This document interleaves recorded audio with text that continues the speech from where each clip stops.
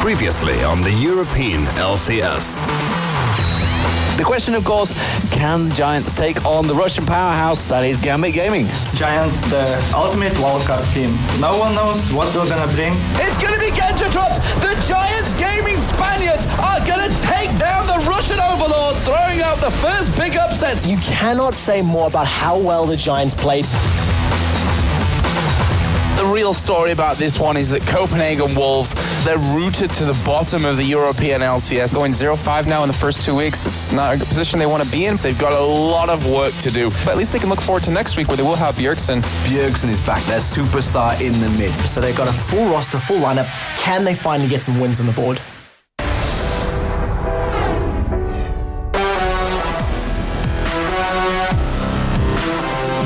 Welcome everyone to Cologne, Germany, and thanks for tuning in as we kick off week 3 of the European League of Legends Championship Series.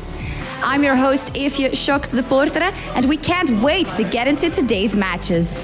Coming up, Gambit gets a chance at revenge versus Giants. The Copenhagen Wolves take on Against All Authority, and Fnatic battles Evil Geniuses in a superstar matchup. But in our first match of the day, our Season 1 champions Fnatic take on the Wolves to get one step closer to lifting the majestic Summoners Cup. Before we get into that game, let's hear from our commentators Lee D-Man Smith and Jason Kaplan for a recap of last weekend's matches. So D-Man and Jason, were there any surprising results for you guys last week? Yes, there was, of course. There was Dragonborns. Yeah, that was... Who else? Beating the SK Gaming. SK Gaming looking strong in the League of Legends Championship Series, but Dragonborns, in their first week showing, managed to take them down. What are they going to have into surprise for us as the weeks progress? And really, that was the big shock. Yeah, that really was. I mean, SK was talking about throughout the entire couple of weeks how they can't close out games, and it kind of showed right there as Dragonborns just, they got a hold early on, and they kept that, and they kept clawing their way further and further into the lead until they ended up taking that game.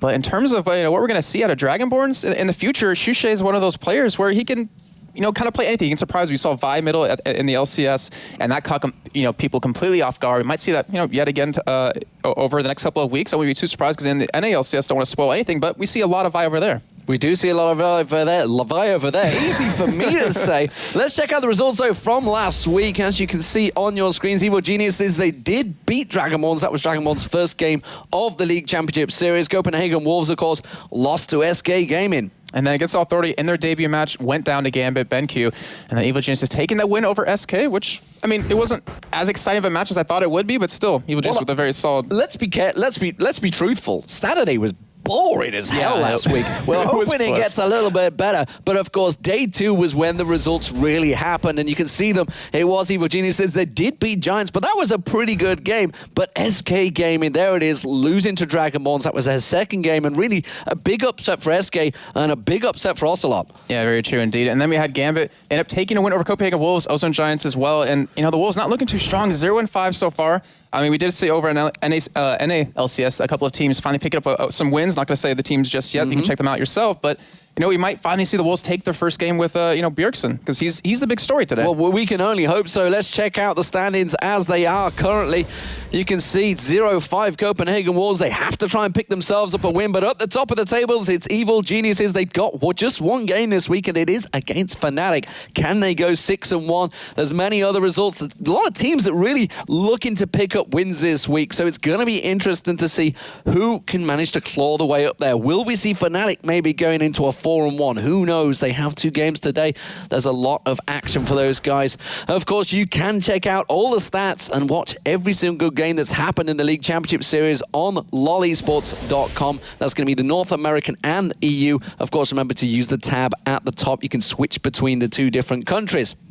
So what do we have for you today? Well, starting out the day, it is going to be the Wolves versus Fnatic. That is going to be our big first game, and Gambit versus Giants. That's a rematch that really is going to be an interesting one to watch. Of course, Giants beating Gambit last time they met. Yeah, it's really going to be a really tough grudge match. And then we have against Authority going to be playing against the Copenhagen Wolves, and that is going to pretty much guarantee that we're going to have one team out of the 2 that's finally get their first win of LCS. It's going to feel really good for them.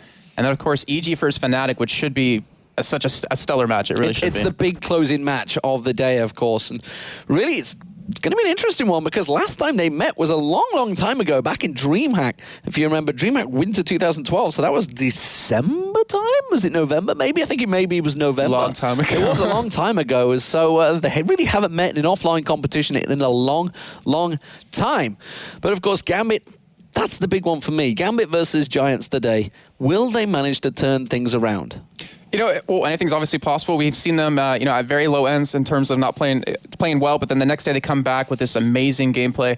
It really just comes down to, I guess, what they want to take away from the Giants, because we know them as playing certain champions, and they probably saw what they did wrong last time, and they'll probably fix it this time. Well, we've got a lot of great games for you today, and we want to hear what you have to say about them. So here is Shox to explain it all to you. Yes, as always, you can reach us on Twitter, and today we are asking you which LCS team shows the most potential. So it doesn't have to be a team that racked up a lot of wins already. If you say, well, I think this team is going to raise the bar today and is going to get there at the end of the season. Tell us who you think at LOL Esports on Twitter, #LCS. And remember, you can also shoot over your questions for our casters right here in the studio. We'll respond to your tweets later in the show. Now, after this short break, the Fnatic returns to the stage after a well-deserved weekend off. Let's see if they're rested and able to take down the Copenhagen Wolves, or if the Wolves are ready to grab their much-needed first victory. All when we come back.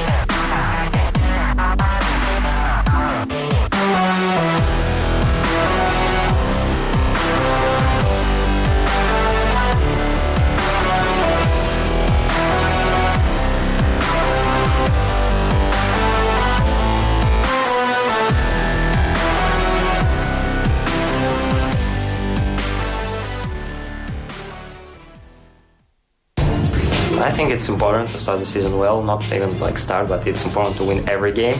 But still, I think there will be the teams in the league that will adapt for the league system better, because it's an unusual system.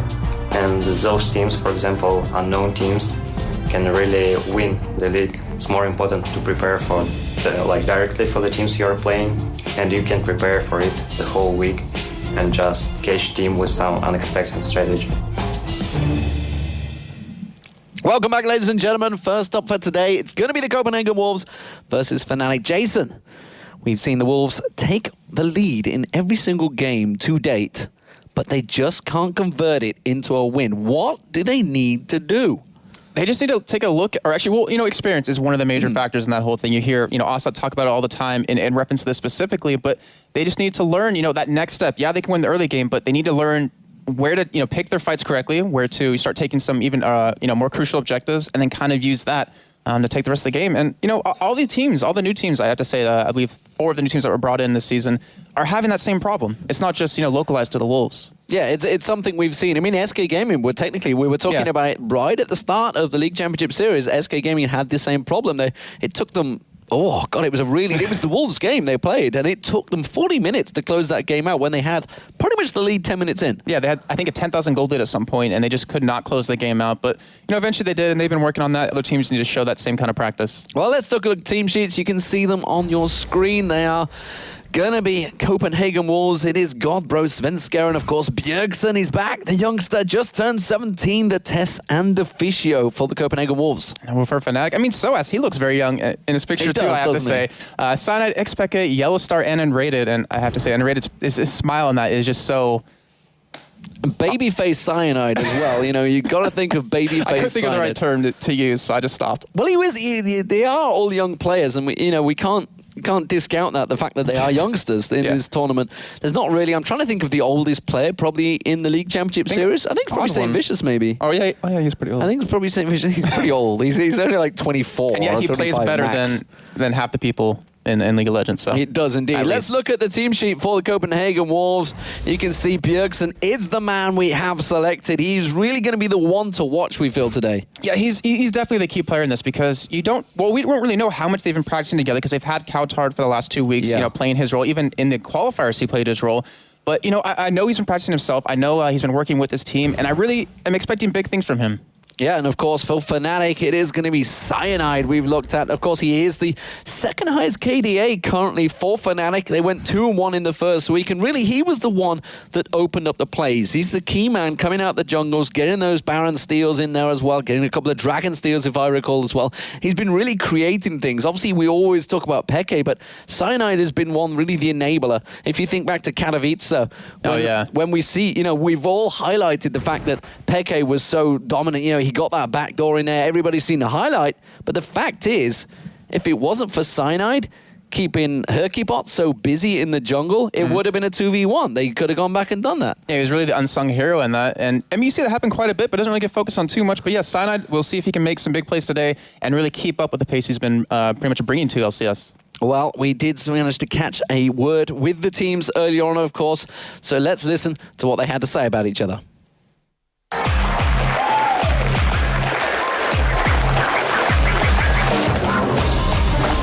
Our past tournament record against Fnatic is not very good. We pretty much always lose to them, but they don't have Reckless anymore, so I think the team is weaker than they used to be. And when we get Bjergsen back, who was our star player before the LCS qualifiers, probably still is actually, then we're going to be a lot stronger, and I honestly think we're going to beat them. Well, how will the Yellow Star take that, eh? Those are some big words from him, I really have to say, because Yellowstar was the only person to qualify for LCS twice. Twice. Yeah. He's the guy. He's probably the most experienced player on the team, if you think back early Against All Authority days, of course, back to the Intel Extreme Masters World Championships in CBIT just last year.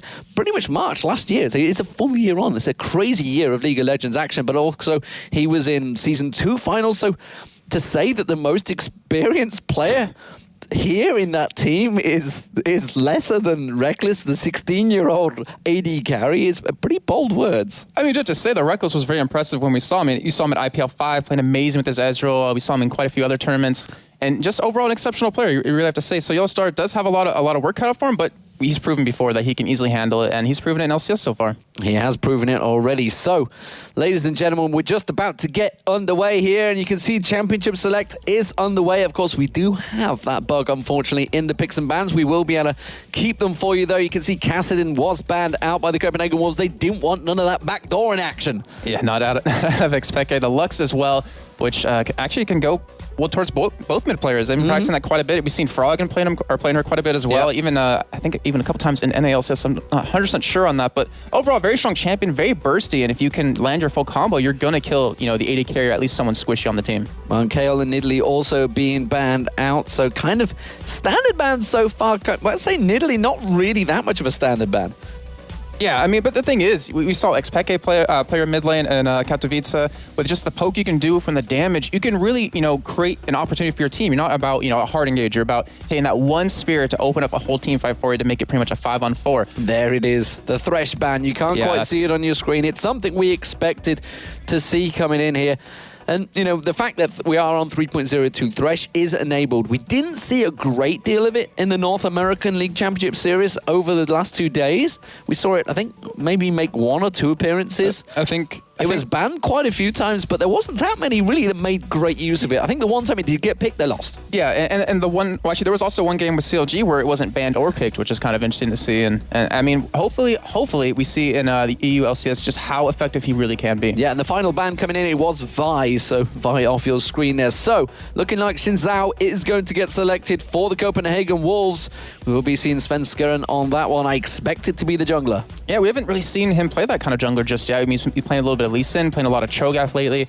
So if he can pull something off big here with Xin, it's going to really, kind of create some waves, because Xin is one of those junglers now that's just everyone wants to play. He's either going to be picked or banned most likely because he's so strong, especially if you build that lock of the Iron Solari and then the ultimate on top of that. And it looks like we are going to see a Volibear, which, Dimeprox obviously did make kind of known in week 1 and did exceptionally well with him minus 1 game. But still, that's going to be a really scary when you pair that in with a Shen, because that's already a really tanky lineup. You have a flip, you have a taunt, and if you have some damage to back that up, it's going to be very dangerous to be on the other team. So what are we expecting Copenhagen Wolves to select against this one? Maybe a top laner. They'd see that it's going to be Shen. They know that's going to be the top lane. Will they go for the AD carry and support, though? I wouldn't be surprised to actually see a support come out. Difficile, he doesn't play too many champions. Actually, well, so far we've seen he's played a lot of Lulu, a lot of Sona, and so Sona's always one of those safe kind of supports you can pick up if you're not exactly sure what the other team is going yet. So I wouldn't be, really surprised that top lane. I mean, they obviously could pick it up, but maybe they want to lock in an AD carry on top of their support just to secure that bottom lane, security and longevity throughout the entire game. Well, I'm glad they're going to secure it with longevity and security. Longevity and security. It is going to be Singed and Sona looking like it's going to get locked in. Yes, it will do. So maybe, the practice that I just saw Rated doing with his 5 Doran Blade Sona, they were fearful of that. That sounds legit. That really sounds legit. But yeah, Singed, he's been getting a lot of play lately in LCS. We've seen Kiwi Kid from Dignitas playing him quite a bit, actually pretty much bossing his lane around every single time. He keeps that lane pushed up, but we'll see how Godbro actually does with him in that top lane. But we do have Leona, we do have Misfortune locked in, a very aggressive bot lane. It's a very strong initiate out of Leona if you can land, if you can thread the needle, as I believe that was Riventon saying. And then you have the taunt, you have the flip behind that. So they have really good control, but they really need a strong AP mid lane right now to round off their entire team. For Wolves, though, they still have the AP mid, they still have their AD carry to pick up here. And it's really going to confirm or really solidify what kind of strategy they're going to go for here, because they have that flip, they have a slow and knock up. But, beyond that, they didn't really have too much yet in terms of damage. But at least being sat on with that percent damage will be very strong. has a really good mobility. You can use your repel to get away. You can use your cocoon as well to CC someone down. But the Tess, I'm thinking he might go for an Ezreal here because you need someone with that jump. You need to be able to get away from Leona. You need to be able to get away from if they do select Elise, what lane is going to be in? Because you'd expect Singe to be the top. Xin Zhao is going to be jungle. Do you think they're going to see a mid lane Elise here? Yeah, we've seen it happen a couple times. I mean, it's a strong champion. You kind of build a little bit more AP than you normally would in the top lane. But we'll see how well Bjergsen can play it. I mean, I haven't. I talked to him a little bit about the champions he's been practicing on, but I don't know if Elise is necessarily one of them. But then again, she's not really a super hard champion to play. But exactly, if you master her, you can do some amazing things. Qs. Okay, so what do we expect Fnatic to come out here? It's going to be their final mid laner. Twisted Fate, possibly. Yeah, I mean, that had a lot of CC, really easy ganks on the bottom lane, but he's not really a super strong AP in terms of damage. We've seen Froggen playing him, I believe that was last week, and he was just split pushing and just farming up as much as possible. But I don't know, I think they really need some sort of strong AP mid. A reset would actually, that actually would work out extremely well if you can get that one kill. But you have to make sure to go at the right time. But Expect is one of those players where he's so experienced, he knows when to go in, he knows when to get out, and he can really make that work. Going, yeah. And of course, you know, I'm thinking back to Intel Extreme Masters, the finals. Obviously, we are a year away from it now, just next week. But we see Leona in there. Leona was one of the champions that N-Rated was really famous for. Before Crepo sort of highlighted it, he was the strongest Leona champion player that I can think of. Yeah, actually, I think I talked to him over this week, and he was saying, you know, he only needs to practice a couple supports because he knows those champions so well that he's not really going to miss his skill shots. He knows exactly what to build, what to rune for exactly, and how to outplay his lane opponent. And Leona's one of those champions where she doesn't, practice too much, but he still is exceptionally good at it, just like you're saying, playing him last year over at Cbit. And I'm really, really scared of this bottom lane. That misfortune damage, you have the stacking damage off for W, and then you have the passive damage off Leona. It's really going to put a hurting onto this bottom lane. But Wolves, they do have that sustain in their lane because of Sona's heals. Well, there is the test Deficio on your screen with the babyface Bjergsen just to the right-hand side. And, of course, Dave Natchkin stood behind with an eagle eye, the referee. God, bro, getting himself up. How is this going to work out for him? He kept Kevin so busy in that top lane. He's up against Shen once again. This time he will be on Singe. So what are we seeing in these two team composition? We're starting to see Volibear pretty much prolifically since Diamond Prox picked it. Well, I mean, he's just one of those champions that you can farm pretty quickly, if you, depending on what you want to level up necessarily. It kind of really depends, because we saw Diamond Prox leveling up his AoE first to go for some AoE damage in team fights, but you know, with the Shen taunt, with so much CC to go around, he has really easy lane to ganks. But the thing is, you have to point out, which you'll see in a second as we get in the game, he's running teleport on his Volibear. So he's really looking for some really strong ganks and to really catch people off guard, because that's now 2 teleports Fnatic versus the one currently over for Wolves. So that's really going to create a lot of problems for Wolves if they can't really deal with that. And it always interests me, because we had Peke here obviously last week, and we talked about the fact that teleport, you know, Froggen's mentioned it before, the fact that if you take teleport in their mid lane, if you think you're going to lose that mid lane. A Katarina versus an Elise, is that really a lane that he's going to be looking to win, or is basically going to be looking to snowball off the other lanes? Yeah, the latter of those two, because you're not really going to kill an Elise one-on-one. I mean, yeah, you have the ability to get to her, but she has so much damage and control to lock you down. But, you know, Katarina, I think I have to say, she's one of those mid lane champions that you don't necessarily have to run the Ignite. I mean, you're not necessarily going to lose your lane. You're easily going to keep up, but it's all about how well you snowball in the other lanes. We've seen Alexich on Rise when he runs that teleport just to get those early ganks off in the bot lane, the top lane. He doesn't really need the Ignite to be super strong throughout the entire game, and Rise is all about that late game carry. So is Katarina to some extent, as long as you can get those resets and get into those fights at that right time. And we see there is a pause at the moment, which is why he's staring at the players. And you can see the multiple headsets they have on their head. You can see he's actually got little white things going into his ears. They are in-ear headphones. He's also got these great big Air Force type looking things on his head. They are to cut out our big gobs, which is what everybody has on. And then they, of course, have their headsets around their necks, which is generally their sponsors, as well as their microphones, which is why you can hear and see N-Rated there. The pause is about to resume on the screen in front of you, so we are about to get the action underway. And there is the test looking straight down in that bottom lane. So are we going to see anything crazy coming out from level 1? Will it be standard setups? We haven't seen a great deal of crazy action so far in the League Championship Series. It's been a lot of methodical play on both teams' parts. They want to make sure to ward their instances, make sure their jungler can get their farm. But I wouldn't be surprised at all if Fnatic wants to go for a level 1, because they have such a strong team composition with all their CC, with the flip, the taunt, the stun. It could be really devastating for Wolves, especially if someone squishy gets caught out here. But I think Wolves just going to have to play defensive, have to concede that level 1 fight if Fnatic does commit to it. But one thing we also should mention is, okay, so Fnatic had a week off. We saw CLG had 13 days off over in LCS, and they kind of came back into the week and didn't look too strong. And then we also had the Test, who had pretty much a week left because he was out on They're going to go straight in. Soaz going to find Svenskeren. Svenskeren may well get away from this one. N-Rated could go for the stun. He forces the flash early on. And it's interesting. I mean, these two teams, they've had a week to prepare. How much do they watch each other's games? Bearing in mind, Fnatic have had 3 games in the LCS already. Copenhagen Wolves have had 5. How much will they research this early level 1 fight? Well, I mean, obviously quite a bit, as you saw just some aggression come out of Fnatic. They have the advantage of Wolves playing 5 games so far already, even though they're 0-5. They have that knowledge now to look at how they've been winning the early game and kind of counter that. And then Fnatic, who they have a long history together, so you can just look at their games previously. Then again, Season 3 has changed things up a bit. The meta has been evolving quite a bit. When was the last time you saw Volibear pre-LCS? Yeah. Never. So we do see the start off. Looks like Svenskeren will be around those Wolves. The ward placement, of course, did get in towards that red, and we have another pause coming out here. So as it stands, somebody is not ready. And we do see Bjergsen's the one that's having issues, although I see him on the screen. He's looking like he's set up. Maybe it's just a mouse setting, mouse sensitivity. Sensitivity is a huge thing, obviously, for these really players, is. especially when you're playing the skill shot champions like Elise. Yeah, it really can throw your game off completely. Just that one missed skill shot late game can pretty much cause you to lose a team fight. But we are seeing a lane switch. If we haven't pointed that out just yet, we see Fnatic setting up their bot lane into the top against Singe.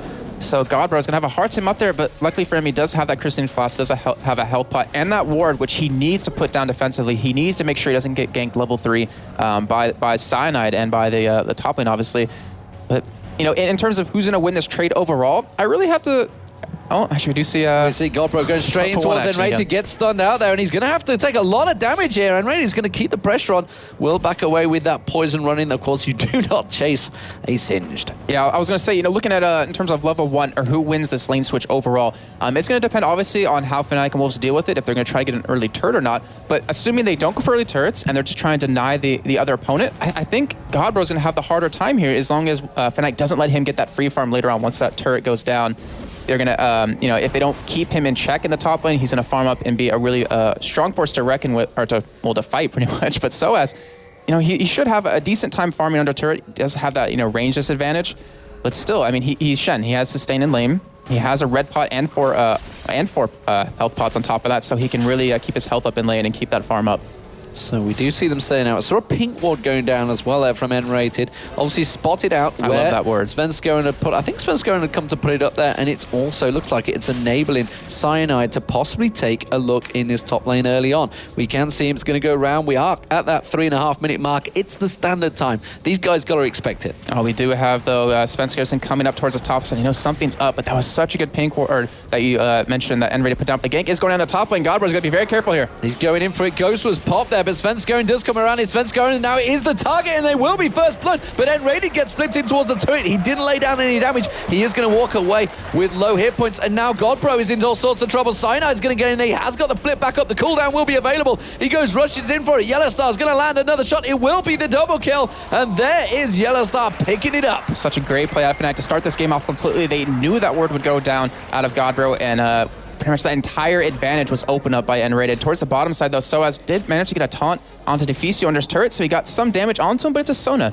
She can obviously heal it right back up. The Test can afford to take a couple of turret hits as well, just to kind of make the healing worth it in the end, the mana use. But now 1 kill over to Yellowstar and 1 kill over to Cyanide. It's really going to give them a strong advantage, but we'll see how well they can capitalize off of that. And I think I saw N-Rated purposely taking the hit, putting the hit on towards Svenskeren first, so the tower hit would go on to him first.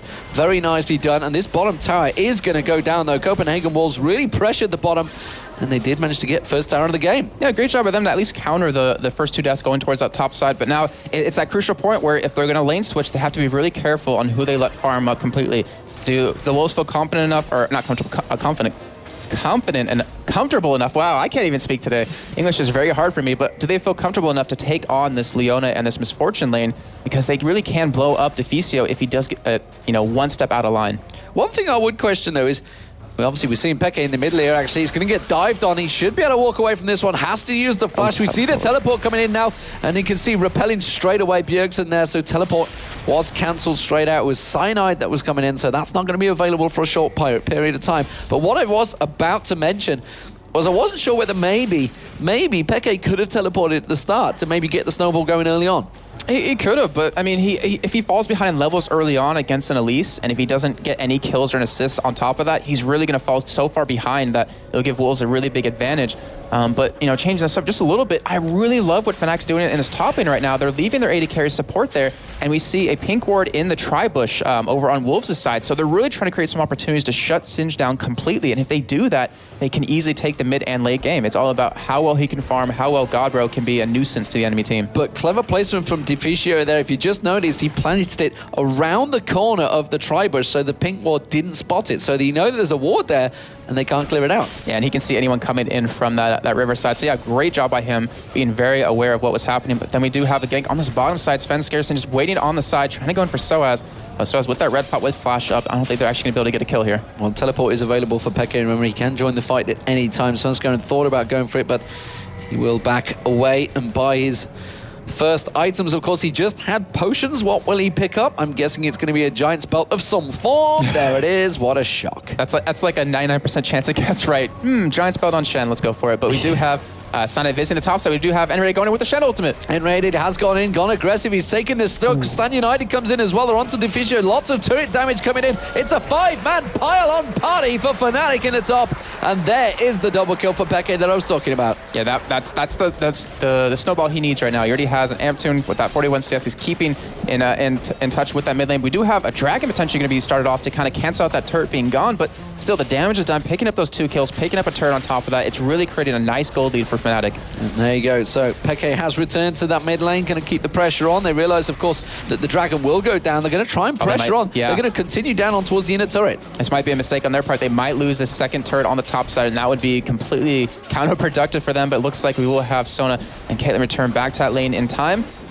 Oh, actually, they might just straight up get it and even dive him if they're going to stick around. Well, it's a 4-man push, and there it is. Stan United comes in. The test gets called out, gets flipped out, gets the exhaust down. Cyanide will finish him off, and that was the test going down, and that surely might be the inner turret getting reacted to, and that could well be devastating for the Wolves. You know, they were good, they were wise to go for the Dragon, but honestly, I'm not sure if it's working out. They're continuing to push the bottom lane, though, so they might be able to counter this. Yeah, that's kind of the smart play. They have to do that right now. We do have Expected going to be coming in from the side, but, you know, touching on real quick what we saw right there, Cyanide. That's why Volibear is so strong. That W out of him, that Nom, which does more damage the lower they are, it really can catch people off guard because you're not prepared for that much burst damage to come down. The same thing with Cho'Gath. Well, it does look like the Fnatic are now going for the blue buff. They're going to try and get the invade in there. Cyanide does manage to pick that one up. Yellowstar with him, of course. Immediate counter. Copenhagen Wolves go for the blue buff of Fnatic, and they are going to get in there, and that's going to be Deficio helping out. Oh, sorry, it's going to be Bjergsen that will pick that up. And that is going to be everyone backing off now. So 5-0 for Fnatic, 2-1 in turrets. The gold advantage currently with Fnatic, of course, with those kills and turrets helping out. And Demon, taking a look at items just to take stock of what's happening. And Fnatic is just starting to snowball really hard just on their tanks alone. Soaz has a Giant Spell, has a Dorn Shield. He's sitting on 1,700 health. And then Cyanide, who's been jungling, he's just been around the map this entire time creating these opportunities, is sitting at almost 1,500 gold, almost has that Sunfire cape done as well. That's really going to create a problem that the test can't deal with on Caitlyn until you have that last Whisper, maybe even a Bloodthirster and a Static Shiv on top of that. But they're just so tanky at this point that Fnatic can force these team fights and really force Wolves to kind of react to it, but the Wolves don't have the damage just yet to handle it, so they have to stall the game as much as possible. So it does look like there's a move around. We see the wards going in towards the tri-bush on the bottom lane. That's helping out Soaz. He's continuing to push that bottom lane, so he's going to keep the split push on there. Sunfire Cape nearly built, picked up by Cyanide as well. So the Giant's Belt starting to stack out. We do see Cyanide in that top lane at the moment, but yeah, look at the CS. Oh, we do see a dive here on towards Bjergsen. Is it going to be enough? One more hit should finish it off. Can they flash through? Oh, he's repelled, but he's going to land back down there. He's going to be picked up. It's Peke that gets it. Oh, and he manages to shun Poe away as well. Oh, in the meantime, he actually had a kill go down in the top lane. 1-for-1 kill from Cyanide on towards the AD carry. That's not a good sign. And he took no damage from that either. I mean, his passive is still currently up. But you were trying to touch on the CS real quick before we got into that fight in the middle lane. But looking over at Godbro, 33 CS to his counterpart, Soaz 66. And then you have those 3 assists on Shen as well. That's not a really good sign for him at this point. Well, this is a worrying start for Wolves because normally they always win out the lane phase. That's something we've talked about. But as it is, they've not really had a chance to. Fnatic have kept them on the toes, kept the chaos going, as it were. We saw with, obviously, Gambit versus Giants and Gambit earlier on. That's going to be following this game, and that was a chaotic match.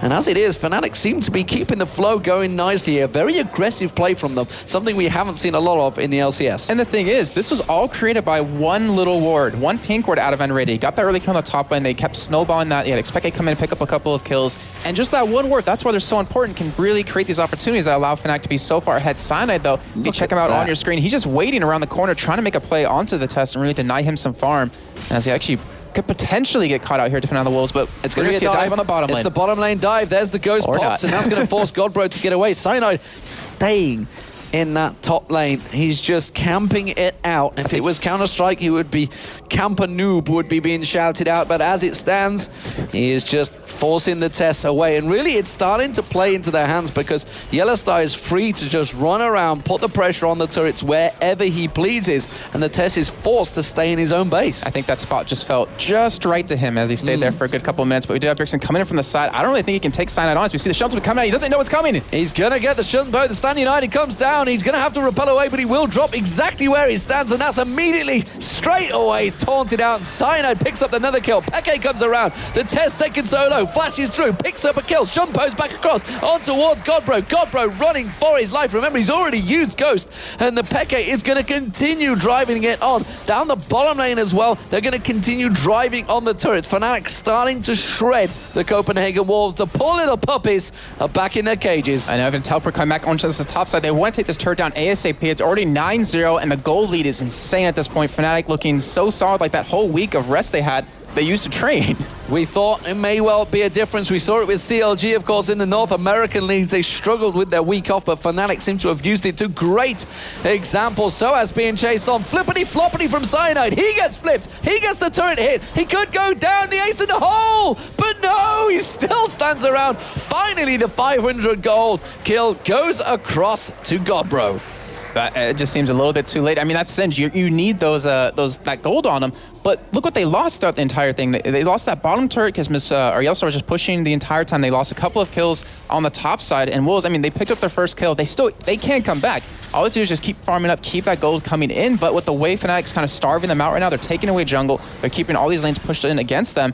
It's really going to be hard for Wolves to get to that point. Well, while this is all happening, Peke has got himself ahead in farm. He's got 4-0 in kills. He is a dangerous machine on Katarina, and that teleport has been used to prime example so far. And that just shows how strong of a summer spell that is. I mean, even if you plan to lose your lane, quote unquote, you can still make use out of it, going into the other side and picking up those kills where you can come back into mid lane and just say, hey, I just got 4 kills. You got nothing. I can pretty much take you on 1v1. But now it looks like trying to create some mid lane pressure here while the other lanes push out. And just look at the ward placement for the Fnatic have out on the map. They have absolutely got it covered. The whole blue side and red side completely warded out. They have vision of every buff, every attempt. There's Yellowstar clearing out the blue buff once again. So that's the second blue buff of the game that they've managed to steal away. Now that's keeping the pressure on this mid turret. But Yellowstar is free to farm while Wolves are just having to stack up and defend. Yeah, I mean, and the thing is, Yellowstar actually kind of fell behind in terms of CS, but with this ability to just push that top lane, he's able to farm and catch up. But, Wolves trying to make a play on the mid lane. They have all 5 members there. They still have Yellowstar pushing on their top lane, so they're going to need to deal with that soon. If they don't go for this turret, they're going to end up losing, quite a bit more. Well, we do see Yellowstar making his way down, and immediately Wolves having to back off. The Dragon is up, and they could make a move for it here. They're going to try and ward it out and see if they can pick anything up. They do manage to clear out some of the wards, but they don't have, of course, any oracles. The glue goes down, and it is going to be Peke Shumpoing straight onto the ward the moment he gets placed. They do clear it out. They put the pink ward down. They're going to start the Dragon out. What are Wolves going to do to respond to this? They can't. I mean, it's unfortunate. They really can't create an opportunity to go for this Dragon and kind of steal it away. They just need to push out that top lane and just get as much farm as possible. They could have punished them by getting that mid turret down as ASAP. But with just the ward coverage, with how much damage Fnatic has, that Dragon wasn't going to stay alive long enough for them to do that. So here we go. 4-1 in turrets. 24,000, nearly shy of 25,000 here. Gold. Big advantage to Fnatic currently against 18.5. And we do see double Sunfire Capes. A lot of damage now stacking up for Fnatic. And the Wolves, I mean, they're in a really sticky situation, but if they pick up an Oracle and gain control back of their jungle, they can easily open this game right back up. Because Enrated got those 4 assists, even has 16 CS. He has so many wards available to use, and with all these turrets going down, all the objectives they're getting, his gold just keeps increasing as much as possible. He's at 4,000 gold to his counterpart who's at 3,000, and that is so many wards, and it creates so many opportunities for your team if you can use them effectively, which he has been doing, but he does go in. He dives straight in there, and a flash comes straight out, but it's going to be bullet time. Flashed across, Enrated is going to get taken very low and dropped by the turret there. Bjergsen picks up the kill. Soaz, though, goes straight in and takes down Bjergsen. They are back onto the turret. It will be an inner turret for Fnatic, so despite the fact they've gone 1 for 1, they will pick up yet another objective. Yeah, 1 for 1. They got the turret, and they lost their support for the mid lane of Wolves. That was a really good trade on their part, and they can be very aggressive still. They can push up these turrets if they want to, but the thing is you have to be very careful. You have a Crescendo, obviously not available right now on Deficio, and you also have that flip on Godbro, so if someone does get out of position, they easily will just drop to the damage that Wolves can put out even at this point. So we see Yellowstar picking up the red buff. Bottom lane pushed in, top lane pushed in, mid lane pushed in. It's 6-1 in turrets. All of the inner and outer are down for Wolves, and they are in desperation mode, trying desperately not to go 0-6 in this League Championship Series, but it's not looking good for them right now. How will they turn this around? Have they really got the ability to maybe turtle this one out with a 8,000 gold differential? They don't have great wave clearing potential. All they really have is that Caitlyn to really do the damage throughout the entire waves. If Godbro overextends trying to get the poison onto the creeps, he easily can be taken out instantly because he doesn't really have too much health just yet. Fnatic, they're building even more tanky just because they want to go for these turrets if they want to dive under them. I mean, Wolves, they do have potential to do it, and if they get a couple of kills, they can easily get the snowball back in their own favor because you have that Singe, you have Elise who just does an insane amount of damage even without any items, and then you have Caitlyn who's going to start, getting that first big item built up. Then again, you have Yellowstar has a Bloodthirster, and we did see actually Soaz back. He picked up tier 1 boots, and now he's working towards that Warmog. So if he wasn't tanky enough before, he has 2,500 health. He's going to have that Warmog on top of that, the health regen. It's really hard to deal with him. Luckily for them, he doesn't have a lot of magic resist, so Bjergsen will do a lot of damage, but they do go in onto him. They put everything onto Soaz, and well, he just takes it and Shadow dashes away. We saw Nick Godbro trying to go in there. The teleport comes in. It's going to be Peke. It's going to be Cyanide, but flipped straight away. Nicely done. Sunflower comes out. They flip him back in there, and Godbro goes down. Tanky or not, it's going to be a dead Singed. That really was a great play by Wolves, though, to engage that because they knew it was a 5-on-3. Just unfortunate for them, they didn't have the damage they needed to kill Soaz because that just alone that giant spell gave them the health they needed to really survive. But if they would have picked him off, they easily would have had that fight in their favor. And now they're going to be pressured here on this top turret. They really can't afford to let it go, but they kind of have to with how low it is already. Well, here we go. They're going to dive in. There's nothing they can do to stop this turret going down. You can see Cyanide tried to make a play there, but couldn't quite get close enough to test. Trying desperately to keep some damage on them, but it's not happening. Can they pick up any exit kills? No. Fnatic have disengaged very well. And they still have, Fnatic not as many wards as earlier, but still a lot of ward coverage in the enemy jungle. They're really keeping the pressure on. We do have Wolves trying to go for engage here onto Yellowstar, but I'm not sure if they can actually catch him. No, they didn't. Instead, Enrated just ballsy held out and teleported back there. Everybody else, you can't catch him, Misfortune, really. Once that strut kicks in, she's gone.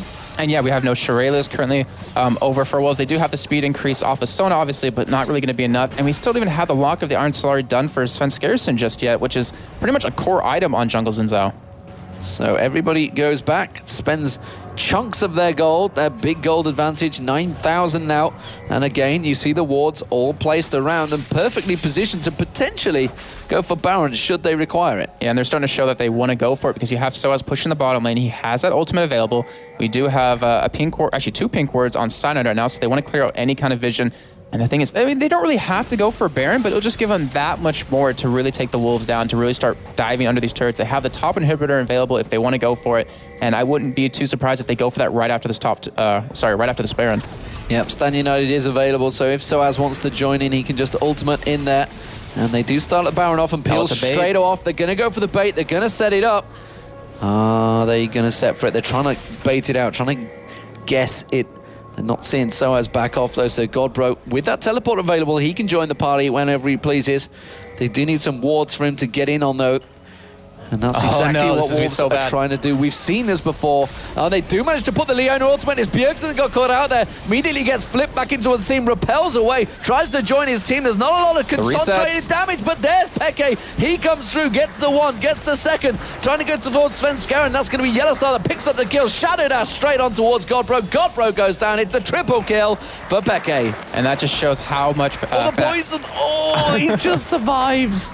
And that just shows how well Fnatic's been preparing. We were talking earlier in the pregame about, you know, the research that each team could do against each other. And Fnatic, they knew that Wolves were so strong early game, and they completely shut that down this time. Just shows how well prepared they are and just how great they are at doing that. So that is the inhibitor down. Ace in the hole comes through, and Rated just shields it. Didn't even break the shield. Don't sit there nodding at me. There's no health on. No, there's no health on that. No. But it didn't get through it. It's all good. Okay. Yeah, I mean, the test unfortunately doesn't have too much damage just yet. Doesn't have Affinity Edge done. So he's just overall not having a good time this game. But we do have an Oracle Elixir picked up for Cyanide. It's going to give him extra control in the jungle. It's going to really deny vision. But the thing is, they have the top lane pushing. They can all group up towards the bottom side, let Shen push the mid lane, or even the top just to go for those Nexus turrets. And Fnatic looking very strong right now to shut this game out completely. Or actually, sorry, to finish this game.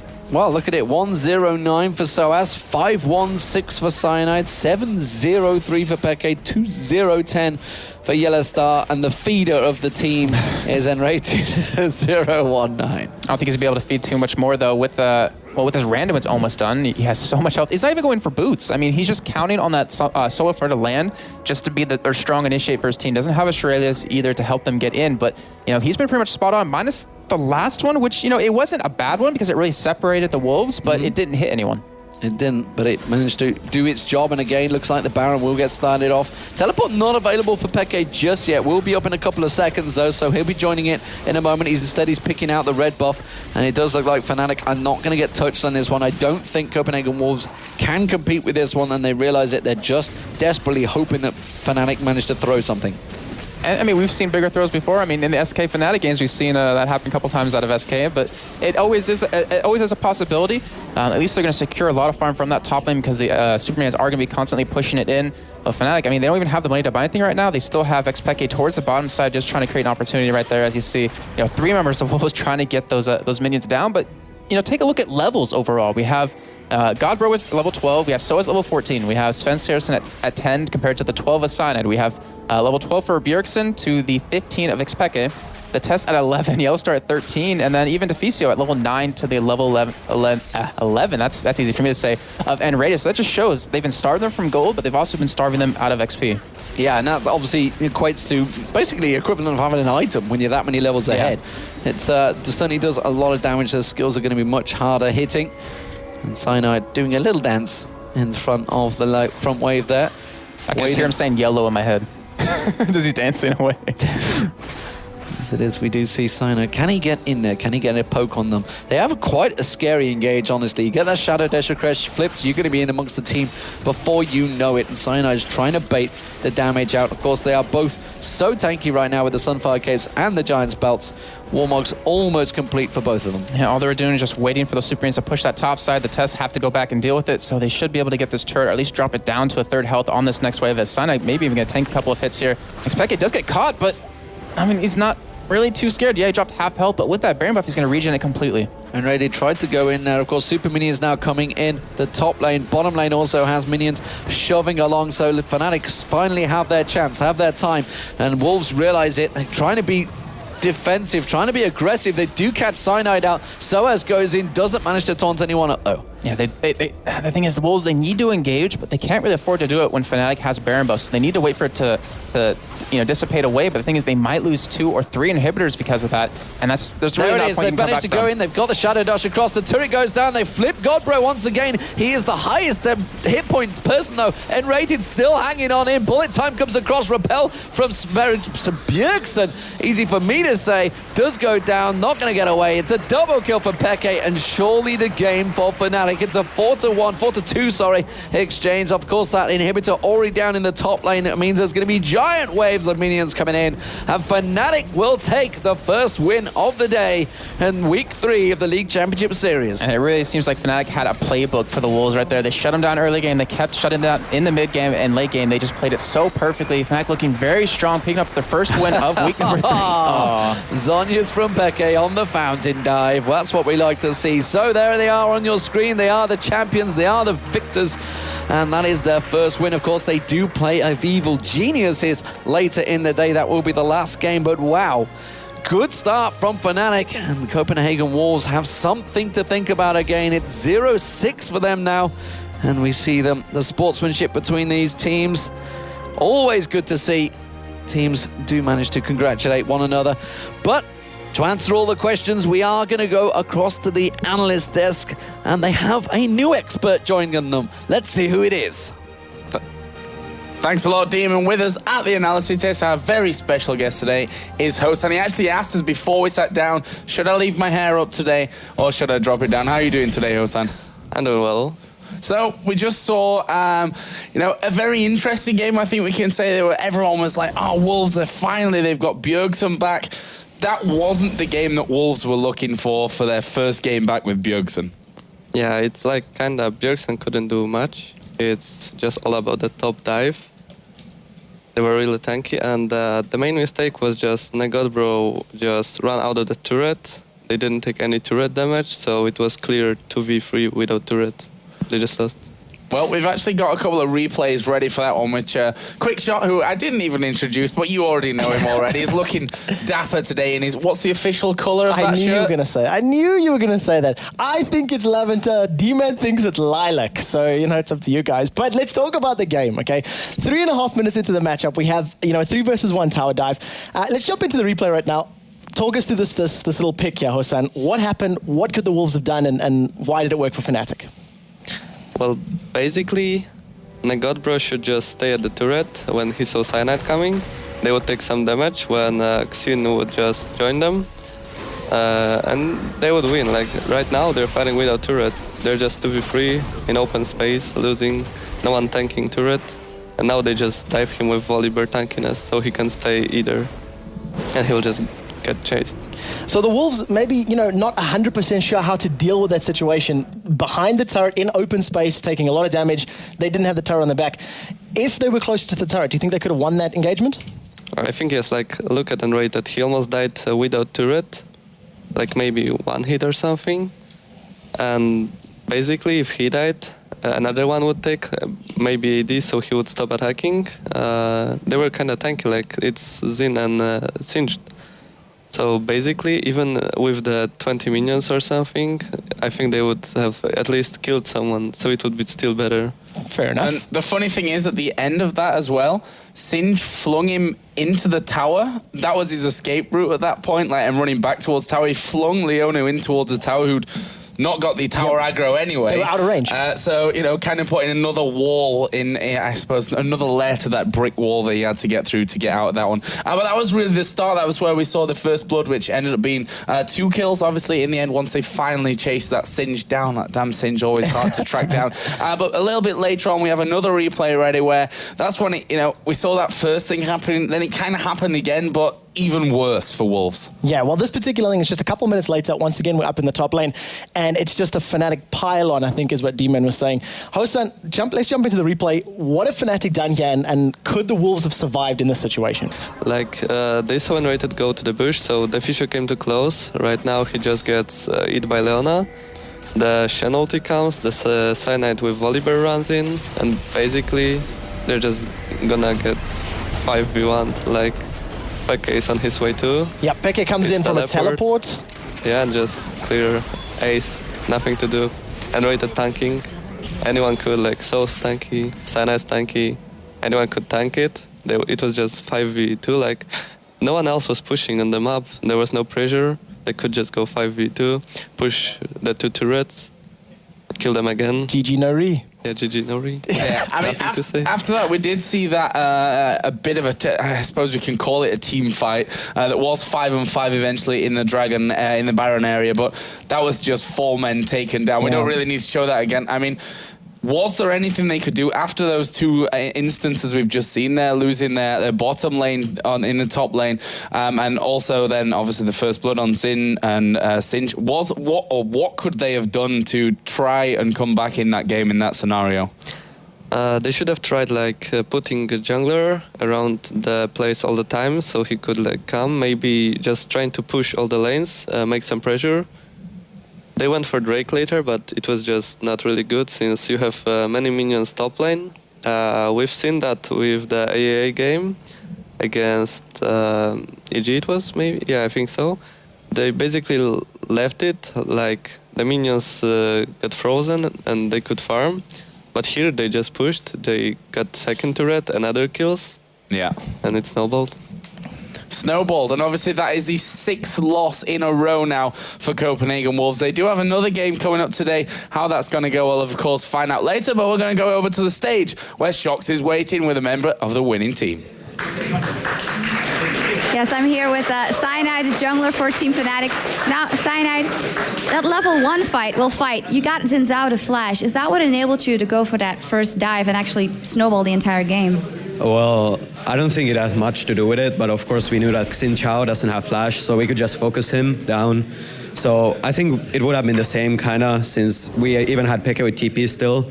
So I don't think it made a huge impact in the end. So was the strategy first and foremost to concentrate on that top lane, or? With the TPs? Yeah, I guess, but it gives you a lot of mobility. You can really counter gank well, and if they try to engage 5 versus 3, you just port in and then totally screw them over. So it's just mostly about mobility and not the top lane. For the junglers out there, you take teleport over flash or ghost on Volibear, for example. Isn't that maybe dangerous in the beginning? Of course, it can end up really backfiring. You could not get a kill because you don't have flash. You could die and entirely screw your game, but I think the teleport is really good on Volibear because you have a lot of mobility with the Q already. You can catch people most of the time, you can get away with the passive and the Q, so you don't really need flash or ghost so much. Okay, now you racked up a lot of kills in that game as a team. Xpeke racked up a lot of kills. Is there a very big focus on KDA like there is over on the NA side in your team? No, well, not really. We have probably the worst KDAs of everyone. Because we started losing out all of our games and we just got destroyed by Gambit. So we have 2 KDA or something and everyone else has 8 or something ridiculous. So. Okay, so what do you have up your sleeve going against EG later? It's going to be the superstar matchup. Yeah, of course, we have something prepared for them, but we will see. It will depend on the picks a lot, what we will do, and we will see. You will see. Thank you very much, Cyanide. All right, now we're going into a short break in just a moment, but I'd like to remind you of our Twitter question. Which LCS team shows the most potential? Tell us who you think shows the most promise and why at LOL Esports on Twitter, of course, #LCS. And remember, you can also shoot over your questions for our casters and our special guest at the analysis desk, Hosan from Dragonborns. Now we saw Fnatic racking up yet another win in the European LCS, and when we come back, it's Gambit versus Giants. Can Gambit get revenge on the Spanish Armada, or will the Giants secure another win?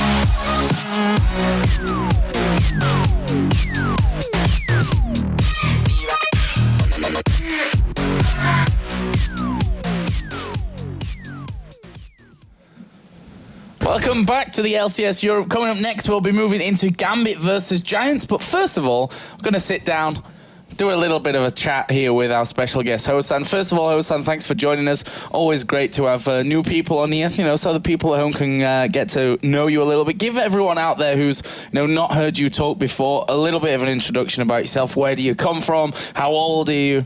Basically, I'm Hosan from dragonburns.net. I come from Poland. I'm 17 years old. I think I'm the second youngest player after Bjergsen.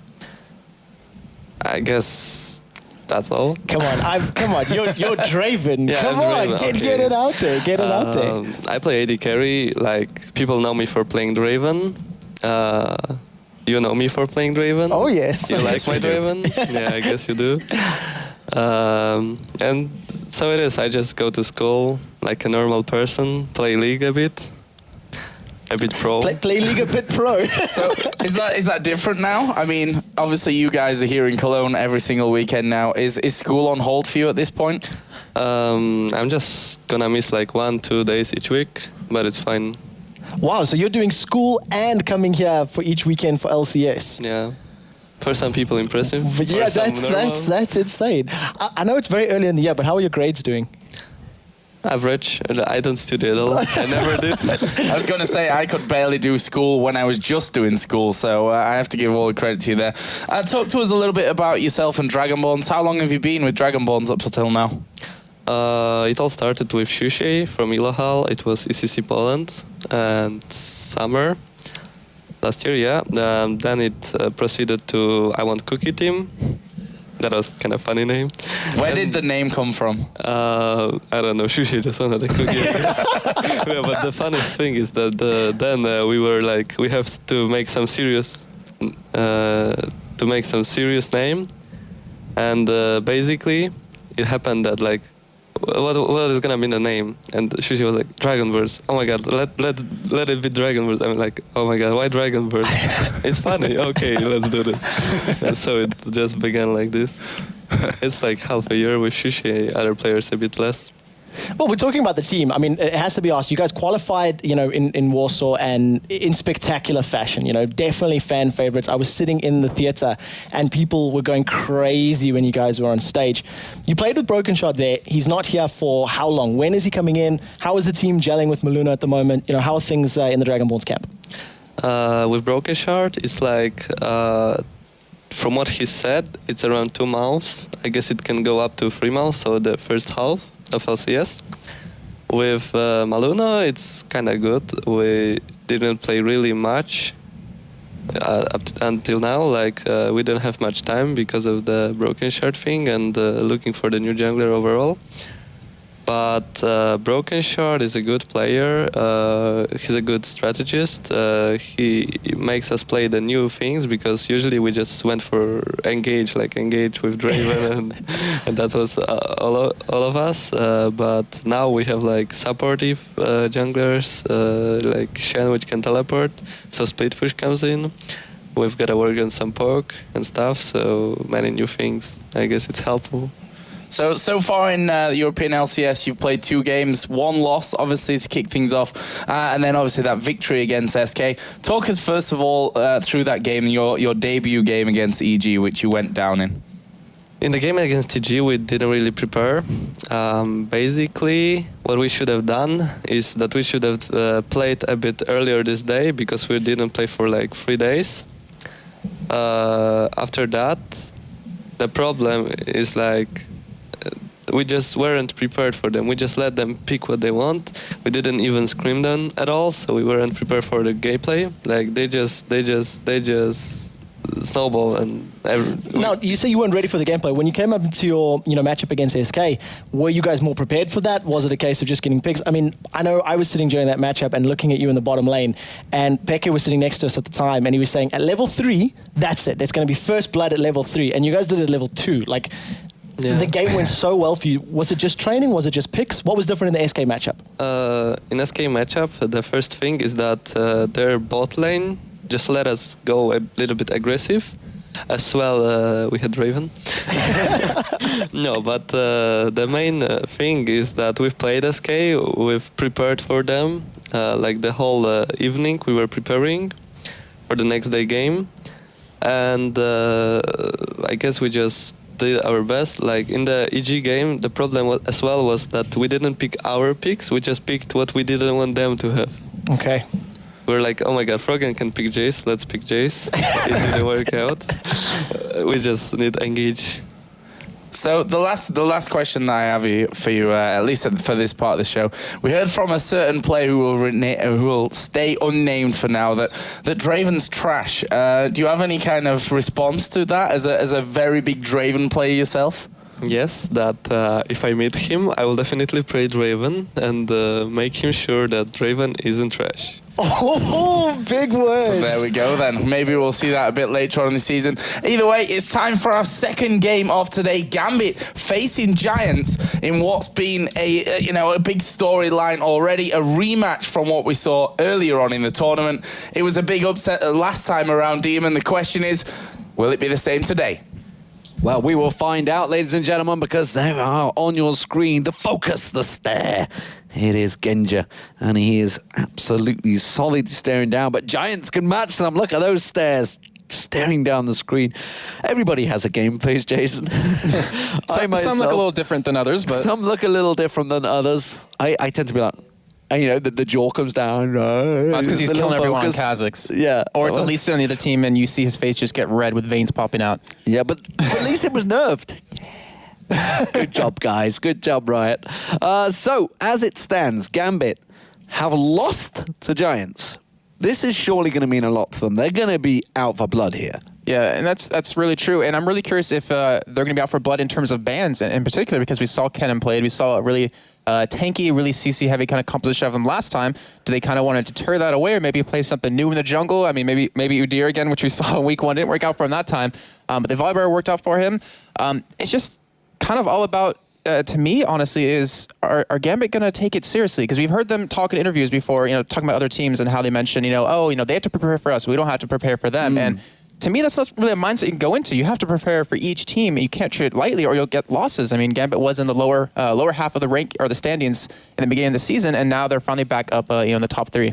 Yeah, well, let's take a look at the teams you can see for Gambit.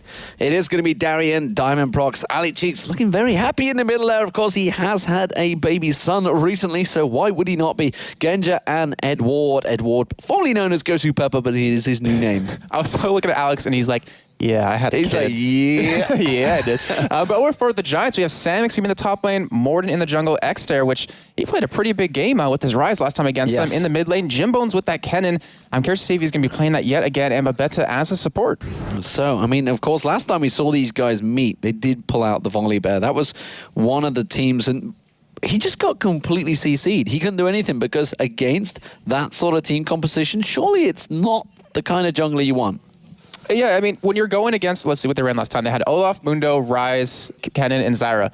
And actually, to me, the Volibear was a huge factor, yes, but it was all about the Ezreal, Genja. He was playing really aggressive when he shouldn't, and Jimbones took advantage of that every single time and would just 1v1 him, consistently after that. Well, let's look at the team sheet. You can see, obviously, for Gambit Gaming with his Diamond Prox, that man we talked about on the Volley Bear, he's pulled out quite a number of champions. Yeah, he has been the trendsetter, really, I guess you could say, for the jungles. To me, he's kind of, at least lately, he's been either hit or miss in terms of his jungle. Either he'll do exceptionally well and just dominate the other team, be in the right position every time, or he'll play Udyr and get kited the entire time. Yeah. But I mean, still, he's a very strong player. I'm really curious to see if he has any new junglers up his sleeve, because I've seen him in solo queue a couple times playing something special. I'm not going to mention what it is just yet. Maybe we'll see it this game. Maybe not. Well, of course, he has a lot of things up his sleeve. He's been stretching them out before in the past. So the question is, what will Giants do against them? We saw it earlier on for Giants.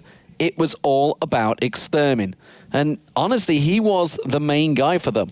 Yeah, he seems to be the rock. He really does.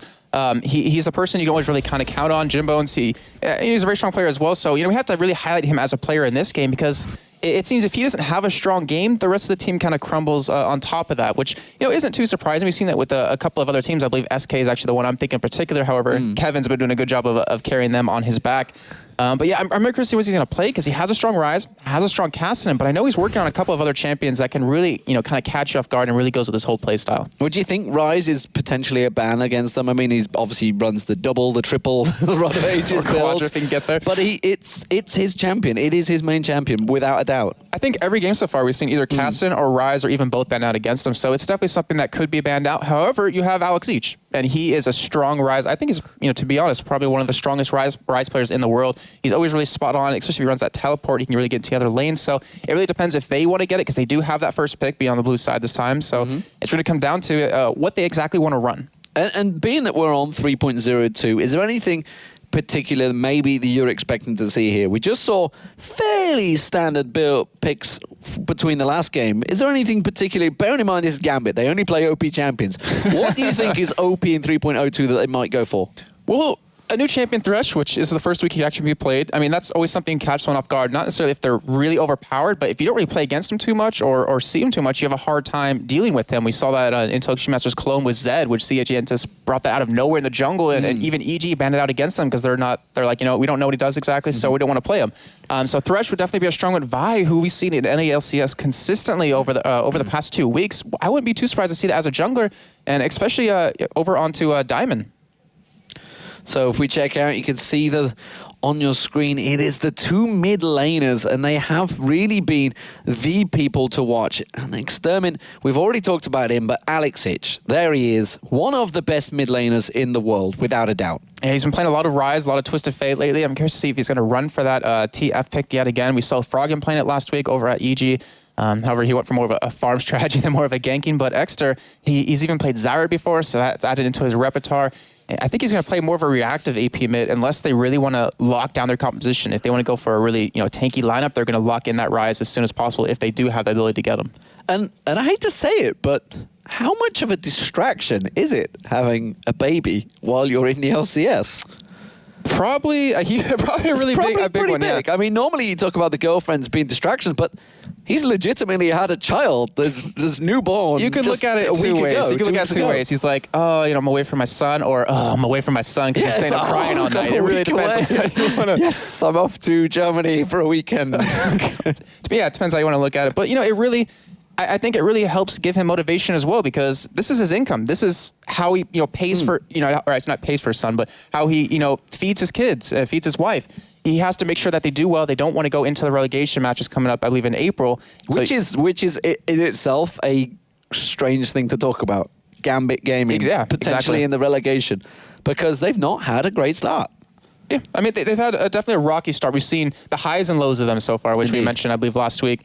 And hopefully they can keep in that groove of their highs, because when they're playing well, they can beat anyone. I mean, we saw in Intellectual Master Katowice taking on both Azubus 2-0. Well, they had a tough day. And really, is it all about their first day? Do they struggle on them first days? Is it a legitimate problem? I know we've talked to players before about this, the fact that people were saying, the best of one, the fact that it's just, sometimes you just, it takes a game or two. We talk about his cast as well. It takes a game or two to get going. Yeah.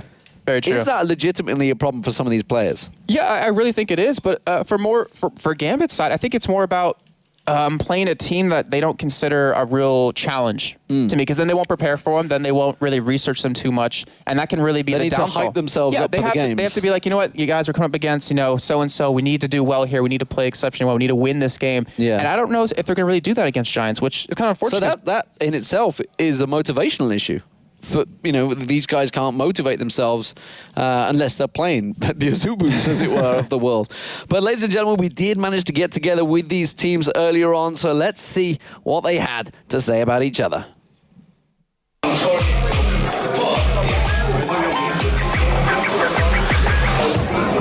Yo creo que lo que nos destaca principalmente al equipo de Giants es que nos coordinamos muy bien, ya no porque a lo mejor nos haga bien a uno o a otro la partida, sino en conjunto sabemos corregir errores de otro compañero y movernos mucho en la partida para sacar siempre provecho del rival más débil de otro equipo o de la situación más ventajosa que podemos obtener.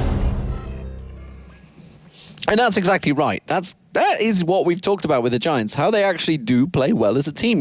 Every team composition they go for, every team composition they pick is all about crowd control, coordination, overlapping everything together. It seems to work well for them. It's what they do. Yeah, and they were talking about turning their weaknesses into strengths as well during that video. And, we talked to Xpeke last week and was in the analysis desk, and he mentioned, if they lose a game, they don't get upset. They don't, yell at each other. They look at what they did wrong and try to learn from their mistakes. And I think Giants definitely is one of the teams that does that as well.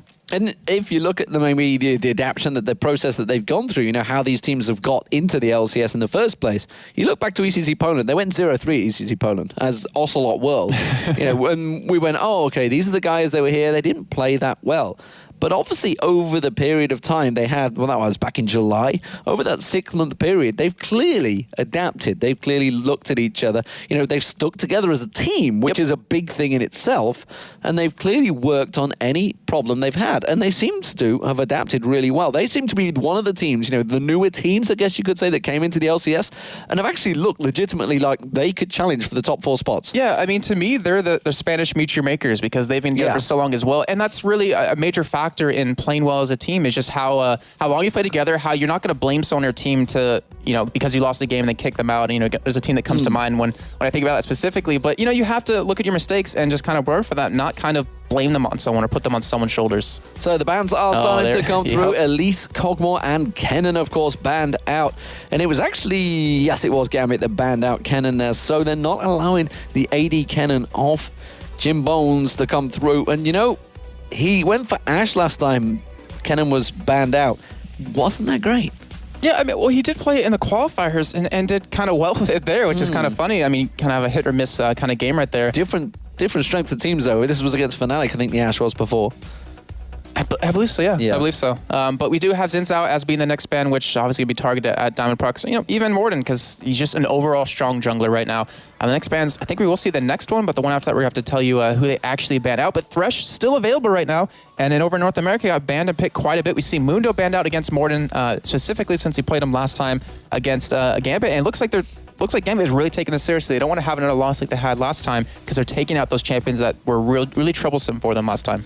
Well, we do see that Rise potentially could be available. Of course, the final ban coming through. We'll wait in a second. Vi is available, as is Volibear.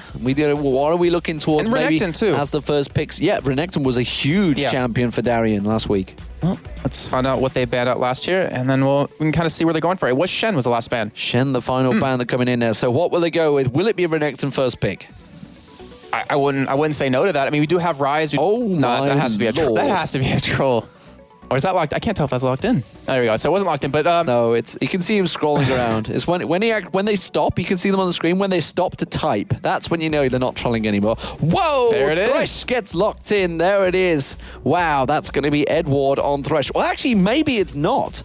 Because we've talked about Thresh being support, but actually talking to the players, they've legitimately said, well, it can kind of work as AD. Yeah, you have your own protection. I mean, you have your shield, you have that knockback, you even have your Q to kind of escape depending on the direction you're going, or to kind of initiate.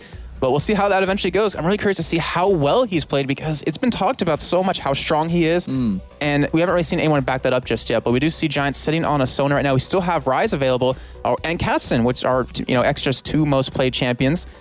And then the Kennen being banned out, it's going to force Jimbones to play another champion where he might not be as comfortable on. Well, we do see hovering over Sona. Sona's been picked many, many times. Could we see the final? Will it be an AD champion? Will they go with the bear? Will they take the bear? Yes, they will. It's going to be the volley bear. So as we talked about, the fact that Diamondprox had played volley bear in week 1 or week 2, suddenly everybody's playing it. Everybody's practicing it. He is the trendsetter, and everybody follows. Well, he did the same thing with Shyvana back in Season 2. You know, bringing up the counter jungling and being really strong back then. Everybody insisted she wasn't strong back then, and then after about 2 months of being beaten around the head by Shyvana, everyone went, okay, we're going to ban this out. This is too strong. Nasus, or Nasus, is what we call it how you in Europe. I mean, America have been calling it Nasus all the time, but sorry, guys. Everyone in Europe calls it Nasus. Well, I do. And every other caster does. So now everybody does.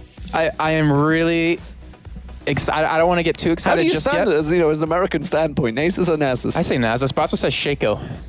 And I've heard Shaco called Shaco. I call it Shaco, yeah. But, well, we know what we're talking about. And it does get locked in. All right. I didn't want to talk too early about this, but this is the jungler I've seen Diamondprox play, and I played solo queue with him. He played his Nasus. He went 9-0-8 on him, did exceptionally well. It was insane how well he played him and what he actually built, because he went basically straight tank, but he had so much damage because of the recent changes to him. So I'm really excited to see how well that works out. You played solo queue with him. I did. Does that mean you're high now, or he's low? I might have been duoing with someone. Okay. Maybe I'm so fresh from Millennium. You were pushed up there, right? Maybe a little bit. Maybe I was last pick, but still.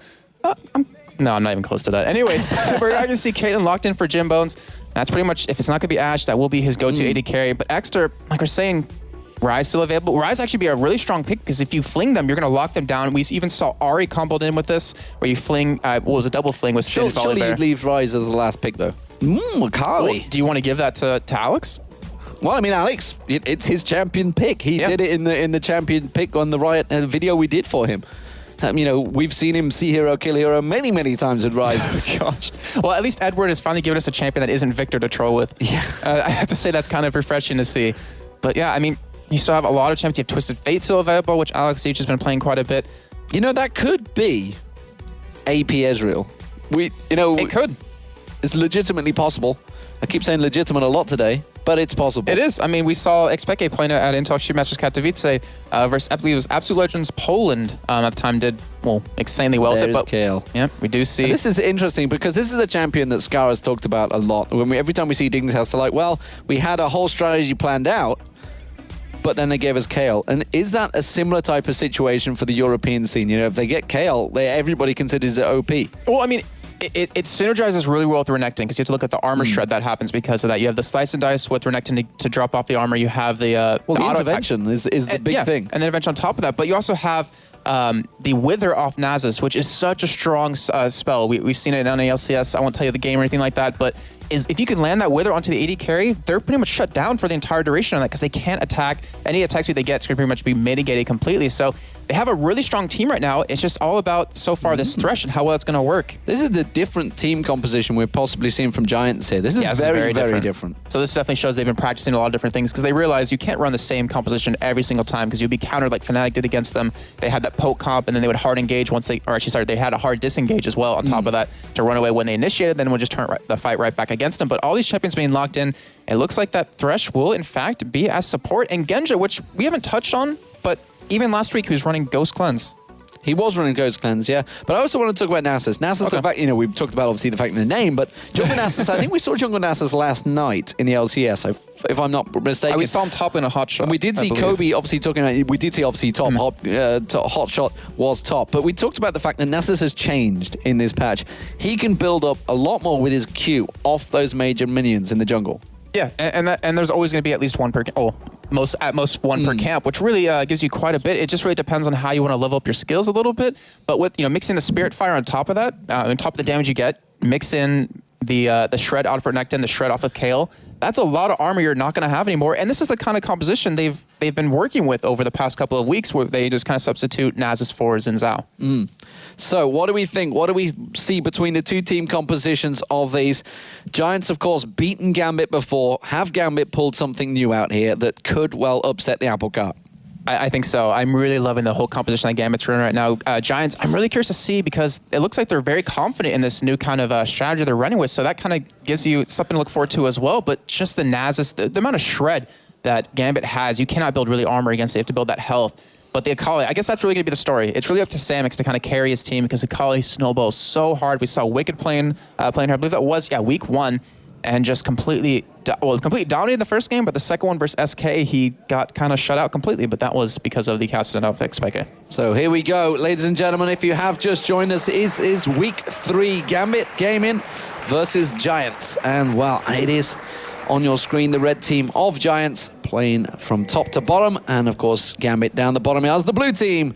Everybody starting out even, everybody buying out their first items, and you're seeing an ooh. Oh yeah, I was just looking at Nasus, because he has that 14% life steal from his passive, which I mean, it's really a strong factor in the jungle, because you can have Morden, on Volibear, he can pretty much tank blue down to his passive being proc to get back to full health almost, and not have to use that smite. But Nasus as well has really great sustain in the jungle on top of the big minions giving you that health and mana back.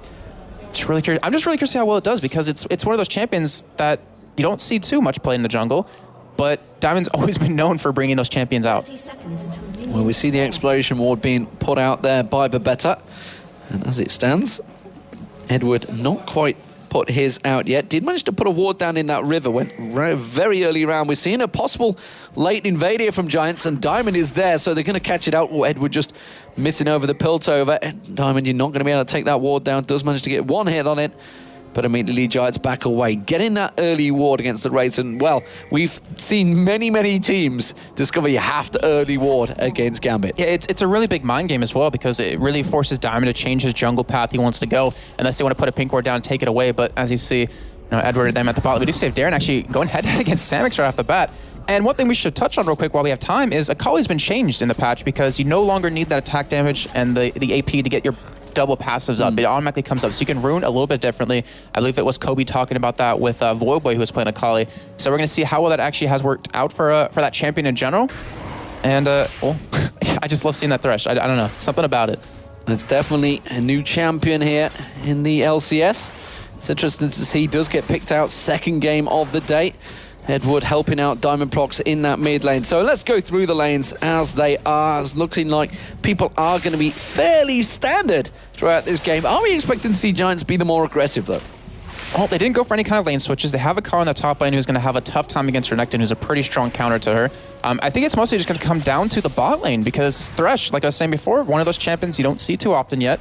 I'm assuming most people don't fully know how well he can be played, so they have to really be cautious about that factor. Top lane not going to be really anything happening until at least level 6. Same with the mid lane, where Exter can kind of roam around the map and help out.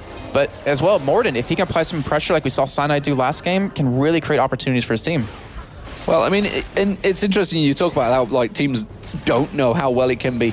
There's a reason that obviously us at Riot Games, we don't pull out, I'm just going to see whether they go for Samux at the top here. We don't let them have these champions so early on. A, we want to make sure there's no bugs involved, and B, it gives the teams plenty of time to work it out. We are seeing a potential. The first blood is down the bottom. That was Edward picking up the kill, but it's Samux with concentrating on this top lane. They're going to come in. He's invisible at the moment, and he will just walk away from that one. Very easily avoided by Samux there. And that bottom lane, well, it was Babetta that went down to Edward. Yeah, and that just shows, I mean, how strong. Well, that just shows Edward's style. Kill stealing that, or kill securing that away. But I mean, he did use that Ignite. They did get that first blood onto Babetta, which it's Sona. You're so squishy. You have Diamond still on the top side trying to go for a gank here, but that stealth is really allowing Samix to, mitigate that entire threat. Going to take some lane tax instead and get a couple of Q building up there. As it is, he will manage to build that Q. We're going to try and keep our eye on that Q. Obviously, whether he's going to be a little bit different, they're going to keep pressuring this top lane. He's sticking around here for a lot longer. Yeah, the whole point of that is just to deny as much CS as possible to Samix, because you're really threatening him. If he tries to push out, try to get the minions, as you saw him just miss 2 in a row right there. Finally does pick up one right there. But I mean, you're denying a lot of CS. You're really denying him the opportunity to get caught up. And then also, Renekton can back away, and now you're letting Diamond get this free farm in the top lane to make his Q that much stronger. And of course the Q, if you're unaware, it does build up, gets stronger and stronger as the game goes on. And that's something we're expecting to see. The Lantern, that's what we may well see a lot of, especially with Arcane Shift as well. We could see some fancy moves coming out from Genja. We'll keep our eye on that one to see whether Thresh does manage to pull out something crazy, especially when it's Edward playing. That's what I'm expecting. I mean, we saw Crepo, if you guys noticed that on Reddit, doing a 1v2 basically against a Vayne. And I can't remember the other champion. Vayne and a... Come on, dude, you gotta help me out here. Who was it? I didn't actually see it. Oh, you didn't actually see it? Okay. Well, he did a 1v2. The internet in the hotel just said no. But yeah, he did a 1v2, and he had actually, I believe it was health runes per level, or just flat health quints to help him get that extra tankiness. And that's kind of what I'm leading to, is if Edward gets a little bit tanky late game, he can put his Lantern behind him, as someone grabs onto it, flash in to give that really strong initiate over to Darien, or even to Diamond, because that's the hard thing about Nasus. If you can be kited, then you're going to have a really hard time doing what you need to be effective in these fights. I can tell you that he was actually saved by, technically, I don't know if it's a bug, but it's the fact that you eat the biscuit and the potion in the right order. Can you double use it? I believe it was originally like that, and then it got changed, but then it got re-added back in. I believe so. But we do see Edward getting a nice pull. Actually does commit to it and gets over-committed. Diving on towards Jim Bones there, and here comes Diamond out of the jungle. He has managed to get the hit. Babetta's going to take a lot of damage here. Just one more hit should do it. It's Genja that picks it up. Will Jim Bones be able to turn it around? No, he will not. He managed to lay a lot of damage down, but it was split. It wasn't focused. It was on Edward and Genja split across. That was, I mean, that's the power of Nasus. They knew Babetta had no flash to get away. With that weather, you're not going to escape at all. And looking at the mid lane, being pretty much passive so far. No one's really gotten any action done. They're all setting up relatively good health. You have Alex trying to bait them in here. Actually starts the other way around. He does bait them in. There's going to be an intervention. He manages to flip him out. Of course, he's got to flash away. Is it going to be enough? Didn't you have the stun card? Oh, the damage turns back around. Extermin goes down, but Morden does manage to get the kill on towards Alex H. Even though Giants came out ahead in that entire fight, they got the assist. They're going to get a lot of CS denied over to Alex, but still great play by him to at least get something out of nothing right there. And still Diamond, I mean, he's sitting at 25 CS right now. He's been farming up a little bit. Taking a look at his QE here. He has plus 57 on it. 6.5 minutes into the game. That's just devastating. That is going to be hurting later on. And of course, pair that with Renekton. It's going to be a heck of a lot of damage. And see Diamond clearing out the farm in there. Edward keeping the bottom lane away on your screens. Let's have a look across the CS. You can see it's fairly even across the board at the moment. Just 5 CFs splitting most of the lanes. Of course, we have seen the more aggressive currently being Diamond Prox, but Morden is in the unpositioned jungle, and he's been there quite a few times, because every time Diamond Prox shows himself around the map, Morden is there, ready and waiting to farm out the Wraiths, the red buff.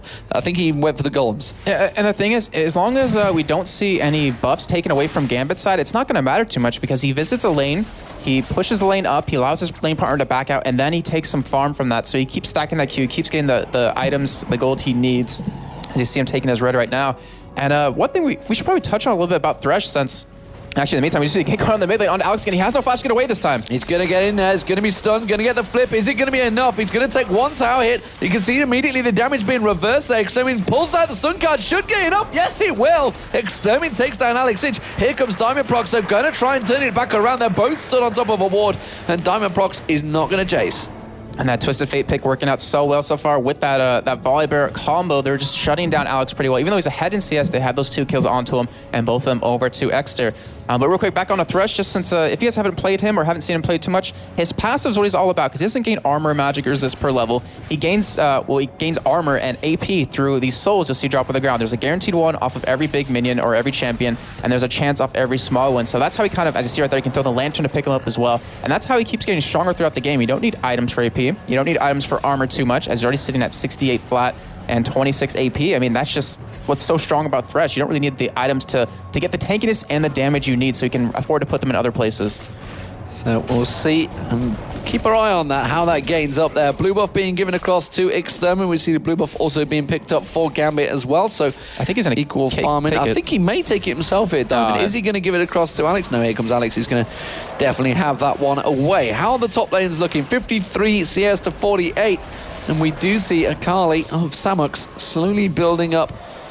And as it stands, is he going... What is he going for? He's not going for Zhonya's. Yeah. He is going for Zhonya's straight away. I don't think it's his first item. It's just the Seeker's Arm Guard just to survive the laning phase because it gives you a lot of good benefits. The armor gives you is really nice to go against that Renekton. But he's going to keep it at that throughout the early game, then maybe build it into that Gunblade, which is a really core item we've seen a lot of colleagues doing. And then even O'Reilly's on top of that because you're going to need that health on Samix. If you get caught, we do see Engage actually daring going head-to-head against him. He doesn't have a pink ward to spot Samix.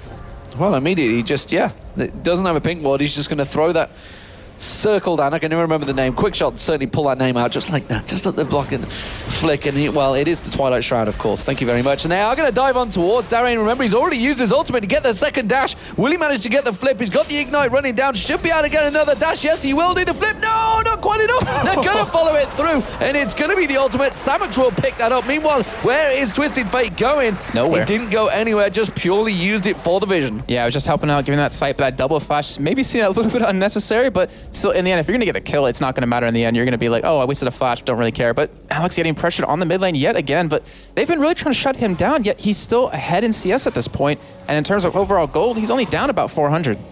Well, 10 minutes in, 3 kills apiece, very much even in gold. We do see Gambit, though, trying to start out possibly for the first dragon of the game. Here comes Thresh, and here comes Genja. They have passed the ward on the route, so they are aware this is happening. They're going to try and throw those wild cards out. Not going to happen, though. And that is the first dragon of the game going to Gambit. And just to keep an eye on what Nats is actually leveling up here, as we have 1 point in Siphon Strike, 1 point in Wither, and 4 points in Spirit Fire. So you can clear the camps quicker, get that extra armor pen to his team if they want to go for the damage on the person, go for a kill. But still, his Q, it was at, I believe, 54 earlier as we touched on it, now up to 105. So it is scaling so quickly, and it's only level 1 at this point. So you know how that damage is going to scale, and that kind of shows you how he's going to build. It's going to be basically straight tank, maybe even the Lock of the Iron Star for the extra cooldown reduction. Well, we'll see whether, bearing in mind there is double AP champions, whether, unlike our American friends, they actually do build the Runic Bulwark that Jat was banging on about, really, is basically saying, why is nobody building this item? I don't understand. They are against double AP, of course, as Akali and Twisted Fate, so we'll see whether that does happen. And currently, this top lane, could it keep snowballing? Will Morden manage to sneak in there? He's going to get spotted. You see Darien. Darien already used his ultimate, didn't manage to sneak in this time. Yeah, I mean, in terms of snowball, Akali should be losing this lane, but Morden's been at the top and the middle lane pretty much this entire game so far, just trying to keep those lanes ahead. We already have Exter, has the 2 kills, as I was saying before, in the mid lane, going for that Twin Shadows as his first item, and then Samix with that 1 kill in the Seeker's Arm Guard, even going for a Doran's Shield just to make sure he does not die in lane, because if that happens, Darren's going to just snowball that and get so far ahead, but playing it very exceptionally well so far. As you see, Darren, he's just backing away. He knows he can't take Samix on anymore, at least not until the ultimate is back up in 80 seconds. And so far, just taking a look at CS, I mean, overall, Gambit is winning at this point. Well, Giants, of course, are keeping the pressure on, though. Let's see whether Diamond does head back up north. He's going to be passing a ward any moment now, so you can see Samux is going to be as defensive as he can be. But are they at the level where they could dive him here? Oh, no. I think potentially they could if the Twilight Shroud was down for Samix, but he's just giving that vision to Darien since Morden's been sticking around the top side as they actually are going head in the top lane, but Darien will back away in the mid lane though. Alexey's getting caught again, does flash away. The stun card comes in, the flip comes through, intervention is running. They're going to turn it back onto Extermin. Extermin roots out, just managed to get the slowdown, and it will be Morden. Picks up the kill on Alexey once again. That Twin Shadow, so sexy right there, as he knew he was getting slowed by Alex, popped that and was able to run away and allow Morden to pick up that kill. Such a great play, such great itemization out of Exter. He's really showing his mastery of other AP champions besides Kassadin and Ryze.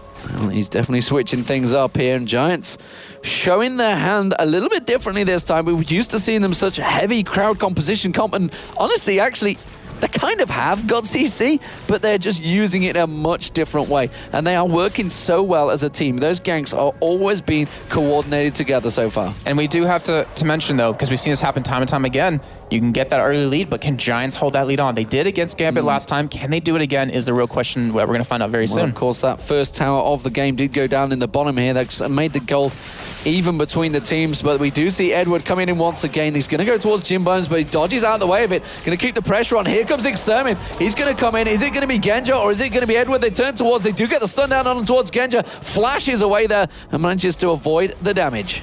Great play by him to come down and really Here comes Edward. Here comes Diamond. They're turning this around. Edward's going to come back in. He gets the hook on towards Babetta, throws down his ultimate, and that is game over. And Diamond Brox was the one that picked it up. Such a great play by... they're still going in for Alex it. Hitch comes in. The cleanse comes down. It's going to be the stun card on towards Diamond, but the intervention is available. Alex is just going to back away from this one, though, and could turn this one. The Dragon will be up in I do not know when.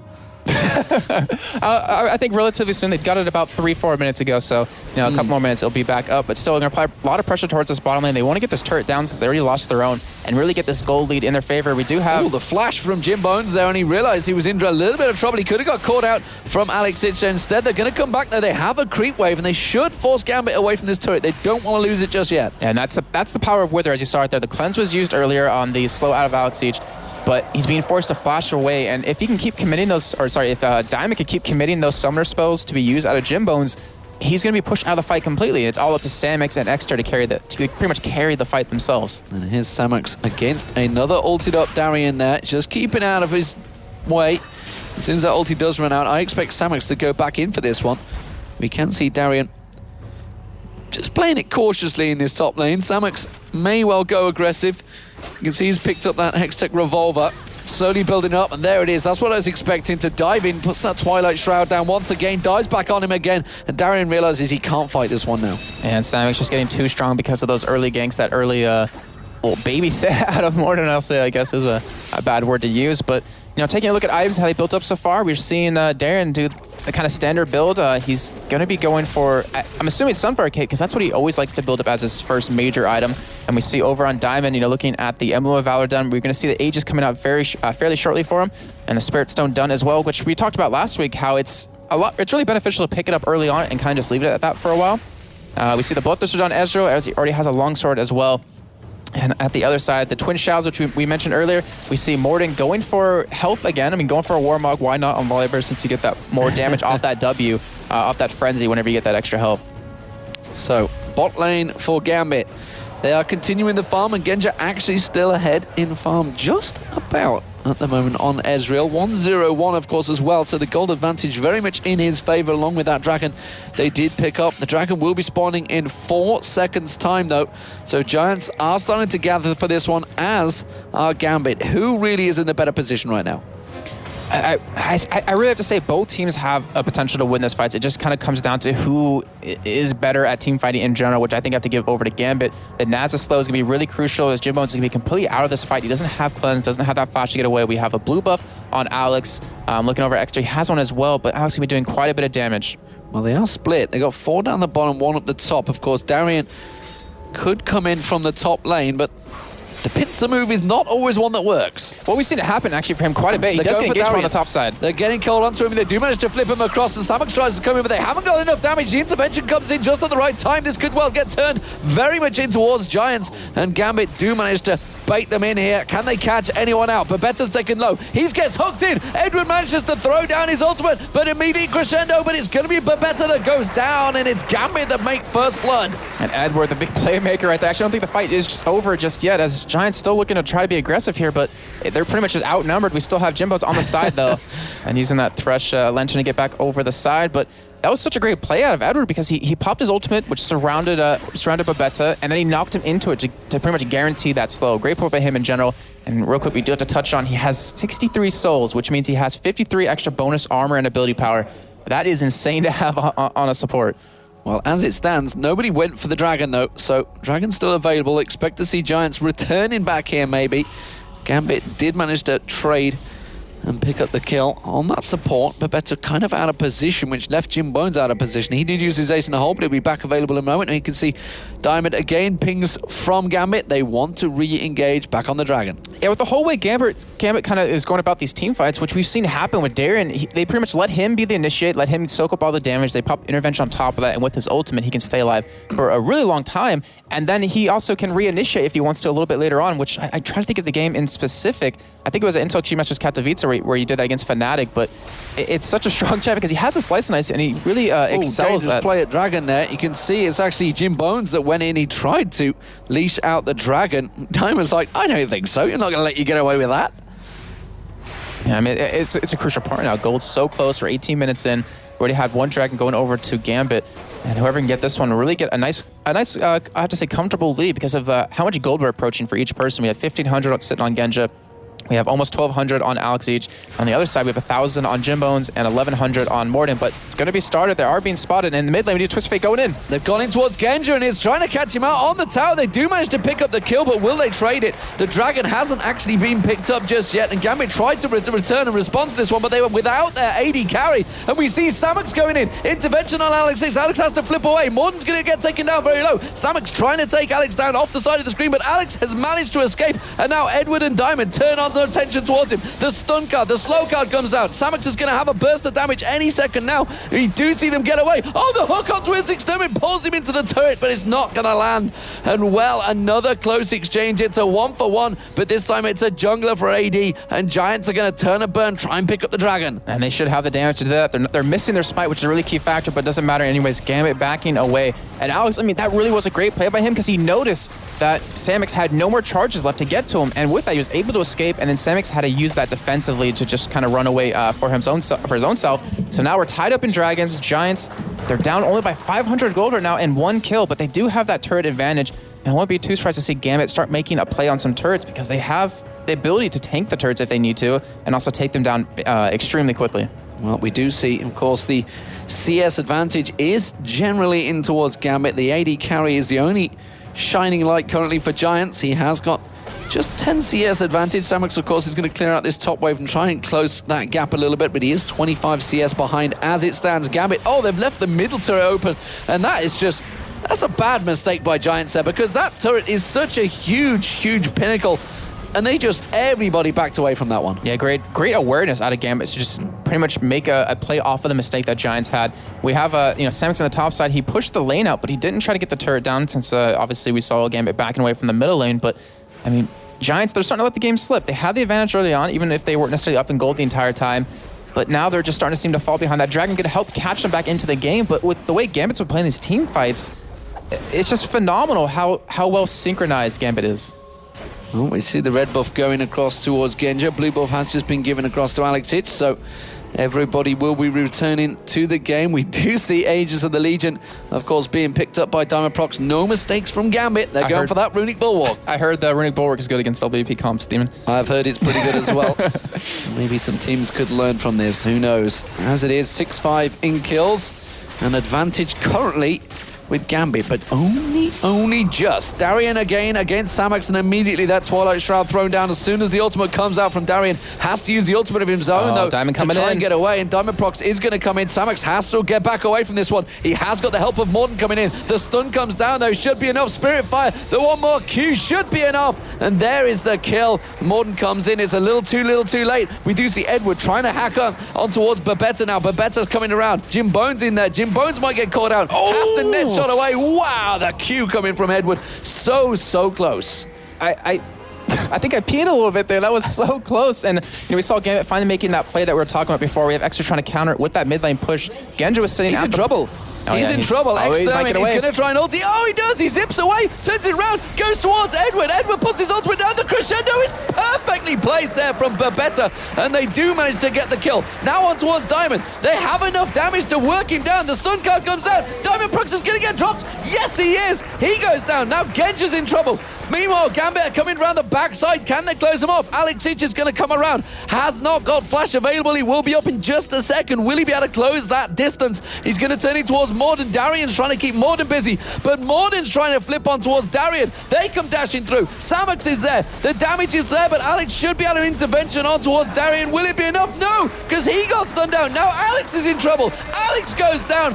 Beautiful team play from Giants. And I think that was overall 4 for 0 for Giants, getting the actually not even getting the gold lead, but getting the kill lead off that. So well played by Extra. He was definitely the MVP of that fight. You saw him get caught, but he teleported into the backside of his team, ended up catching Edward with that gold card, took him down, and kept hitting those gold cards one after another to really open out that entire fight. And Giants, they're not giving up without a fight. Wow, great play from Giants there, turning the game into their advantage. 2-2 in turrets, dead even in gold, 9-7 in kills, and this is on a knife edge once again. 23.5 minutes gone. Who said the LCS was boring? That's the question. Who is setting themselves up? Who has the better items right now?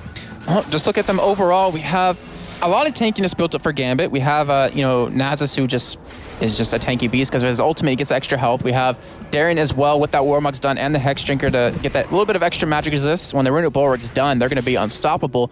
Looking over at Alex, I mean, he has his Nashor's Tooth on, he has a Haunting Guise, even has a Blasty one on top of that. So he does quite a bit of damage, but the intervention, unfortunately, didn't work out too well from last time. And looking over the other side, we have the Infinity's Edge done for Jim Bones. Oh, yeah, Twist Fate going down the bot lane. Going in towards Genja, but he already Arcane shifts away, turns it back around, puts the stun card down on towards Diamond Prox. Remember, he did manage to wither on towards him. True Shot Barrage flashes across, but he didn't catch Extermin first, went through a giant wave of creeps first.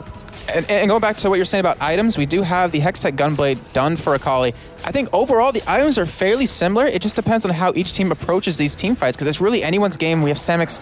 Oh, he gets caught by Edward. He gets hooked in there, but I'm not too sure they've got the damage to try and turn this one around. Puts the ping ward down, but Alex was not quite close enough. And well, Edward making the plays, but the rest of his team couldn't respond quick enough. That was so perfectly well played with him. Fortunately, yeah, you were saying his team wasn't really in a position to make a big play off of that. We still have a lot of turrets available for each team. I mean, we're 25 minutes in and only 4 turrets been taken through this entire game. No tier 2s just yet. But it looks like both teams, they don't really want to commit to these team fights. They still want to pick each other off because they're both not sure who can really win in a head-on-head 5-on-5. Darien going in towards his top lane, putting pressure on Morden, but Morden is simply a placeholder, and now Samix comes in. There's the flip. Could they dive onto the turret? They see the Hextech Gunblade going straight off there. They're not going to dive, though. He did use it to poke him down. Yeah, we do have Caitlyn in the bot lane being just very aggressive. He's been down there for so long lately. He has that CS lead finally in his own favor, and he's really trying to keep someone from Gambit down there, not allowing them to go for a 5-man push. And with Extra there waiting on the sidelines, they're maybe even trying to pick up a kill or two as they do back away. The Lich Bane now done for Extra, so he has that extra bit of oomph in his damage. We do have the top lane daring going to back away, so they will give away that turret. And that helps give Giants even more of a gold lead. Samux trying to dive onto him just before he backed away. That's going to be the turret going down. Dragon just spawning, and look at that. Diamond pouring the Spirit Fire down. You're just a couple of seconds too early there.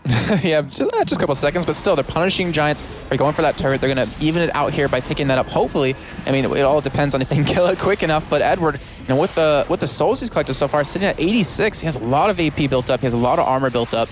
And we do have Babetta coming in from the side. Just maybe put a ward down, but it'd be a little bit too late. And that is a second. Oh, he lands the hook. Does manage to land the hook on towards Babetta. The True Shot Barrage rattles past, and that's Diamond Prox that picks up the kill. All too easy. Samix, meanwhile, trying to get in there and steal the blue buff, but Darien managed to get it away. Will he manage to land the stun? He's going to continue chasing. He's got Alex Ditch coming up the river as well. Samix in all sorts of trouble now. He's going to get caught out of position. He can't do a great deal against Darien here. The help is coming in the form of Morden. Is it going to be quick enough? The Ignite, the Flash. Can they continue chasing through? Here comes Morden to save the day. No! Darien catches him just at the right moment. Beautifully done. And in the meantime, Gambit was making a play on this mid lane turret. We have Twisted Fate pop that ultimate. Might come down. Yeah, he's coming in towards the mid side. They might be able to close in on them here. And it will be a 3-on-3. He comes around the side. Edward, though, is going to continue chasing. Morden goes in the intervention on towards Diamond Prox. Diamond Prox does manage to get away, but Alex Ditch is in trouble now at the top of the screen. He's going to continue chasing. Edward's going to get taken down very low. Morden should finish him off there. Weiss in the hole coming through. No. Gets blocked off nicely, but Darien may pay for it with his life. Gets flipped in there. Alex Ditch back in. Alex has not got intervention. Stun card comes through. Alex is going to go down, and wow, another 1-for-1 trade. This is crazy. And I really have to say, Giants are starting to throw this game because Genja, has he been in any of these? He's going to flash. Oh, the stun card on Darien, not enough. Not enough indeed, but where's Genja been for all these fights? He has not been there to help out, to turn the tides of this game. He's just been farming at that bottom side. He does have that Last Whisper done, though, so... Baron. They are going Baron. This is a turn and burn run. Ballsy play. Maybe a mistake here from Giants. I don't know, because they are going to get back here in time. True Shot Barrage is back available. They will surely shoot that off in a moment. Oh, that Baron going on very quickly. Then they do have words of spot Gambit coming in. They could take this down before it's over. Well, they're going to come in. True Shot Barrage just come across, helps them out, and this is going to be Giants to pick it up. But, well, they're going to have to pass through that Spirit Fire. Can they escape? No. Babetta will pay for it with his life. The rest of the team should escape this one. But what will Gambit pick up? They're all going to have to back off here. Gambit can surely just pile up the mid. Yeah, but taking one for the team there, that was honestly a smart play by him to just go down for a scene, let the 4 damage dealers escape, And Gambit, they're going to make a play here on this mid turret. It's very low already, down to a third health, and they will be able to secure a little bit of gold off of that, but still, a Baroned up Giants, with already how scary they are, it's going to be really troublesome for them. It's going to be troublesome. They are going to lose that middle inner turret. That's a 3 for 3 now in the turrets. And again, the gold very much even. 10-10 in kills. 30 minutes approaching for this. And we do see Gambit turning around towards that bottom lane. Wow, they should crits. pick up the inner turret. But as it is, Giants with a Baron are just surely going to push one of these lanes. Will they pile down mid? Will Gambit respond to this one? They're going to get that inner turret. Can they continue through? I don't think they're going to have to back out. No, still smart play in the end by Gambit. They ended up taking the gold lead back in their favor by picking up those 2 turrets, and they made something out of the nothing right there with that kill with those 2, well, like I said, turrets, but still, it all comes down to who has the stronger... Samax might get caught out here. Gambit are starting to come around. They're routing towards the backside. They're on the blue buff, actually, but Samax is going to get caught out. Dutch managed to throw down. And whoa, he's going to get taken so low. Immediately gets spotted out because he couldn't escape. They do manage to catch full vision of him. I didn't see the pink wall go down, but it must have been. It's the Oracle on Diamond. Yeah, and that's what they needed, because if they can pick Samax off, they're pretty much shutting down, I have to say, 60% of their damage, because he does so much with the items he's currently sitting on right now. He's going for that Raw Crystal Scepter. And Gambit, even though they're going against a Baroned up Giant, is going to be taking yet another turret and keeping this aggression pushed up against them. They're keeping on here, just coming into the 30-minute mark. The Spirit Fire just keeping them at bay. The hook on towards Morden, yanking him in towards the wall. It's like catching a fish. Just hooking it straight in there. And Gambit so aggressive now. They pulled on as a 5-man team. And Giants just keep getting caught out around the map. That's something they can't afford to do. Look at the damage on Jim Bones there. Just one simple Q shot from Genja. And he's sitting at 3-0-1 at this point. The Infinity Edge, the fan answer done. He's sitting on another 2,000 gold. So when he backs, he's going to have most likely that Lust Whisper coming up. Actually, well, there's not even a lot of armor on the other team, but still they have a lot of tankiness. I still say he should be going for that item next. We do have Dragon coming up in about 2 minutes, but Giants, like you were saying, they're getting caught. And it seems like for no reason, for a little bit of farm on the bot lane when he could just group up, push down potentially some of these inner turrets. Well, as it is, we do see Gambit backing off, and let's see what Giants now, after having a period of being defensive with the Baron, what they do. It was almost a Baron of opportunity that was picked up, and finally they are going to be able to group up and do something, but honestly, I don't see any advantages they can gain. It's all about getting... I mean, they can force a fight, but it's really... But look at the situation. I mean, Gambit, with that Oracle, have just swept the entire map and cleared it out. There's not a single aggressive ward out for Giants so far. I mean, yeah, it's very true, but we still have 2, or I think it's 3 Baron buffs still left on the Giants side. If they can get Morden in there, maybe they pick up a Shrelia's, give him that extra speed with the Sona E as well. If he can get one pulled out, they're going to kill him instantly. You're going to have Samax in the backside of the fight. Has to be very careful, because we saw Wicked fall into the same kind of thing, where if you go into the back of the fight and they have an Oracle there, you're going to die. So you have to play very cautious. You have to know that beforehand. But it's all about Morden. He is the initiate for their team. Lex Exter picks up Azonia's to, was it Messiah who ults in the backside, pops at Zonia's, and then baits the team into fighting him. But still, Gambit getting just that much more tanky. The damage items coming out. We even have a Blade of the Rune King done for Genja, which is such a strong item and really is kind of underused, but you've seen a lot more play lately as you see Diamond playing with that lantern. Well, they are playing with the lantern. The Dragon will be up in 20 seconds. Diamond Proc still with that Oracle. Troopsing down the bottom there. Red buff going to be given across to Genja. And Giants are in position for this one. Babetta has just gone back up. Blue buff is going to get given across to Extermin with that Lich Bane and the Rabadon's Death Cap, as well as that Twin Shadows he had earlier on. So, Gambit and Giants, who wants this fight at Dragon? Because it looks like both teams are looking to it. Well, it looks like Gambit has the real timing on it as they're going for it without even being contested. And just looking at it right now, I mean, because Demon, we're at the point where if you lose a team fight here, you're most likely going to lose the game because of how late it is, how long the respawn timers are, and how much advantage the other team gets. And one thing that's really also interesting is that Alex, he's not going for a auto attack kind of build. He's going for more of a bursty build, which we saw Shushe do at the European qualifiers. Well, we're going to see Samax show himself in that top lane, clear it out. Gambit as a full team stacking through that mid lane. I was a little worried for Extermin there because I thought he may well show himself in that bottom, but he is being so cautious as well on Twisted Fate. Despite the fact he's got that ulti to get away, he's obviously aware of the fact that he could get caught out. So Baron has worn off now for Giants, and it's looking to me like Gambit are the stronger of the two teams. Yeah, and the thing is that Giants, with the Twist of Fate, like I mentioned in the bot side, they can split push all day they want to, but the problem is Giants doesn't have a strong team to fend off initiate out of Gambit. Yeah, you have the Crescendo, but that's honestly about it. Yeah, and he's it's doing what Twist of Fate really should do. And it's really creating opportunities for him as Genja is coming down towards the bottom side. Uses ultimate for vision. Put a lot of damage down. Uses his ultimate for the vision, like you say, and he has managed to get a lot of damage down. There's the ultimate used to just make that gap between the two. And he's going to back off and buy himself some more items. So, turret-wise, it's 5-3 currently for Gambit. They have that lead. They've built up around about a 2,000 gold advantage. It was dead even split at the 28-minute mark, but in that 5 minutes, they've managed to claw out 2k in gold. Of course, those turrets going down, facing up against Giants with the Baron. The question is, will they keep being aggressive? Will they catch someone out? Oh, it's Jim Bones getting on towards Diamondprox. Diamondprox taking down half hit points, a third hit points. Samux is going to dive in. He tries to turn and burn. Can he get in towards Darian? Samux taken. Oh no, the true shot barrage flashes past from Genja there. Picks up a double kill. Morton going to go down. It's going to be another. And that's Alex Ich to picks it up. Jim Bones tries to get away, but he's going to get dropped as well. That's a double kill for Alex Ich. And just like that, it's a 4-0. And that's what we're talking about, that big moment. If you lose that fight, Giants got baited in, unfortunately, right there. We saw Samix getting a little too cocky, trying to go in for Diamond to close up that kill, but he had an Oracle on him. We even see one on Edward at this point, and Gambit going to be able to pick up this turret from that, and just overall so well played by them. Diamond, he escaped by the skin of his teeth right there, but that's what he does best, or if we're going to be honest. Well, that's why you have Alex Ich with intervention on the team. That is why Kale is rated so highly, because that skill will save you. Just as a team commits too heavily, they managed to get caught out and are straight away done. Crescendo used there. Is it going to be enough to save the Nexus turret? No, it is not. That's one down. Genji wants to take the second, but he's not going to happen. He's going to have to back away, but that was a great pickup for Gambit. And Baron now available. We have, was it all 5 members heading over towards that to take this, and with a Twist Fate ulti, it's going to show their hand, show exactly what they're going for. But it doesn't really matter at this point. Gambit, they have a lot of gold, if we can show you that on your screen. 2,800 gold right now on Alex Ich. We have 2,300 onto Genja, and even 1,200 on Edward. It's just, there's not really... I mean, they just have the freedom to pretty much bait them in, since they have that middle inhibitor down now, and then buy these big items when they finally do decide to go back. Well, they did manage to disrupt the Baron. They've managed to keep them at bay. And Giants still... They are a strong force. They need to back out. If they manage to get into a 5v5 fight. The question is, can they get into one? Yeah, and immediately they use that speed of Babetta to get the hell out of Dodge. It's the Crescendo being down. I mean, it was a smart play by him to use it on to make sure that at least one Nexus turret stays alive. But without that available, there's no hope for them to win these fights. So they have to make sure they go in with everything up as possible, or everything up.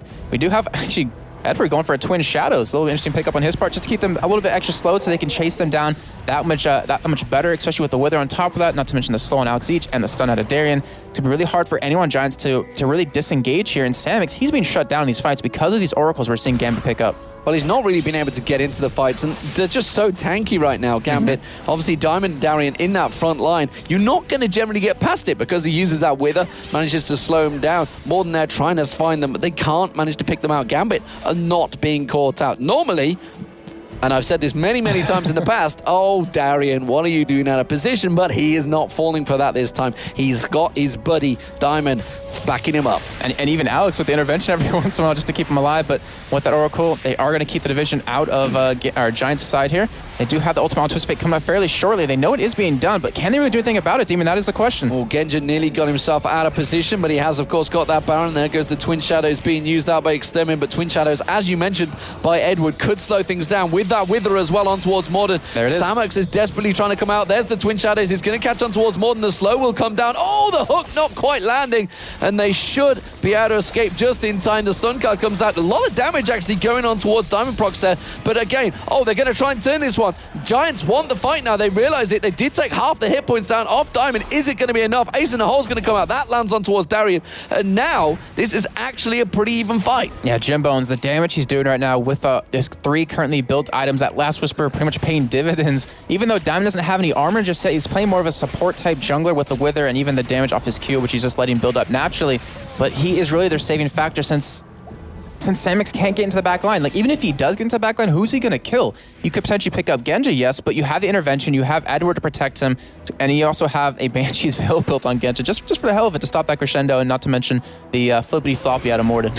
Oh, I tell you what, they're going to go for Baron here, and Babetta is long gone, and this could well be a Baron. Easy pickup for Gambit, this is going to have to be a steal here from Giants because there's nothing else they can do to try and stop this one. Oh, the hook on Jim Bones! Jim Bones is going to get taken down, and surely that would be the game. I don't think there's a lot they can do about this one. Baron now picked up for Gambit. They're going to turn and run. Edwards coming in, maybe thinking of getting a hook on towards Morden. Instead, he turns back towards Samex. They spot him. He backs away just in time. And look how tanky that Edwards gotten throughout this entire game with his 113 souls built up. He has 178 armor and 2,800 health. Like, that's a support. That's not a support anymore. That's your tank. And this is why we were talking about. This is why Jat was getting so damn excited, because we expected this to be played. This is what we expected. The new support king could well be Thresh. But nobody else played it. Nobody really worked with it, but Edward is making it work. And that's what you have to do in Season 3. You have to be able to adapt with new champions, new changes, everything. We do have a Void Step picked up for Extra, but it might seem a little bit too late. They're going to get the second inhibitor here, and Giants, they're not able to engage against this Baron up team, not to mention the shields they currently have with that Lantern, with the luck of the Orange Solari. And there is more than there's not a lot they can do about this one. They're going to push on towards that final Nexus turret. The damage is surely not going to be enough for Giants. They're going to try and drive it through. Samex has been hooked in. There's not a lot they can do about that one. Crescendo goes out. They're trying to keep them at bay. True Shot Barrage back across Jim Bones. Jim Bones getting picked down by Genja there. He has to run towards the fountain. The Nexus turret goes down, and the Nexus will follow as Gambit Gaming should close out the final victory, forcing them all onto the fountain. But that is the game. The Russian overlords are back in the house, and they do take down the Spanish armada of the Giants. It was a close run game. You've got to give credit to Giants, but, well, once again, Gambit proved themselves innovators in League of Legends. And you still have to give credit, though, to Giants. That was, as you're saying, a very well played out game, but then we even saw a Twisted Fate played for Extra, which I don't think we've ever seen. But still, they have to be very proud of it. They can't really be too ashamed at all, because they played extremely well for pretty much 90% of that game. Well, there we see the team shaking hands, and we are going to pass across to our experts. The question is, what will they make of Thresh being picked for the first time in Europe? Well, I think one thing we can really say safely there is it's great to see Thresh. It's great to see a support like that with such, I'd say, exciting abilities from a spectator's point of view. I mean, obviously it was pivotal in that one. What were your thoughts, though, Hosan, in general about that one? Well, Thresh is kind of broken, to be honest. You could have seen that. The 99% slow, the pushback, the just grab. It's like you're going to see more of this today, tomorrow, next week, maybe, if it's not blocked yet by Riot. They're getting out of the game. But the thing is, I mean, is that the point where everyone really, if they didn't already realize what Thresh is and how strong he's going to be, is that the point where the teams that haven't played or been thinking about banning or picking him say, right, he's worth a ban now? Right now, after this game, I guess every team will consider this champion. Well, he's certainly proved to be strong the first time we've seen him around here in Europe. But we've got some replays anyway from that game sorted. Yeah, we got two replays that we're going to jump into. The first one is around about 25, 26 minutes into the matchup. And throughout the game, I was sitting and I was talking to Hosan about the positioning, the plays and everything. And in this particular setup, Genja's not in the team fight. And Gambit really hadn't team fought very well up until this point. Hosan, let's jump into the replay and talk us through some of the mistakes that Gambit were making. Well, basically their Diamond is taking much damage. You can see Alex hitting Morden instead of Jims. Like, he didn't even need to care about us. Now he will flash and cleanse, yeah. There's Edward getting taken down by Exter. All right, at the same time, I just want to point out that Alexish and Darian, they've jumped onto Jims, but he gets away with the flash cleanse, luckily. Yeah. And it just seems as though the Giants group up and then Gambit decides to carry on pushing. Like, it's just mispositioned. Diamond is slow, Edward is slow as well. Now here comes the ace, but Darian blocks it. And they're just gonna take too much damage. Like now, Alex will flash because he overestimated his damage on Morden. Morden has the passive, Alex is gonna die, and they're just gonna chase and not kill anyone, but still make some position and time for the team. Yeah, carry on pushing down. I think it was shortly after this that the Giants actually managed to pick up the Baron buff. It stalled the game down. It slowed it down for a little bit up until the next team fight, which I'm going to highlight around about the 33-50 mark, around about there. And it was really this team fight where Gambit started to snowball their lead, and really pick ahead and get further ahead. You were quite impressed by, or not impressed by, some of the positioning here. So let's jump into the second replay.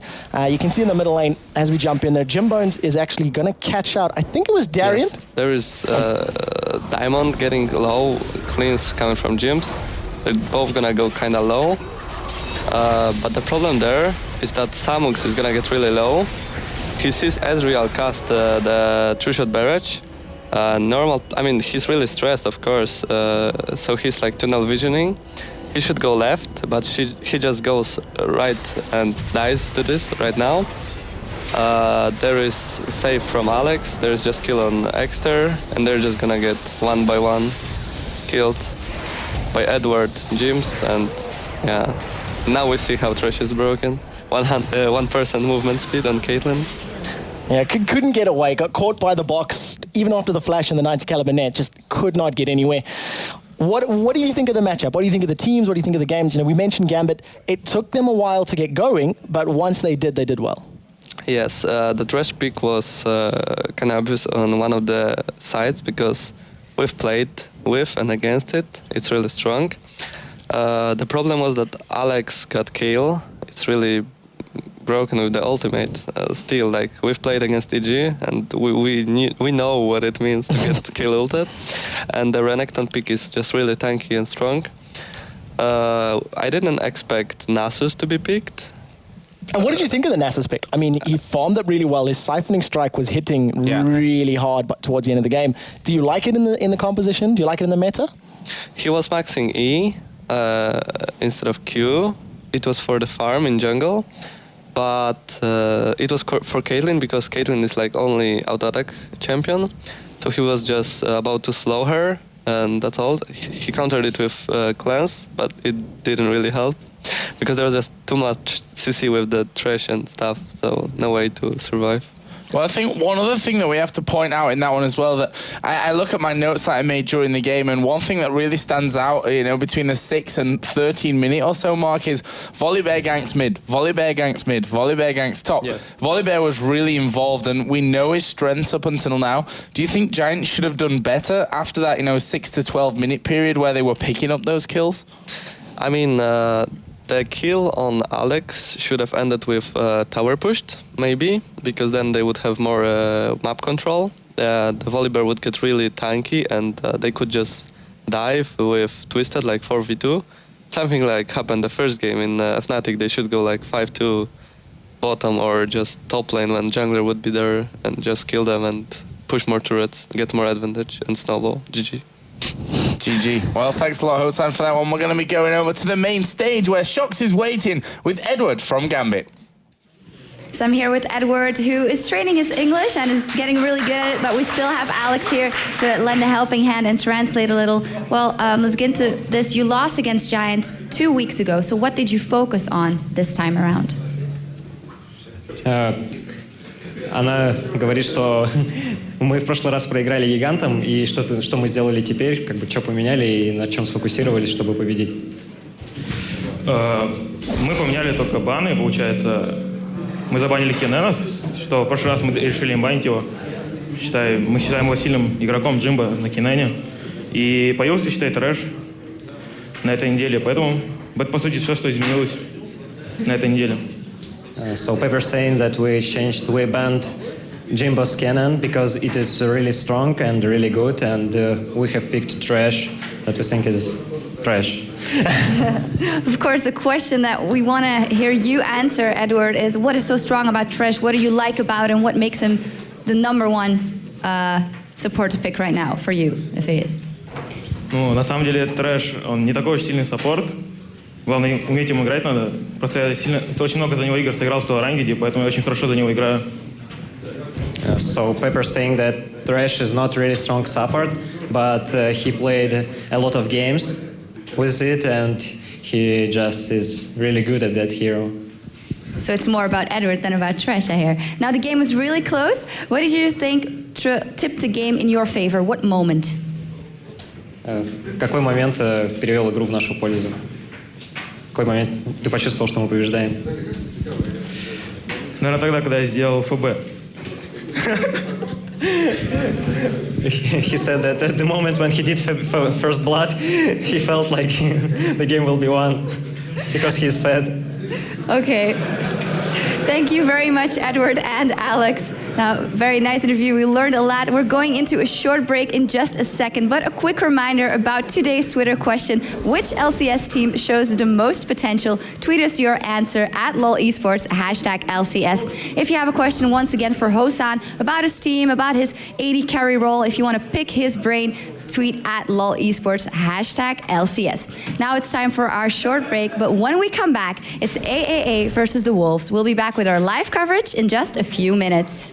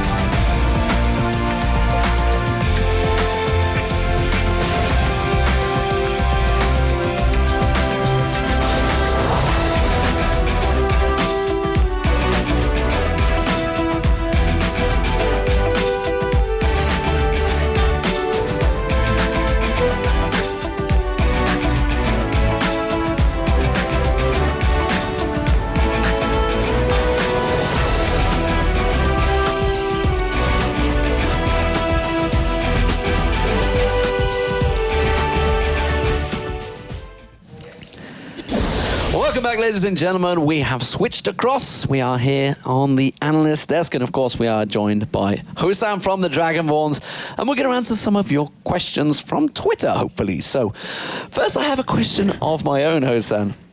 It was honestly one of the funniest moments that we've seen. I mean, Joe, were in tears, I think it's safe to say. But have you worked out a new victory celebration other than the chest bump? We don't want to see you injured anymore. Well, I don't know. Like, I guess I was lucky that I survived the first time. Not gonna try it again. Well, you kind of did one, and you were like, that wasn't manly enough. We're going to do a bigger one. It's like you just saw Sushi thump his chest. I think that at the second one, I just jumped. So I lost the gravitation. I lost the gravitation and it just went down. It was funny. Everybody, I'm sure, has seen it. It was on the top of Reddit for a long time. I think people were saying in the audience, all they could see was his feet hanging out because he's behind the desk. I still laugh now every time I look at it and see it. It's just... Yeah, I guess we haven't got anything else yet to celebrate the victory. Of course, we want to win. Well, you have won one. Obviously, you won against SK Gaming, and we were like, oh, what are they going to do? Oh, it was so muted. Well, I'm not going to tell. Why do you want to see him get hurt so bad, Demon? I want to see some more excitement. But we do have some Twitter questions. So first of all, it is from X-Full Fighter, I believe it is. And the question is, what do you think the Wolves have to do to start winning games? I think they really have a lot of potential. I don't know. I think they have to scout the tactics more of the enemy teams, as well as the games weren't really stomped until now. Like the first game that game was not close. I mean, the first 5 games they did were pretty close. Yeah, they were pretty close actually. Like versus Gambit and stuff, they could have won. It's just maybe they were kind of unlucky. Like maybe they will start winning soon. They just need to prepare more, just train more with Bjergsen, I guess. That's it. I mean, is this something that you guys work on? You know, if you win the lane phase, how to transition into the mid game, the late game? Like we focus on not to, like we usually used to throw after we win lane and we just derp and throw. So basically we focus on training that we will not throw it, just group and stuff. Yeah, because if I think of the SK game, you kind of had that 10-minute period where there was a lull, and it was simply a case of Shushay caught out Ocelot and Nif in the mid lane, caught them with that beautiful laser, and that was it. Everything turned, you attacked. I mean, yes, basically with lags, it's just lags that you have to catch someone. We were just trying to catch them all the time. They were good at countering it. But I thought that I will take red and kill Kevin top after. I mean, before it happened, like I didn't hear anything, like no one talking, and then double kill. I was like, what? Okay, I just go on Kevin and I just kill him as well. He's in the audience. Hello, Kevin. Yeah, but basically that's it. Like we had to find the binding, the kill, and just follow up with the straight win. Well, you mentioned training in terms of, if you win the lane, you got to train to start grouping up and start, winning the game as it goes on. But that kind of leads us into our next question from Rick_Kramer. What do you think the newer teams need to improve on as they become more experienced? Not to argue, because usually we argue much. Mainly because someone doesn't understand something and he doesn't want to understand it. So he's like, I don't care. There were rage quits, from TeamSpeak from League of Legends. Some people just didn't want to train. But basically, you have to train. You just have to play. You just have to make the experience, so you can just put it into the game at the studio and win. And I'm thinking back of the match versus Fnatic, your first game of the day. I'm well aware because I speak to you guys sometimes in the breaks, but you guys selected Jace, and then nobody wanted to play Jace. If I recall. At the EG game. Was it EG? Was it the EG game? Yeah, the EG game. Yeah, your first game against EG. Yes, we got Jace. Who wants to play it? No one. No, I mean, it was supposed to go to 2 roles. I'm not going to say which. But what happened was that we didn't want Froggen to get it for some reason. We took it from him. And then we didn't know what to do.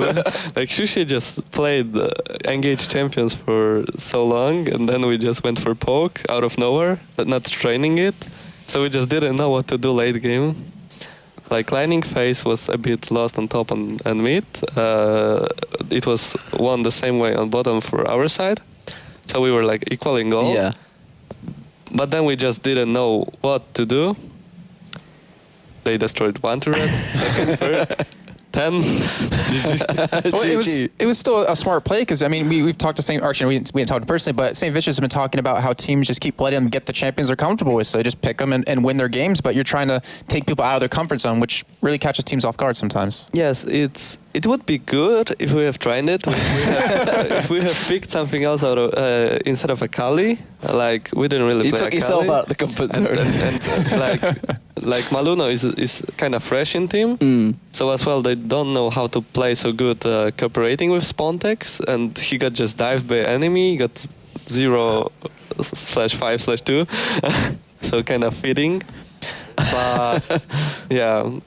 It didn't work out too well. We still have like 3 more games with EG, so let's do this. Next week is the Let's see how it turns out. So we have one final question. It was from LOL Avientero, I think that is, if I probably butcher his pronunciation. But he says, if Hosan was given a chance to switch roles, what would you swap to?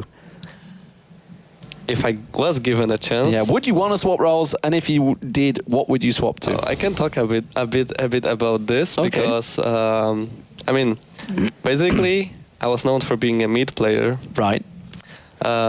And what happened was that Shushe was like, "You wanna be my AD? No, you're gonna be my mid, and I'm gonna be your AD."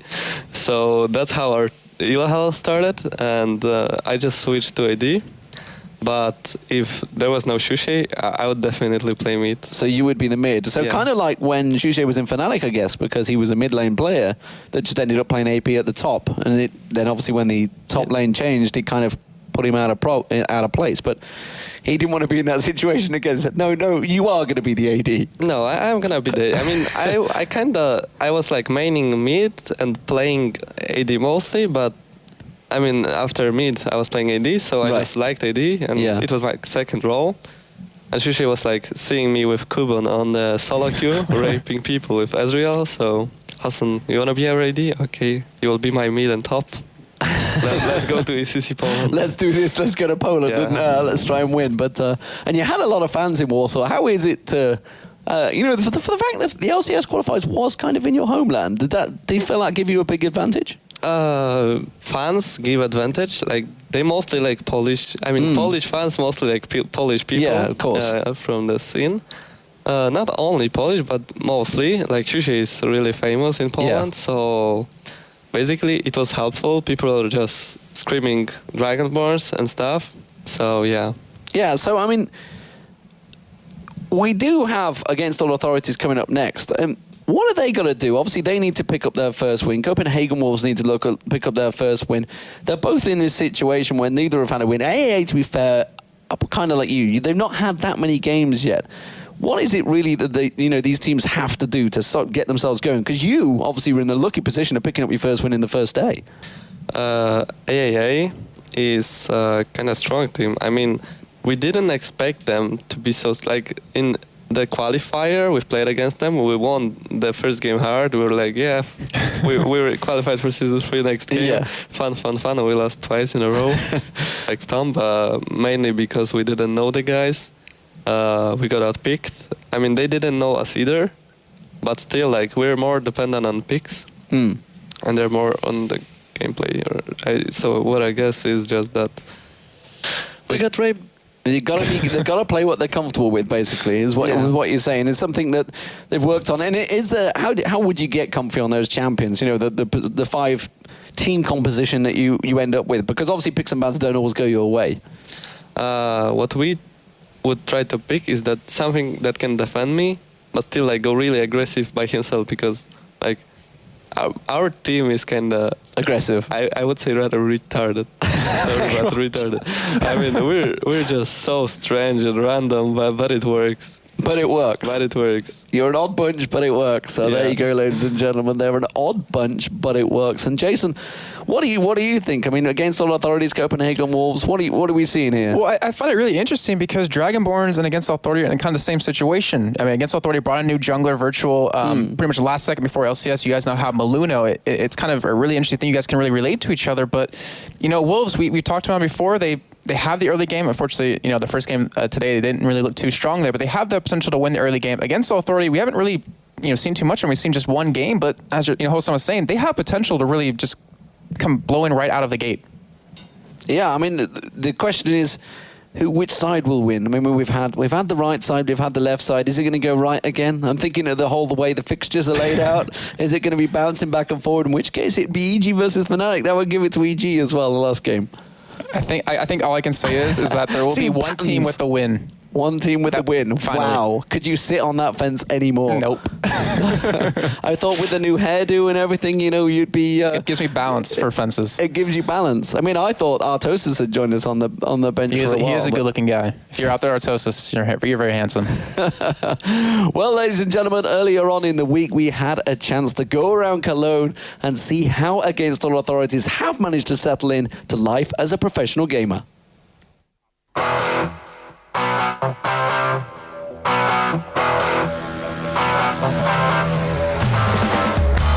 This is what we have to do every day. Wake up, Schleier. Life of a gamer. We're the team of miracles, so, anything can happen. I like to Cologne. They are so friendly, these people, so I feel like I am at home. I've been playing games for a lot of years, so this was always my goal, so I'm happy to be here. It's the first time we meet for training offline. Like before, we just play online for Premade and Scream against team. It's a lot easier to play and learn together when you're in the same place. The plan is to just practice a lot, play our best game possible, win some games, and go from there. We came here about a week ago, and we've been living in the hotel and just training in the ESL studio since then. It's much more better to play offline because it creates bonding between the team, and I feel like we play much better when we practice offline together than online. League of Legends is what I wanted to do, like video games. It's a dream I'm living now, so I'm happy to be there, and I don't regret anything. There's no place to being afraid when you're qualified for this. Just give it all you have at that point, and that's it. Hopefully you win at least 2 games. I don't care which teams, but we have 3 games, so 2 out of 3 would be cool.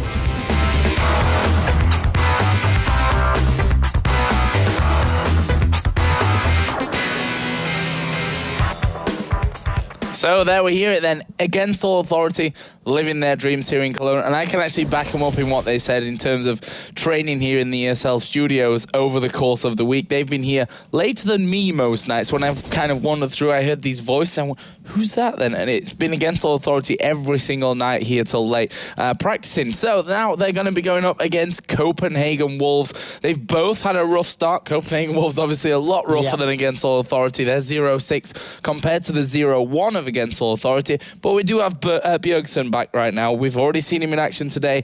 This game, though, Against All Authority, against All Authority, is going to be a different one to what we saw earlier. This is the game for them to get that one victory, I feel. It's got to be this one. It's got to be up to the Copenhagen Wolves. The pressure is on them. They're the ones with the backs to the walls. They're the ones with 6 games under their belt and 0 losses. We do have the team sheets ready, so let's pull those up and take a quick run through. It is, of course, Against All Authority on the blue side. Up in the top lane, Freddy 1-2-2, Virtual in the jungle, Schleier mid lane, and, of course, Nono and Corellius in that bottom lane. Yep, and for Copenhagen Wolves, we have Nigod Bro in the top lane, Svenskeren in the jungle, Bjergsen back now in the middle, and that bottom lane, the Tess, who was absent on the last week's games, and Deficio, the support. And as we said, looking for that first win here, which is so important for their confidence. You can't underestimate that. Well, there's 28 games that each of these teams are going to play throughout the course of the season, and out of the 28, 6 of them have already been a loss. They're starting to get towards that point where things need to turn around. They need to get some momentum back. They need to get some wins back in their favor. They are going to be facing off against teams that are now lower down the ladder. Of course, it's a bit unfair to say that against AAA because they only have 1 game under their belt. But it's going to be the battles between these teams that's going to determine who is going to be in those playoff spots and who's going to be in the position 7 and 8, which is possible for relegation. Well, let's take a quick closer look here then Against All Authority, the team that have been training hard throughout the week. We've highlighted Schleier there, their mid laner, of course, but they are Freddy in that top lane, Virtual, I guess we can say new jungler for them, obviously came in for the LCS qualifiers in Warsaw, and then that bottom lane of Nono and Corellius, and we know that Nono We've been trying to get that no, but it's just not provided us with that triple kill just yet. Hoping for it today at some point, at least before Demon gets here and gets to the top of Reddit. Well, with only one game, I'm sure that there's going to be more opportunity for them to do so. If not this weekend, next week during the Super Week when there's a billion games being played, I'm sure they're going to be able to pull that one out. Let's have a quick look at the Copenhagen Wolves rundown. You can take a look. It is going to be Godbro up in that top lane. He's been a very, very powerful member of the team thus far. The mid lane, it was Coutard. It was Pharrell and Lord last week. In the bottom lane, you had the Test, then you had Coutard. It's been a shaky start for the rest of these lanes. Sven Skaren in the jungle, his Cho'Gath has been great, but it's really been a lot of pressure on Godbro, and he's risen to the occasion against all of the teams he's played against. He's done very, very well, and he's held his own with the best of them. Now it's going to be sort of up to him to stamp his authority on this matchup. Well, the good thing is, from Copenhagen Wolves' side of things, that they've not been destroyed in every... If we take the Fnatic game out of the equation, we can look at those games and say there were probably 3 or 4 that they could really have ended up winning there. So they've got a solid base. Obviously, we had Pharrell and Lord playing for them last time. Coutard, who was the step-in for the mid lane, then went down to the AD. But now they've got this lineup together that they've been banking on, that they've been putting kind of all their chips all in on this lineup. This is the lineup for this season for Copenhagen Wolves. And if there's a time to do it, it's now. Yeah, and they have to do it now as well. The later that they take to get back into this, the less likely it's going to be for them to turn the scoreboard around for them. And I definitely want to touch on, the composition, the plays that they've been making. I still have flashbacks of Coutard's first blood with Zyra against Evil Geniuses. Just such great play, coordination, communication. Froggen was playing Twisted Fates in that matchup. Destiny down and immediately jumped down. It was great play, and it just shows communication even with the substitute. So now that they've got Bjergsen back in here, they're potentially a stronger team. But Fnatic showed that they could find weaknesses. They seen that, look, the Wolves have got a very strong laning phase, so let's disrupt it. Let's throw 5 people into the top lane at 6 or 7 minutes and get the tower and really just stamp an authority in that match. And that's something that Hosan actually pointed out earlier on, that maybe they're not researching the tactical plays of their opponents well enough coming into these games. And I suppose if there's any team that it's hard to do that against here, it's probably against All Authority, because they're the team that have only played that one single game up until now.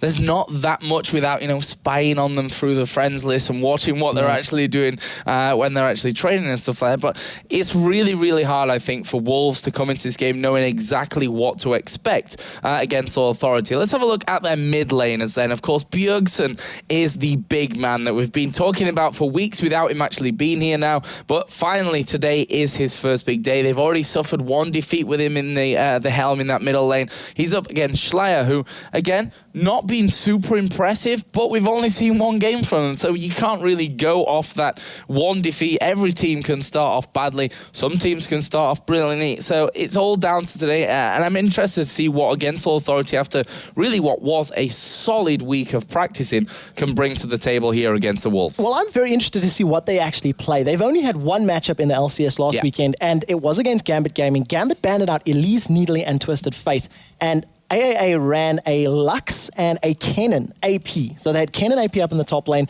Lux in the mid lane. It worked out relatively well for them because Gambit took quite a long time to get the steam rolls, the steam train rolling. But once they eventually did, they then really took control of the matchup in a similar sort of vein to how they just played now against the Giants. So AAA, they've rolled with Gambit. They've traded evenly for the opening stages of the game. And I have no idea what to expect them in terms of compositions, in terms of picks, in terms of bans. But Thresh, 2 games, 100% pick or ban rate. I know it's 2 out of 2, but still counts. I would love to see if we see them going. So we're into the picks and the bans here, so we can run you quickly through what has come down so far against All Authority here. Have banned out Lux as their first ban. Nidalee then being banned out by the Copenhagen Wolves.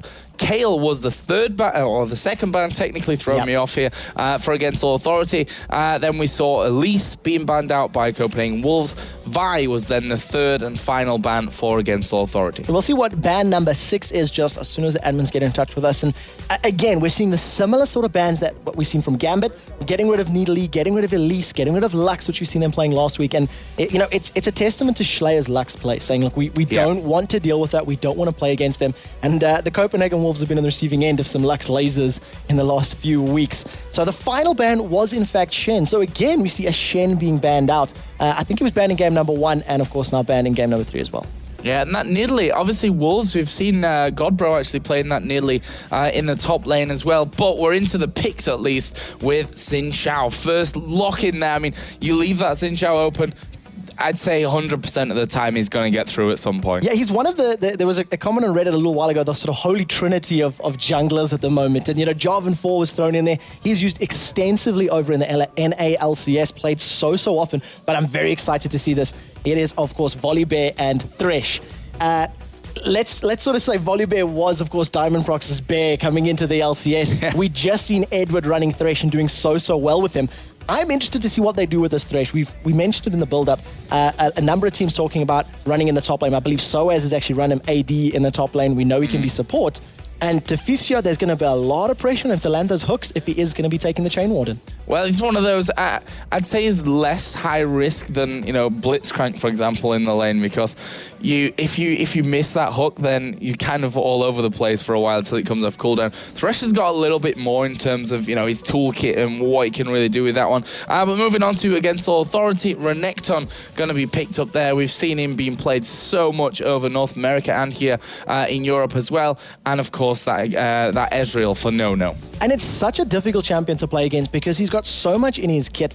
We keep talking about the armor shred over and over and over, and something that we often overlook is how powerful his ultimate is. That Dominus gives him a massive HP, chunk. It goes to his maximum HP, so it is not affected by healing reduction or anything like that. It's just an instant burst of HP. In addition to that, the damage of damage per second, I think it's 40, 70, 100.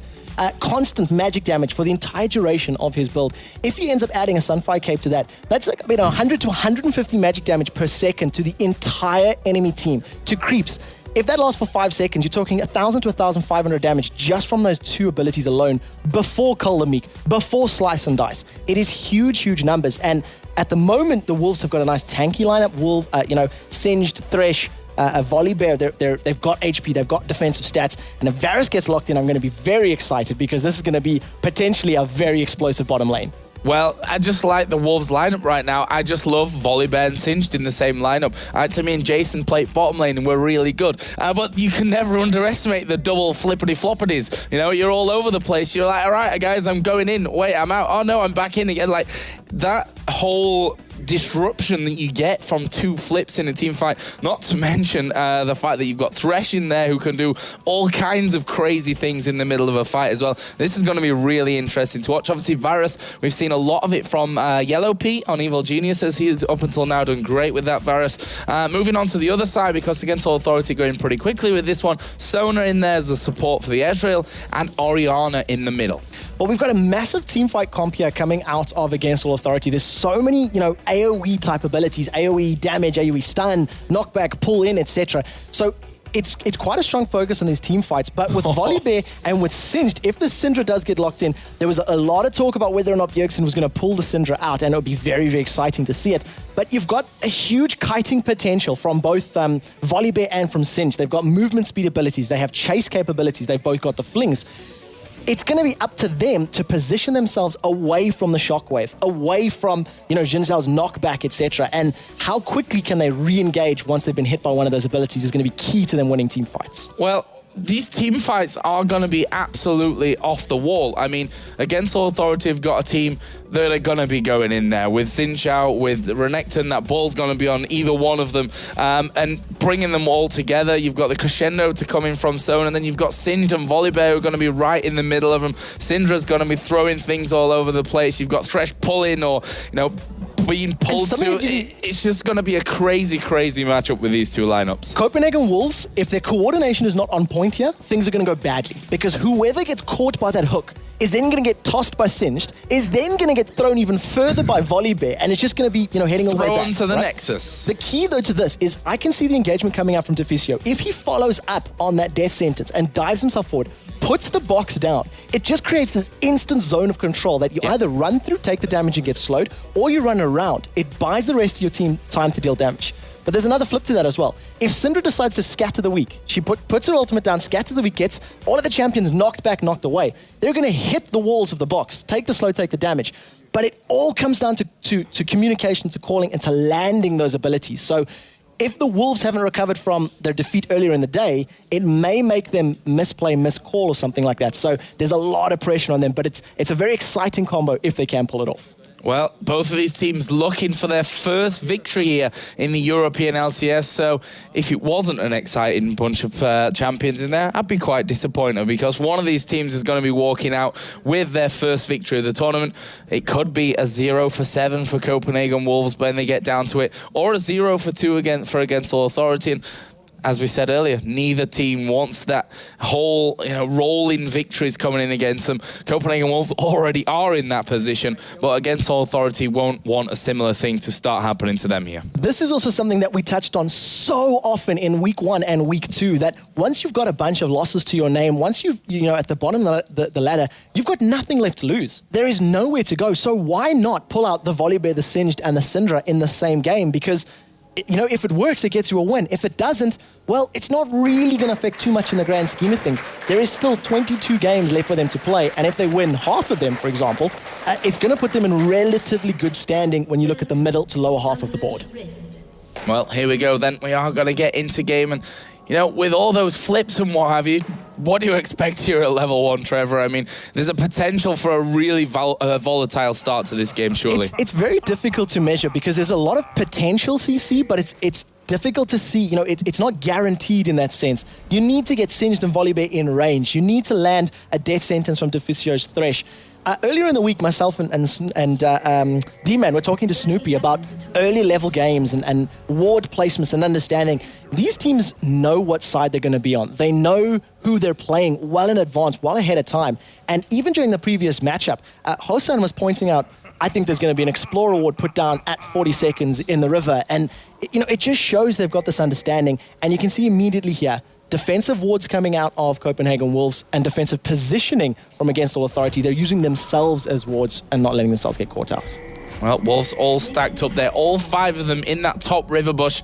But as minions are spawning, actually they didn't go back. One of them went back. It was Singed, who's going to be actually going down into this bottom lane, and they are going to be trying something here at level 1. They're going to get into that blue bush, and the problem is there's no defensive ward down there for against All Authority. This could be very, very bad news for Freddy if he goes and face checks through that bush. He's heading up north. This is bad. Here we go. He's pulled straight in. First blood coming out for Varus. He just exploded as he walked straight into that one. And the fact that they've not seen them, a ward there was, in my opinion, just a must. Yeah, so true. And there's even 2 wards in Renekton's back pocket. He has, of course, just recalled, so I think he may have just picked one of those up. But, having the ward available, you need to be aware of this. You need to think of what these invasions are coming from. And I'm trying to think back to earlier games from the Copenhagen Wolves. I don't believe they've played very aggressively in the early stages of many of their matchups up to this point. So AAA could have been sitting going, well, they haven't invaded in their last 5 games, so we don't think they're going to invade now. And the Wolves do exactly what you need to do in this league setup. Pull out something different, pull out a surprise, get yourself first blood. So this is really interesting here. Against All Authority, assuming that after that, their blue buff was gone. Now, they've obviously gone in there over onto the other side. Svenskeren did pick up that blue buff, has actually left a bit of the camp behind there as well. So that's something that's obviously going to set the timers off a little bit. They've got a ward there to see that one as virtual, getting in towards this bottom lane. And look at that, Godbro instantly saying, I'm not going to let that happen to me 2 games in a row. I'm going to put a ward down here in the tri-bush. You're not catching me out this time. Yeah, no way.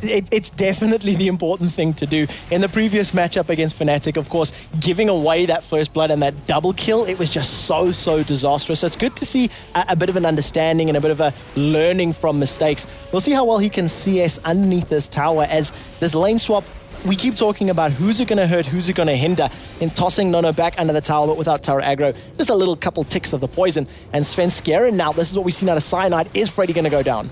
Well, he's come in there. Actually, he is going to run in towards him, but that just scared Freddy away that little bit more. And Wolves going to put some good pressure down onto this turret. They've got a good wave with them there as well to tank up that damage as Virtual comes across. Wolves still there. I mean, they can keep the range that they've got with Varus, knowing that if Virtual and Freddy go in for it, then they're going to have that flip of Volibear to pull one of them out of range. Deficio will be able to lock one of them down now that he's at level 3. But either way, they've managed to hold on to that turret for now. Less than half HP remaining, but the key point is it's still there. Now, of course, it is game number 3. This is the second time that we've seen Thresh over here in the EU LCS. There's a couple of interesting things. In the last matchup, I kept seeing Edward constantly throwing out his lantern, Dark Passage down. You can use it to collect souls. Yeah. So instead of, taking poke, taking damage, you can just throw that out as long as you've got the mana to do so. It's very, very important. And, a couple days ago, Jat was, running all the statistics and numbers as Bjergsen gets caught. Yeah, actually, Will managed to stun them up there, though, and that was his life saved, to be honest with you. Without that, he would have been dead. No way you're surviving Orianna and Sin there with that Ignite burning down onto him from Orianna as well. So good stuff from Bjergsen to stay alive. We may see that Xin Zhao in the middle again. In the last game, I made a point about that Volibear in the jungle that was so heavily involved in that middle lane. Right now, the Wolves are pushing this top lane even further. Quick turret hit tanked up there by Wolves. But on this next wave of minions, they should have the turret away. And you can see there that Renekton has actually backed off in that top lane completely and said, well, they're going to have this turret. There's no point in me staying here right now to even consider being taken down. Yeah, it's not worth the risk, especially against a Thresh who has the ability to pull you back, has the ability to hold you in place, get that slowdown with the Flay, etc. So they do secure the first turret of the game. You can see Volibear was moving into the bottom lane to help Godbro's Singe defend it. And they've done relatively well in keeping it safe. They're almost equal on farm, so both of these top laners have been somewhat crippled in that regard. They've also got the steroids from their ultimates to make their team fight presence a little more powerful. But right now, Copenhagen Wolves with the advantage, getting that first turret down. The question is, what do they do with it? How do they convert this into either a stronger gold lead or more map presence? All right, now Volibear just visiting that bottom lane. More to push against All Authority away from that turret, because as you said, that's their aim now. They've lost their own top turret, their own outer turret in that top lane. They want some back as Schleier and Bjergsen just exchange a little bit more damage between them. Schleier obviously has to keep on his toes here to dodge everything that Bjergsen's going to throw at him. Same on the other side, that ball, very similar mechanic in from that one as well. So this middle lane going to be interesting. Right now, Schleier does have that slight lead as again, Bjergsen will land that damage down onto him, but it's a very hard lane to call in the middle because of the the unpredictability of those shots, or those skill shots coming out. And also the amount of damage that can come down from either of these champions. Once they start getting a little bit more ability power under the belt, both champions having gone for mana items right now, the Tear versus the Chalice, and the damage that you can put down with Syndra with a full combo with those Dark Spheres, Scatter the Weak, and Unleashed Power, it is really, really high. And it's very difficult. One thing that Schleier does have in his back pocket, though, which helps, is the Command Protect. It is going to give him a damage shield. It'll help block some of the burst from Syndra, but it's going to be down to timing. Can he get it up quickly enough? There is a travel time on the ball if it's too far away, etc. So reaction timing is going to be key here for Schleier. Volibear was just waiting there inside of the brush. Bjergsen trying to bait him out a little bit there, and there you see the damage coming out. Schleier forced to flash away. The Ignite is burning onto him. He puts the Command Protect down, and that is just about enough there to keep him alive. Meanwhile, Svenskeren going in onto Freddy. Freddy gets tossed backwards, and you can see Godbro trying to get the poison ticks down, but a well-placed slice and dice gets Freddy to safety, and Godbro just ends up farming out the lane. Well, if we look at the CS between them up there, obviously now they are I guess not really relegated, but back into that 1v1 situation where they're most at home. 31 to 35 CS. That's basically the difference that Singed had earlier on from that 1v2 situation. But if we look at Copenhagen Wolves, 10.4 thousand to 9,000 gold here. That turret obviously in there. The farm in the middle in their advantages. They've got 10 CS between the two AD carries. And here we go then. No could be in a little bit of trouble there. Deficio being forced completely away from that one. And No, will he keep chasing here? Actually, he's got a decent amount of time to keep that pressure up. They're going to do something to stop this one as the Tez comes back in and No decides to not really push his luck. We do have to keep a very close eye on this bottom lane because look at the damage from those piercing arrows. The Tez has returned to lane with a BF sword. After they shoved that lane down in the top and got the tower, he picked up a very early BF sword to complement his Doran's blade. But we still do not see another item pickup for No. So he's sitting on close to 2,000 gold. Hasn't picked up any items or spent any money. So he's at a power disadvantage in this lane. As you do see virtual steps over a ward. So Copenhagen Wolves are going to be well aware of this one and going to be able to back away to safety. No just using his two-shot barrage to farm up. It's a very passive start here from AAA. They haven't really made too many plays. They tried to put some pressure on this bottom lane, but it didn't really work out for them. Yeah, and you can understand why as well. I mean, we are, as we've harped on about 1,000 times about now, both of these teams looking for their first win. And that's why this one, in my opinion, is going to be so passive, because they're each, looking for that opening that can maybe get them in. It's nice dodge there from Virtual on the hook. But the problem is Wolves are putting down a lot of damage onto this tower. They need to be able to do something. Ezreal is quite a long way away. Doesn't have that true shot barrage that he used earlier on. But it looks like Wolves will back off for now. And that hook as well, it's got a channel time. It's got a half-second channel time. You can actually see Thresh. He swings that chain just before he tosses it out. Uses the Flay just to push Virtual away and get that slowdown. But if you see that chain coming in, it comes down to your understanding of where the hook is going to be thrown, because it's the only ability in the game that you don't have to be looking in the direction when it is cast. You can be moving up and throw it sideways. The Test looks like he's been caught out, though. Yeah, this is dangerous for Test. The box goes down. Crescendo comes in. He's knocked back there by Virtual. He flash away, but it's not going to be enough. No going to pick up the kill, and that will be a kill back. AD carries both picking up the kills here early on, and that's really going to help No out here to get back in the farm as well. A really good pressure there from Xin Zhao, diving in, knocking them back with his ultimate, using that crescent sweep to get them further into the lane and just really allow Nono to put all of the damage down that he could. We see Godbro pushing very, very aggressively in this top lane. He's on that inner turret as finally that turret score gets evened out, 1-1 right now. It's a very, very even matchup, but Bjergsen is slowly creeping ahead with that CS advantage.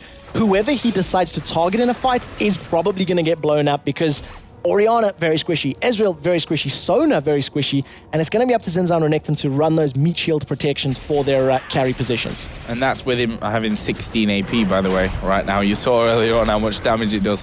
So he's definitely going to be hurting a little bit further on into this. But like you said, he's got a good 20 CS lead there, which has got to be scary at this point for Against All Authority. That turret taking a lot of damage. Virtual a little bit worried about how far he can go in. True Shot Barrage comes over as well, which was dodged nicely by Bjergsen.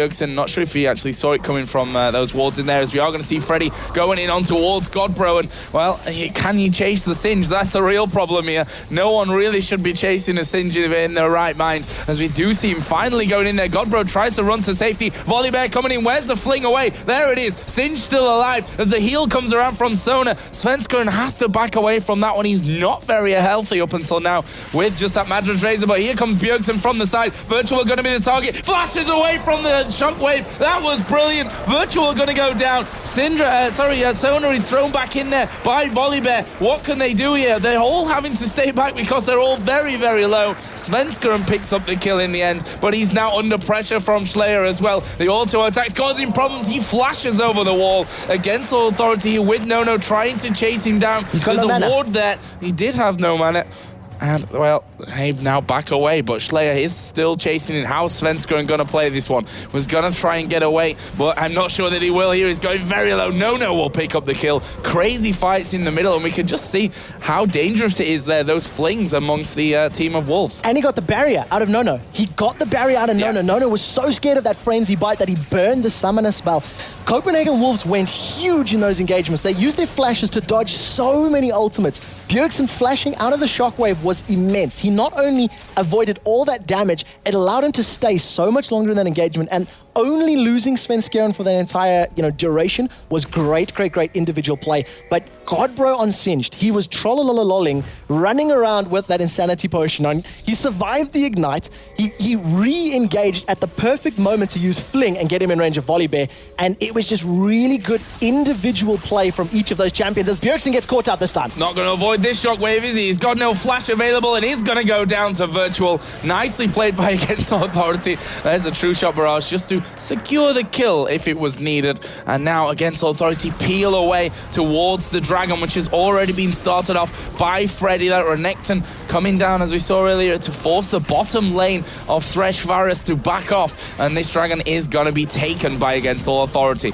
And that will put them to with 100 gold, or 150 by now. That's going to even out the CS differences that we're seeing a little bit of in the lane. So it's definitely going to help them out. Keep this game very, very even. There's no clear advantage in either of these team comps. When a team commits to a fight, they tend to be the ones that win. When the Copenhagen Wolves picked the fight in the top lane, they came out better. In the mid lane, when AAA picked the fight, they came out better. It just comes down to individual positioning and individual play. we're starting to get to this roaming teamfight phase now, and there's going to be a lot of pressure on Deficio's Thresh because he's going to need to land a hook. And we've seen in the previous game, when a hook does get landed, that person is dead, especially because you can combo it up with a Scatter the Weak stun or the Fling or the Rolling Thunder, etc. You are not going to get away. Dangerous times for against all authority here, and that's the thing. Stay safe. Don't get caught out whatever you do in this lineup. As we see, again, Bjergsen extending that lead in the CS. Actually, in the jungle, there's quite a big difference there as well, 59 to 37. I'd say by now that Volibear obviously had more of a presence in the lanes, which is why he's suffering there on that farm cinch out. No, he's just generally quicker moving around through that jungle as well. So he is ahead 61 to 37 right now, 125 to 97 in the middle lane, and there's a 20 CS, give or take there, lead for Varus in the bottom lane as well. And as you said, it's so important that they took that last Dragoneer against All Authority to bring that one back, because if they'd have lost that, we would have seen major items coming out after it straight away from Wolves, which would have mean they're in a very commanding position. But as it happens, they didn't. So that's all good news for them. The Athene's Unholy Grail is now finished up as a lantern gets thrown out towards Freddy. Just collecting those souls, just getting the souls as it goes. All of the armor and all of the ability power. Currently up to 46 souls, maxing out his death sentence, which is Thresh's Q. It's the same thing that we've seen Edwin doing, just to get that huge damage spike and damage bonus. You see the death sentence gets tossed out, doesn't manage to connect to anybody. And there is one, sort of flaw in the Copenhagen Wolves lineup.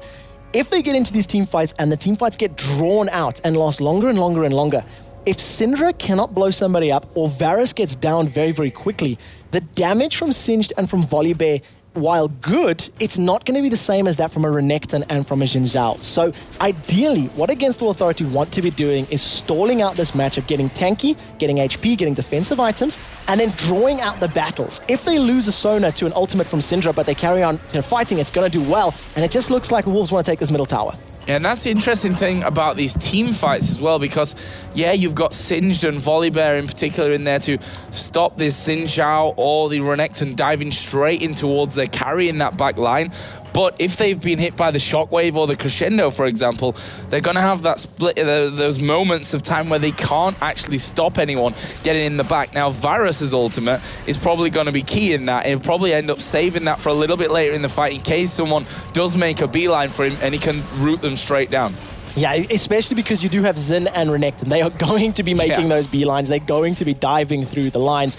And we've just got this period of farm again. I mean, 17 minutes in, lanes have been pushed, kills have been had, dragons been picked up. It's been a very action-packed 17 minutes, but the teams aren't comfortable to pick these big team fight engagements right now. It still just feels like they want to hit this power plateau item-wise before they pick engagements. The thing is, Nono has the item advantage right now. He's sitting on an Infinity Edge, whereas the Tess is still waiting to complete his. Yeah, there's only around about 100 gold difference there as we see Godbro in that top lane with Ghost and the Insanity Potion on. You can see his movement speed around about 9,000 or so. That's how quick he is. You don't lock those Singed down. There's no way about that one. And Freddy, even though he doesn't get the kill, he's quite happy to say, okay, you've gone out the lane now. I'll just sit there and do a little bit of farming, try and put as much damage down as I can onto this top tower. Svenskeren still not really that tanky. Probably needs to be a bit more tankier, to be honest with you. I mean, he got that Kindle gem in there up until now. Got a bit of armor from that cloth armor as well, as we are going to see Karalis getting hooked up, but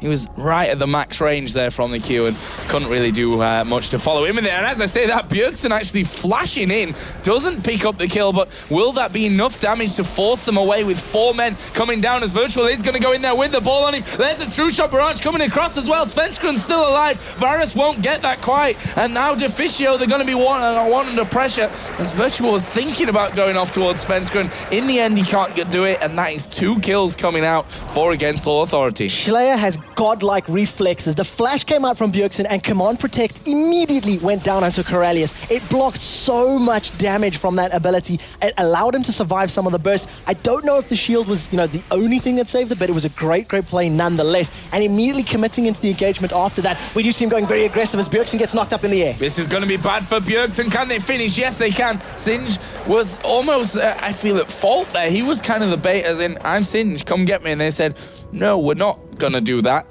But the damage went in onto them.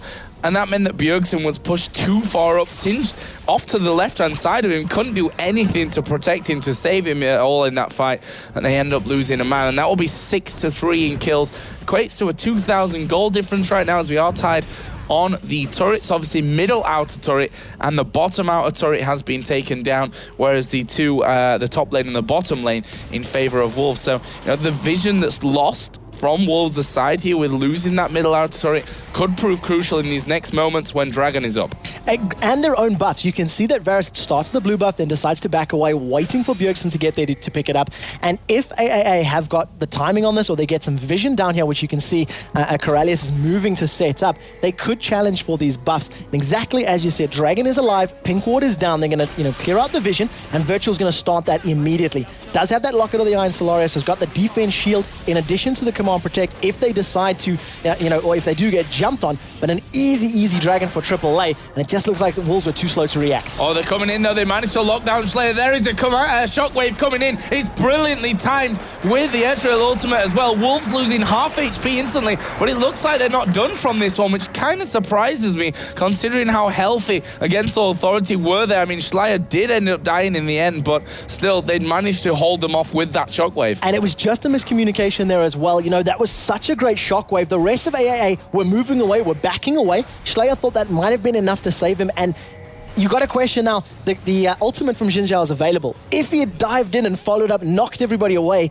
could they have blown somebody up? It's one of those questions that you'll never really know. As Godbro is going to toss Freddy back. It just interrupts that recall. They trade a little bit of damage, and we actually see Dominus coming out for an Renekton. He wants this fight, and Godbro's been ignited. Yeah. There we go, Ignite actually down on Freddy there, where they were right on top of each other, hard to exactly see. But he's done enough to distract Renekton away from this middle turret in that, and Wolves have finally, after so many times being around that outer turret, taken it down. Against All Authority just not in the position to deal with that one. Let's have a look at the items. We've not really touched on them recently. That Locket of the Iron Solar, if you look at that Xin Zhao build coming out of Virtual, it's pretty much exactly the build that we saw coming out of Darien. Not Darien, out of Diamond Prox. Intel Extreme Masters Katowice, when that Xin Zhao was so powerful for him. Going in there with the Madras, first of all, to help him out get through the jungle quicker, and then picking up that Locket of the Iron Solari for his team straight afterwards. We've got one on the other side for Volibear as well. Pretty much got identical builds. Obviously, that extra farm and kills for Xin Zhao has given him a little bit extra there. The mid laners, Haunting Guys, Blasting One, Sorcerer Shoes, and the tier for Syndra. On the other side, Athene's Unholy Grail is finished for Orianna, plus that needlessly large rod as well, which is obviously going to be a big chunk of power coming out. 80 carries.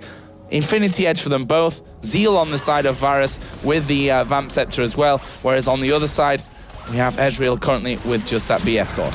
And of course the Infinity Edge plus the longsword in the back pocket. We'll see what that does eventually decide to get upgraded to, but still tier 1 boots. That's an interesting thing here from AAA. Tier 1 for Orianna, tier 1 Sona, tier 1 Ezreal. They haven't upgraded them yet, and I'd like to see which route they decide to go. Obviously, we'll expect the Berserkers, Greaves, and Sorcerers from both those mid and bottom laners, but AAA haven't been playing too many map objectives. The Fissure throws out the hook. They had a little bit of vision, but they might get caught up. Wolves will start running away. The ultimate comes up from Varus. Yeah, but is it going to be enough? The box is down. They're all slowed in there. True Shot Barrage comes across. The Fissure is going to take one for the team, but no, it's not finished. As the Arcane shifts in there, is able to pick up the kill on Varus, who took the majority of that damage there. In fact, all of it from the True Shot Barrage, and that was again just nicely worked. And as I was mentioning earlier on, Tess has had to use his ultimate now defensively, I think 2 out of the 3 times that he's actually had it in play. And the positioning from AAA when they moved into that engagement, 2 from the middle, 2 from the right, that the Chain of Corruption could only catch 2 of them. It's not going to jump across, so he was always going to get shut down. Deficio did use the box, and it's got quite a high cooldown, around about 150 seconds, so 2.5 minutes on that ultimate before it's up and available again. And with the amount of displacement that comes from a Xin Zhao and from an Orianna, it's going to be difficult for Singed and for Volibear to make a massive impact in these team fights. And a beautiful stun onto Nono. He gets locked up, but he's going to be able to just back away. And the slow was very powerful too. Yeah, but you see they're only half HP. And that's the AD carry there, who's obviously up until now building out with full damage. So Bjorksen needs to get to that point where he can strip someone like that completely out of the game, because he's not going to be able to do it later on to the likes of Renekton and Xin Zhao. Probably not even to Oriana, who's obviously going to have that command protecting there as well. Sona and Ezreal are really the ones that will go down so quickly to that combo coming out. But obviously Copenhagen Wolves now, they're behind in gold, they're behind in kills, they're up in turrets just about. But after losing that last dragon, they're obviously feeling the heat of knowing that they're not in front in terms of the items and in terms of where they are in the game, as we see a needlessly large rod come out of Syndra, obviously headed up now towards that death cap. Once that death cap is completed, the burst is going to be even higher, but I have to touch on that little engagement there on the bottom. As Nono was trying to run away, Bjergsen used the Dark Sphere and scattered the weak and shot it even in a prediction way in the direction that Nono used his Arcane Shift. The reaction time and the aiming on that little sphere was so great. It's exactly the same as watching a Link from CLGNA. He used a Syndra to just such great perfection. The ability to aim those spheres, I cannot stress how difficult it is. If you haven't played Syndra, it's difficult to appreciate, because it's a little arc, the ball sits on the floor, and you effectively kick it. And depending on, the angle of you in relation to the ball depends on the direction it flies. It's so difficult to get that accurate. But Bjergsen is hitting it on the head every single time. Dragon going to be up here in less than a minute. We'll see if Against All Authority can take it down once again. Singed and Renekton, by the way, we've not really looked at them because, well, it's Singed and Renekton. If someone gets low, they just run away the entire time, and they're just farming as much as they can. Only a 5 CS difference up there. We do have that Crystal Scepter finished off for Singed, the Brutalizer, Hex Drinker, and a Giant's Bell up there for Renekton. As Against All Authority, you're pushing that inner turret on the bottom lane, and Wolves not able to really respond to this one. They've been caught off a little bit by that. And look at the ward coverage here on that side of the jungle. That's perfect play from Against All Authority, knowing that Dragon's up soon. They pick up that blue buff in there. They've got total vision of that part of the jungle, and they're just going to back away and say, well, Dragon's up in a couple of seconds. We're going to see them if they're coming. We're going to set up a trap, which they may just do here. Full vision. They know exactly where the Copenhagen Wolves are coming. Svenskeren doesn't realize the trouble he's in. The command protect is on Xin Zhao. Come on, the shockwave comes out. It's not going to be enough, but Svenskeren has been knocked into the air. Lantern is down. He's going to use it. The Dark Passage to safety, and I think that's the first accurate use of Dark Passage we've seen today from this matchup. Yeah, the first one that was needed. That's a better word. That's a better word. Gambit did a bit of playing around with it, but they were really only just playing around with it, as Dragon will be picked up there for 888. Wolves actually still hanging around here, as the Test just charging up there. Not quite got the range to hit Nono, but now they're all moving up from this bottom side of the river. I'm wondering if they're going to go for anything. Svenskeren is down to round about half HP, as Nono going to Arcane Shift his way out of any possible danger on that side. Second Giant's Belt being picked up here as well by Singed. Schleier comes in from the side. This may just cost him though, as he gets hooked in. There goes a Chain of Corruption down as well. Schleier trying to get to the back on towards that Syndra, as we do see the Ezreal ultimate coming in as well. Virtual down to half HP, currently a 1-0, but Against All Authority not finished here. Nono is pushing forward with the double buffs on, nicely dodges the hook, and that will maybe be them pushing back. Wolves actually turning around again, and they're going to start pushing back down now that the minion wave is there. Nono again gets stunned, but he'd already hit the button to move away with that Arcane Shift, and they will back off. Crazy fight. Really well played by Copenhagen Wolves. They landed a lot of the abilities that they needed to land, and Bjergsen was saving his Unleash power, saving his ultimate towards the end. The scary thing, though, that was 4 or 5 members of the Copenhagen Wolves trying to focus down Virtual, and they could not get the kill. They were bashing away, and I think a big reason for that is the Tess's damage right now. He's only on around 210 attack damage with that Infinity Edge and the Vamp Scepter. In comparison, Ezreal has the Bloodthirster and the IE completed. Then True Shot Barrage comes out with a court. With the items, I think the Tess is hitting around 850 damage on True Shot Barrage. If it hasn't hit any targets yet, single target, the first one hit, that would have killed Bjergsen for sure. Yeah, he would have been dead from that one, but look at this. Against All Authority going very deep with this one. Baron started off. There's a ward in the back of the pit, so Wolves know exactly what's going on as Deficio throws the lantern and say, we're here, run away, please, because the entire team's not exactly there right now to really challenge that one. And it seems to have worked as Godpro going to get pulled in by the shockwave. He's not going to survive that one. Baron taken down as well. Against Authority, peeling off for the kill at the same time as finishing off. Dragon couldn't have gone any better for them. And Copenhagen's... The Wolves are just split decision. They didn't really commit. You had Singed going in there about half health, but Varus with his ultimate Chain of Corruption was there. It was available. He didn't throw it into the pit. You see Bjergsen was in and around near the red buff. He didn't go in, further either. It was just split decision there from the team. They didn't really have a coordinated attack on the Baron, and there wasn't a clear indication, look, are we going to stop this or are we just going to give it away? They end up losing it, and they lose a kill as well. With that, the gold lead, AAA are in a very, very good position right now in terms of map control, in terms of, team fight presence and power, and it's up to them to push these towers and really solidify the lead. And that's exactly right. One thing that we've seen so far from what we can say less tournament experienced teams here in the LCS has been a real trouble to finish off games when they've had that lead. And we'll see how Against All Authority can do this one. They've got a good gold lead in there. Turrets are even right now with every single... and that's actually lights. The inner turret in the bottom that's down. The outer turret in the top lane of Wolves is actually still up and alive. So I'm pretty sure they'll want to get rid of that at some point just to give them that extra bit of gold. But right now, they are moving up towards that jungle of Wolves. And it's going to be Corralius who goes in there first. Svenskeren looking to get the fling on him. Forces a flash out of Corralius there. Probably would have been better off going for the crescendo, although you never quite know if Wolves are going to pile straight on after him, and then you would have wanted that crescendo to come in. But either way, Against All Authority now looking for that next turret, the inner turret in this middle lane as the test going out there. Got that static shiv, which, helps to clear out those waves and to spread the damage that he's putting out a little bit across the team, but I'm not sure if he can really stand up to Phantom Dancer, Bloodthirster, Infinity Edge Ezreal. Now, the amount of damage between these two different champions is just really, really high, and it's an interesting pickup for the Texas Varus. The movement speed, the attack speed is always awesome, but with his passive and the burst potential that Syndra can put down in a fight, you almost expect him just to be relying on his passive, as we do see Svenskeren has caught a Corralius. Wow, puts the crescendo down on the three that were coming in from the one side, but Corralius being slowed, and he's not going to escape that one.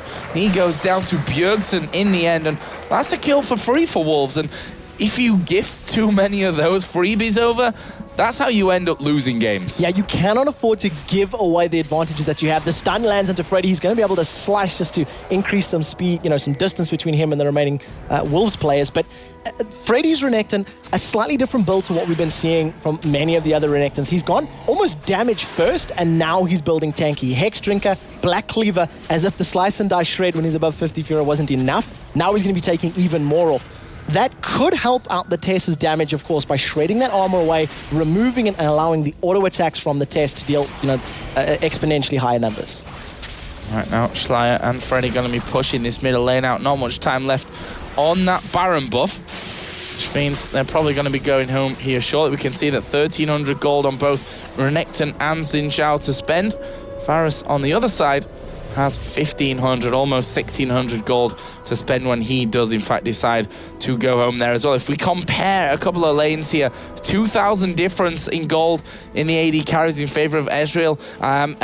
Not quite a 2,000, it's more like a 1,200 right now between the mid laners. The junglers, 8.3 to 6.9. That's pretty significant. The supports, which we can usually look at to, really get rid of the CS bias and all that kind of thing, and the kill bias, at least in some cases, 6,600 to 6,000. So that's actually not that big of a difference. It's 6,000 gold overall, which can be changed around pretty quickly if they get in there for a dragon, if they're able to pick up a decent amount of kills in a team fight. And, well, Baron's not going to be too far away from coming up itself. Yeah, it's also, the number in total, 6,000 is still a large number, but because it's spread relatively thin across all of the champions, and it is 33 minutes into the matchup, it's not as significant as, if it were 10 minutes ago. Virtual is looking to engage. The Command Protect is on his head, so they were looking for that charge shockwave combo, but it wasn't to be.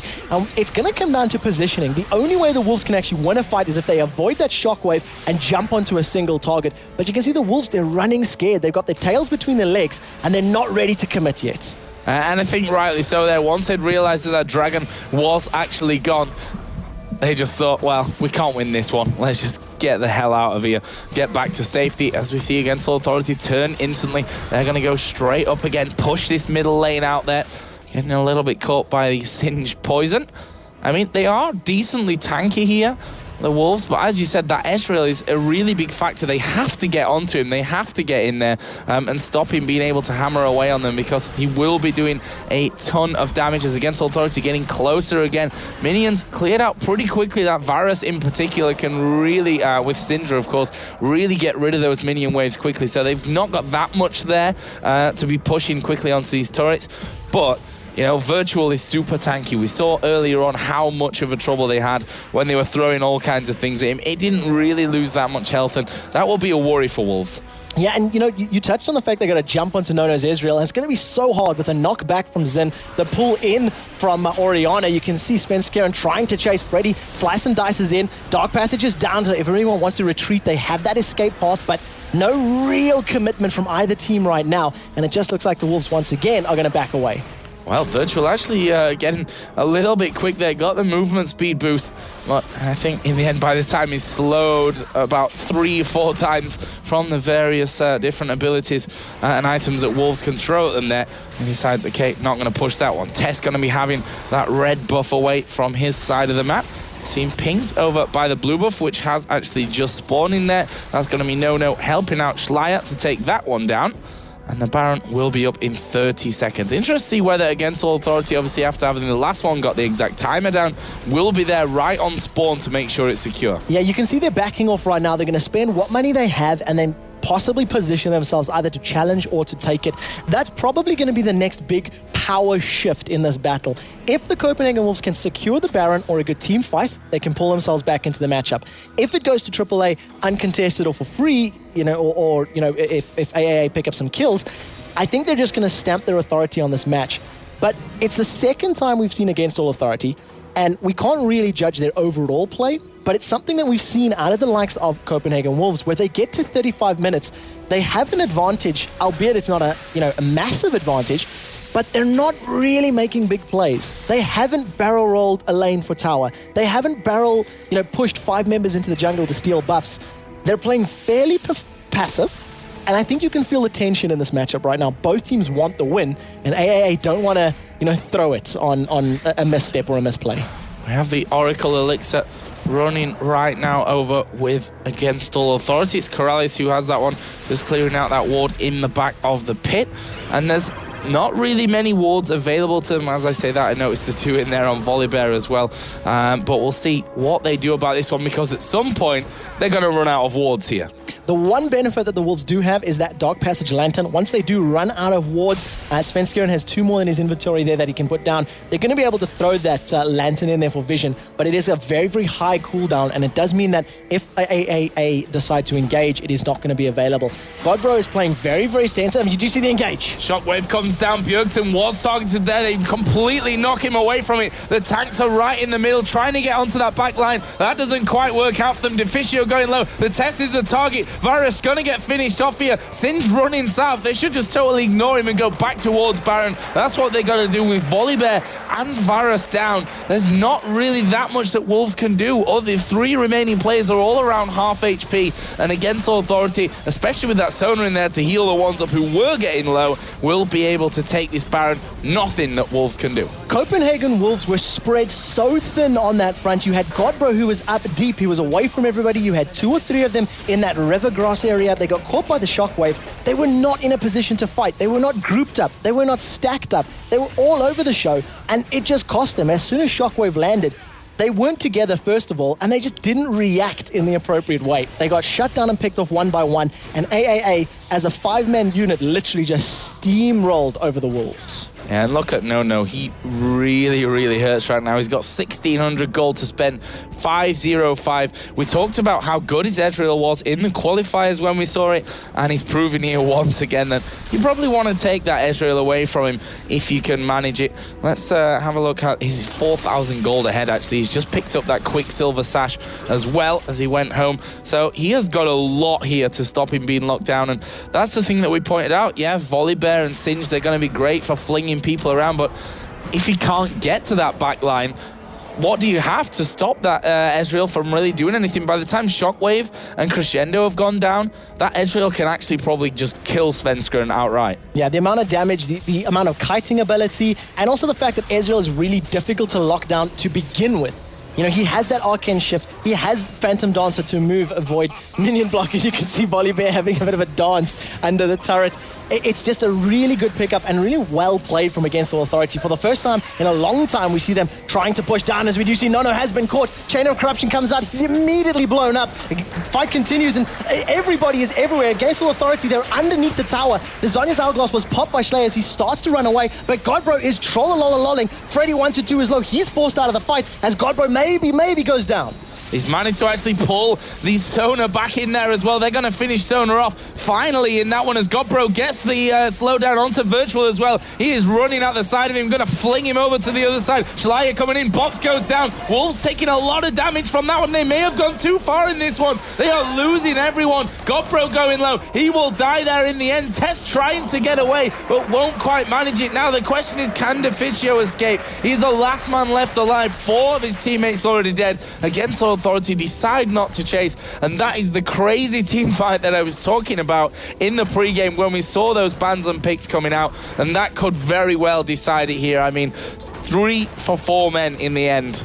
That's not an even fight. And it's exactly what we said in the mid-game of this matchup, that the longer the team fights go, the more difficult it is for Copenhagen Wolves to pick up wins. They initiated perfectly. They caught Nono with that death sentence, and it was a death sentence because he was blown up so fast under that tower. And because the fight drew out for so long, Renekton was just allowed the entire time to deal damage. Slayer just continually throwing out command attack, and the test, because he's super squishy at the moment, eventually got shut down and Renekton was able to clean house.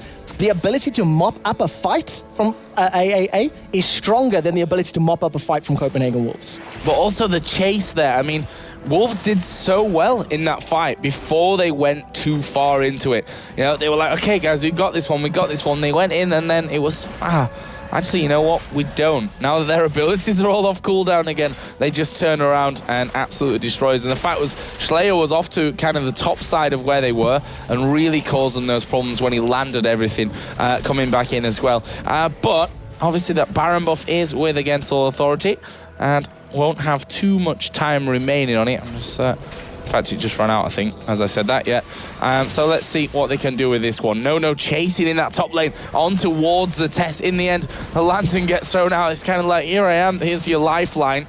And they come across. There's Volibear there as well. Virtual coming up from the bottom side. He's got the ball on his head, which they realise means, okay, Orianna's there in the immediate area as well. There's the Baron buff on Orianna. I was going to say it's not run out by now. But they are pushing all these lanes out right now. And that inhibitor turret is surely going to be going down, at least in the next couple of ways. Maybe not in this one as they fling Virtual in, but he's not the target that you want to fling in there. He's the champion that's going to go towards your team anyway. If they do decide to fight, they need to get in on towards Nono. They need to try and lock him down as the hook will land on a Nono. Here we go. Big shockwave comes across. The chain is going across the team, but to be honest, I don't know if it's enough as Bro will fall as well. That's going to be a 2 for 1. The test somehow survived right there at the back. But again, Against All Authority come out on top. Virtual is still very, very healthy here. And in the end, they decide to back away. They don't want to risk Bjergsen being able to damage them. The displacement from Virtual's ultimate was really the game changer in that fight. They were clumped up together. So many Copenhagen Wolves dove onto them in the middle there. The box went down, locked everybody together.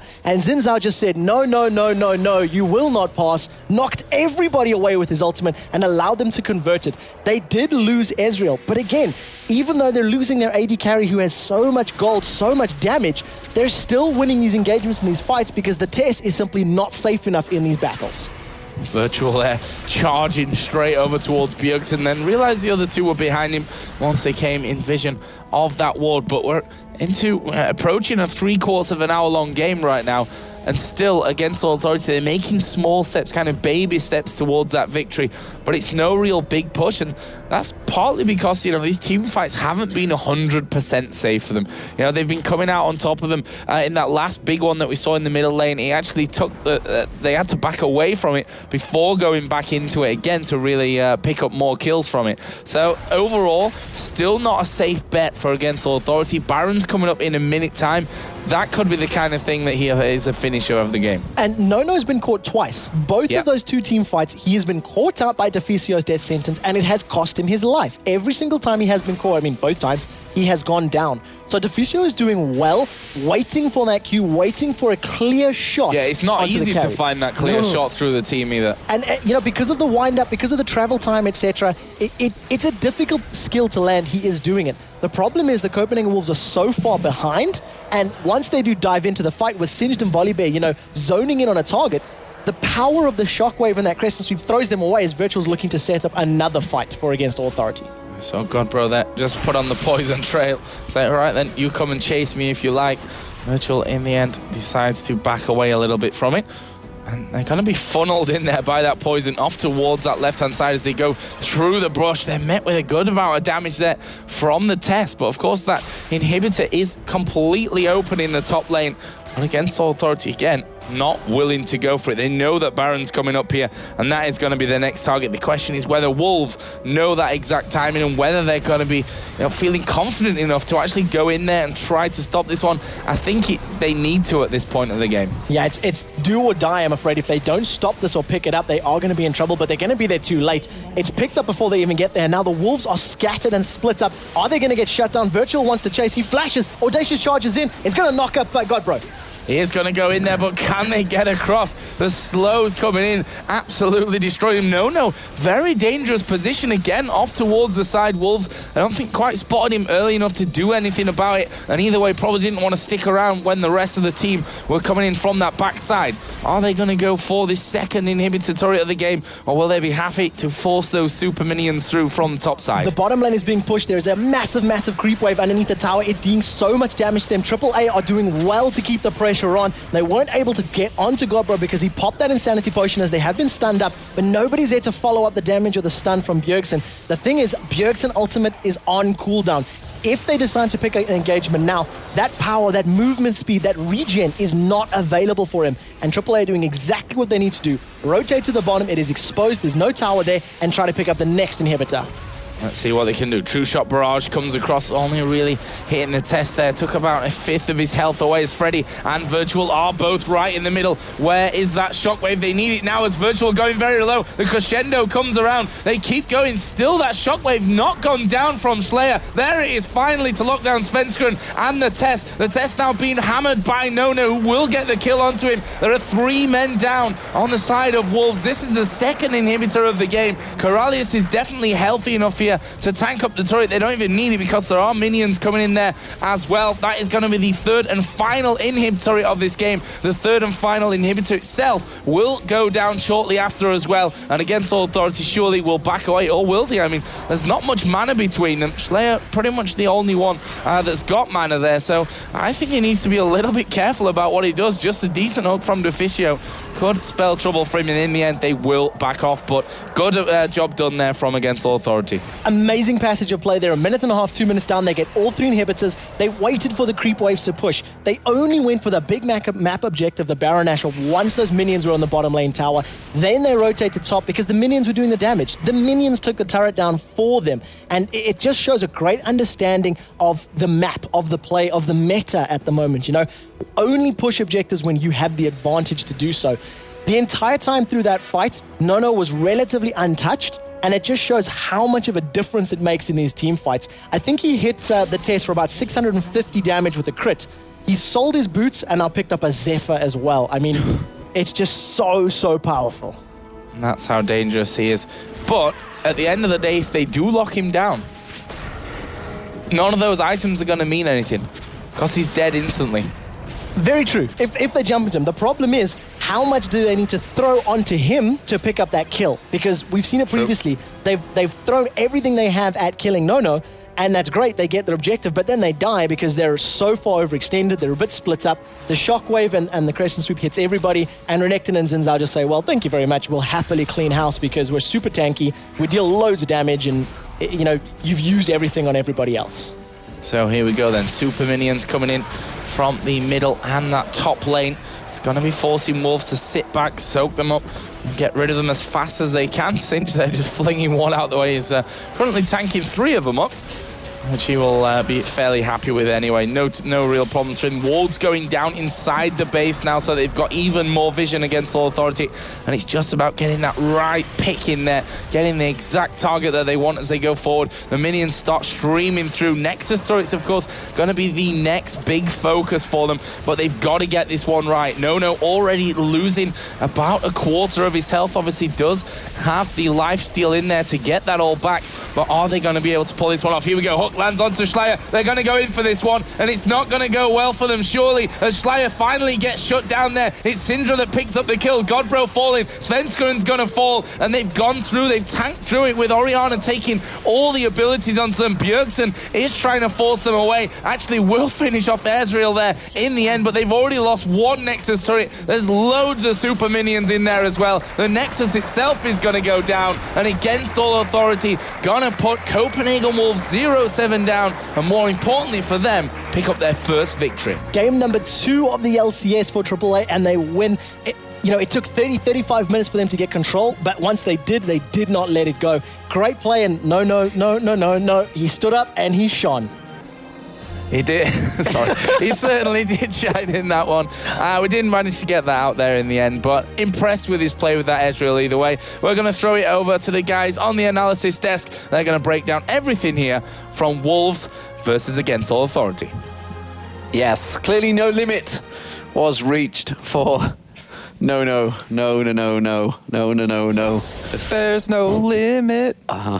Yeah, okay, we could go there. We could be going all... Everybody say yeah.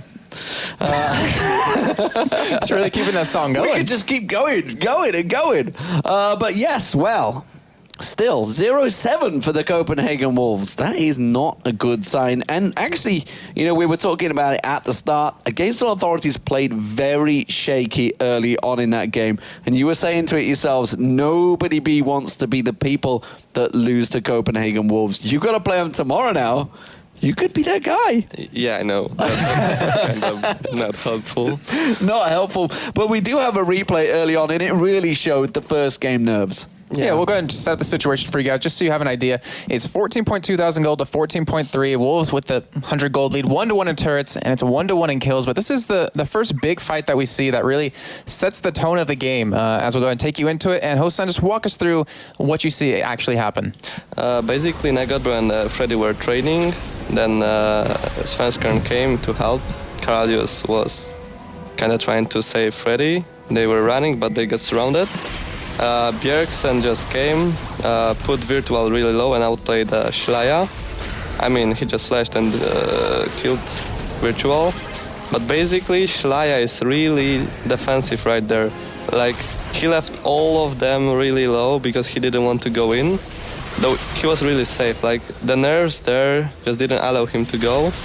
And there we can see that he will be, like, hesitating where to go.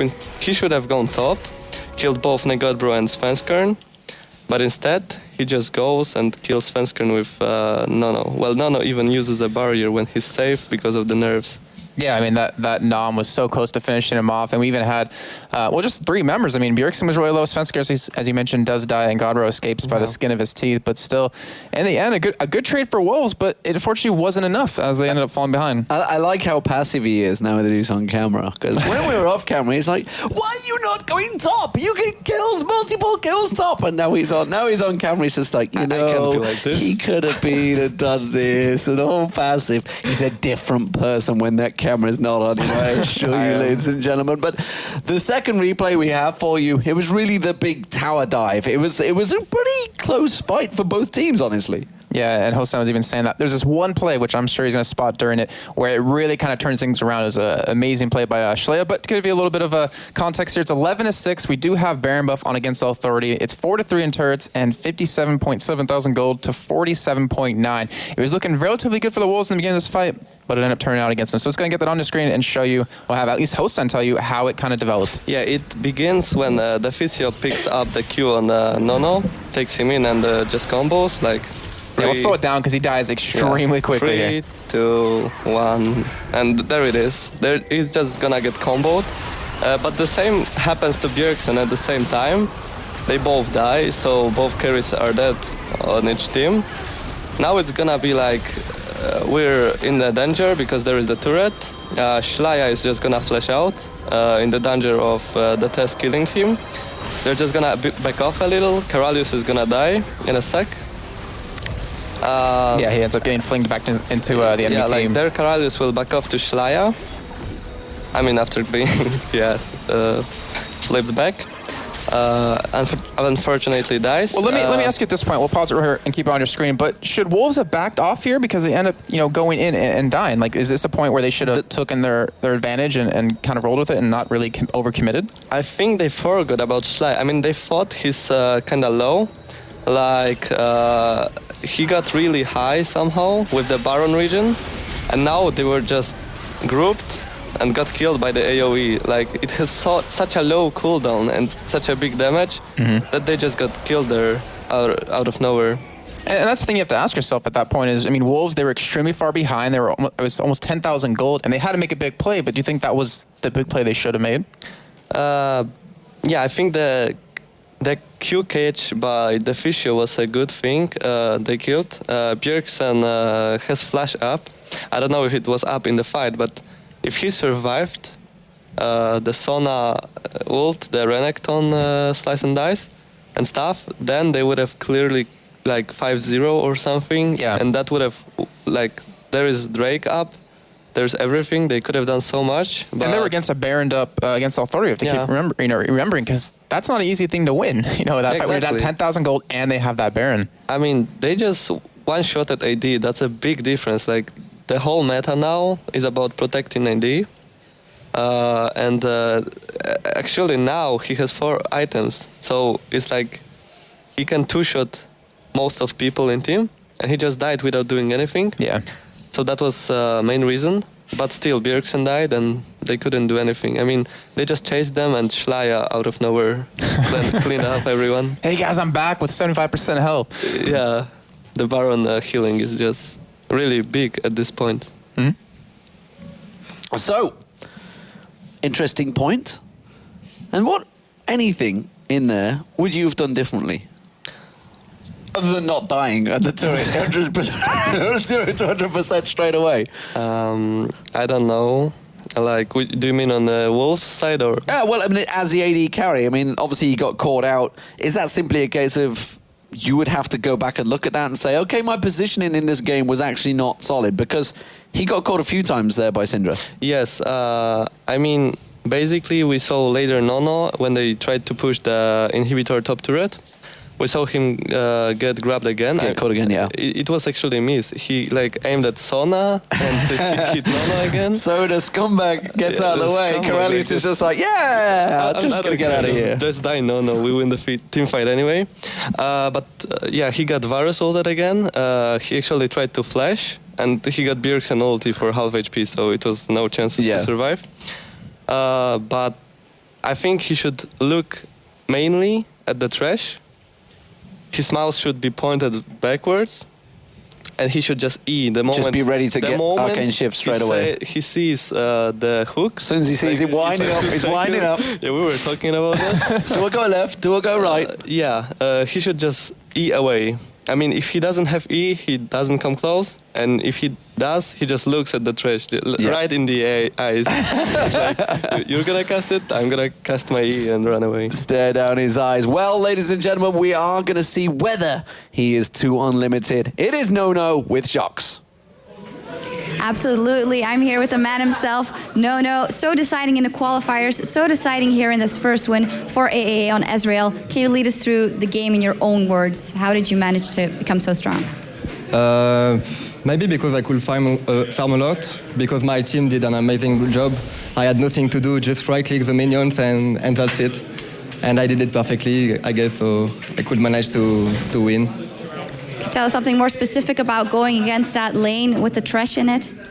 Yeah, I was scared because, like you see, I get couched 2 times by Thresh, I think, because I never play versus Thresh, or not a lot.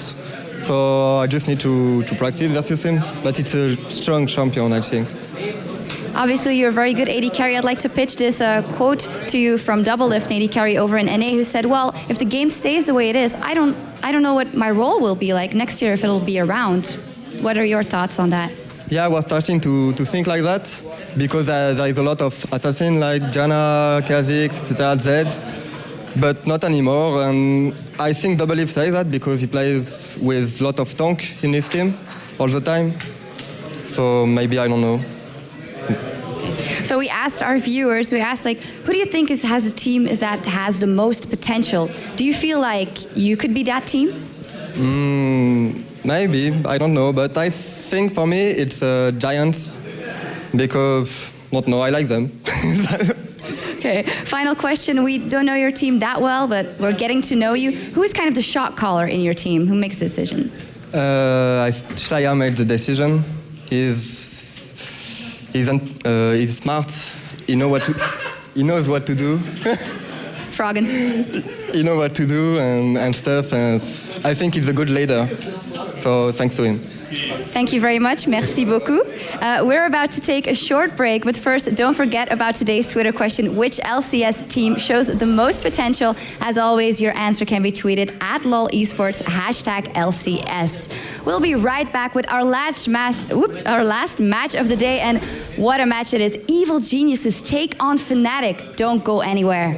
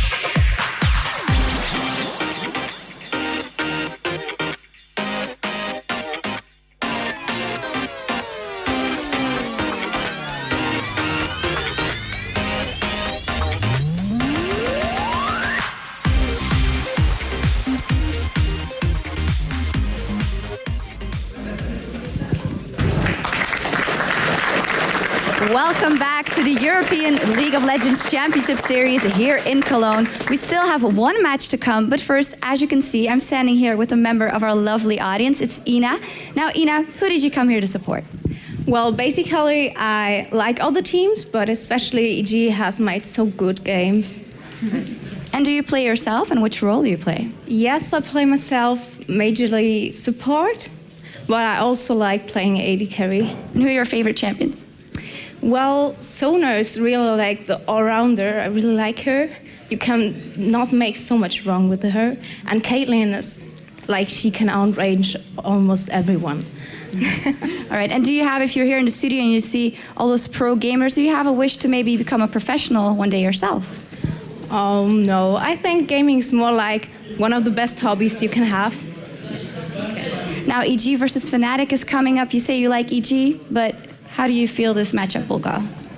I hope it will be very close because both teams are so strong, and close games are always like the most exciting when this comes to this late game phase and you just wait for the one team fight to decide it.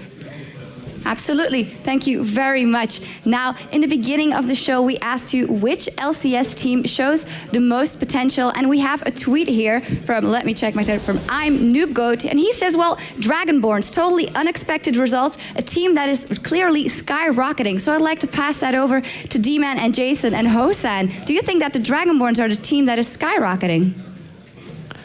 Well, if only you would have passed to us about 5 seconds before, you would have seen Hosan celebrating at the fact that he has been mentioned. Dragonborns. We're the best. You're skyrocketing, apparently. After one game. After one win. One win, skyrocketing. Yeah. What do you think of that? I mean, you're picking up fans out there. Yeah, that's cool. Even if it is a noob goat. It's still fun. It's fun. It's fun. It's good. It's good. That is good to hear. I mean, it's no difference between I'm noob goat or you. You're fun. You calling me a noob goat now? Thanks. I see how this is. We also we have other questions and answers that have come in. Of course, the question was who is really performing. Who's the team that's going to surprise out there? And we have one from, I think it's Palatinator. I'm not sure on that one. There's a lot of fours involved, ladies and gentlemen. There's a zero in there as well. But they're saying Fnatic. It's spelt that slightly wrong, but it is Fnatic. They've shown great strategies so far, and their individual player skill is pretty good. Well, they were Season 1 champions, so to say they are stepping up and saying they are the new Gambit is a little harsh, because technically Gambit as Moscow 5 were the new Fnatic. Yeah, exactly. They are the way around, because the Season 1 is Fnatic, the Season 2 is Gambit. And, you know, you have to share a team with the Season 1 champion, Shushay. Yeah. Well, does he ever mention it? Does he like... He shows it through chest bumps. Yeah. The mission is to make him the Season 3 champion, so... That's the mission. Yeah. Season 3 champion, and yourself, of course, would be Season 3 champion. Would that be Broken Shard or Maluna, though? That's one of the questions. Well, we will see. We will see. He's not giving anything away there, Jason. Yeah, nothing. I'm trying to read into it, but I guess I'll have to leave that for a later time. But we do have one more, and I can at Lostro, I'm gonna go with, and he says the Giants. They seem to be quite able to compete with the old school teams like EG and GG, showing some pretty epic strats. And I have to say though, the strats are kind of they're not new in any way. I mean, they're really old school strats, but old school strats still work. Yeah, I mean, I would agree myself. I think Giants have been probably one of the bigger teams that have come in here and shown, you know, they are not afraid to go against the big teams. They just go cannon. They go cannon. But they got cannon banned, and they still put up a pretty good show. That was pretty good, Caitlyn. Yeah, I mean, as it was.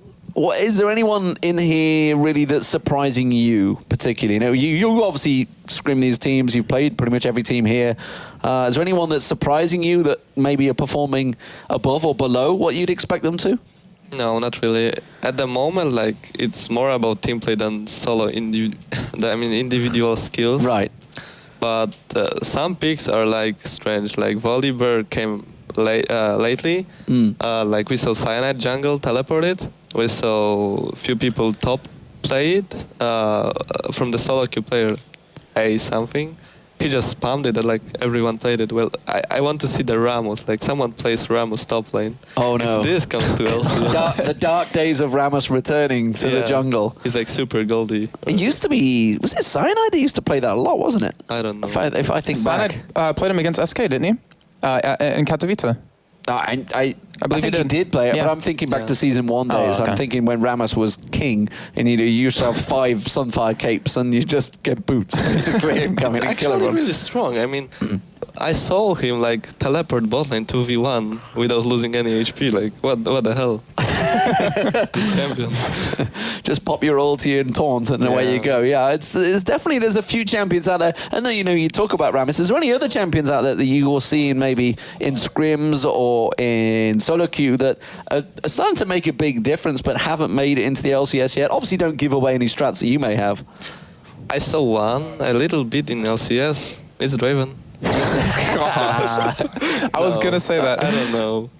I guess. Well, I mean, it's interesting you say that. The fact that you are really the only team that runs Draven, as well as Dignitas. Obviously, I'm a Dignitas. Yeah. Is there any particular reason for that? I mean, why do you not think other teams run it?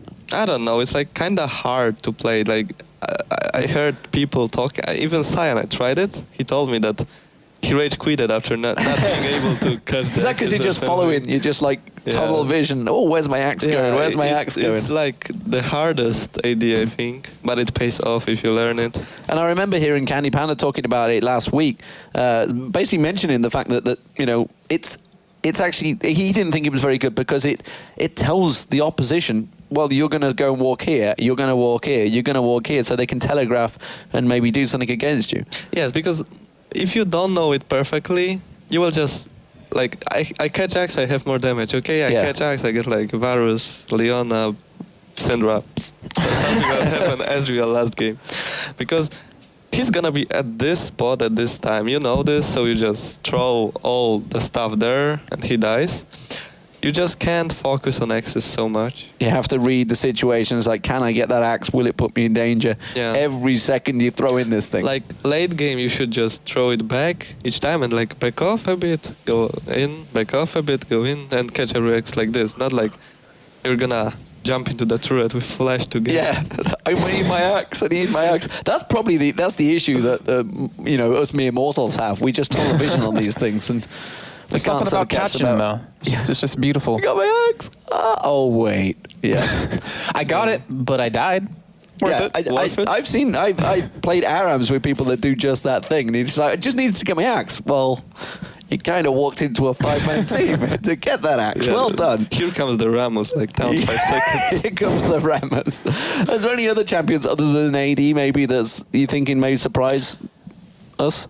Well, there is this Cannon, which Giants played. There is Twitch. It was kind of showing We've seen Twitch. I think I'm a Cutie Pie's run Twitch as well. And a few also times. Candy Panda from SK. Yeah, Candy. Yes.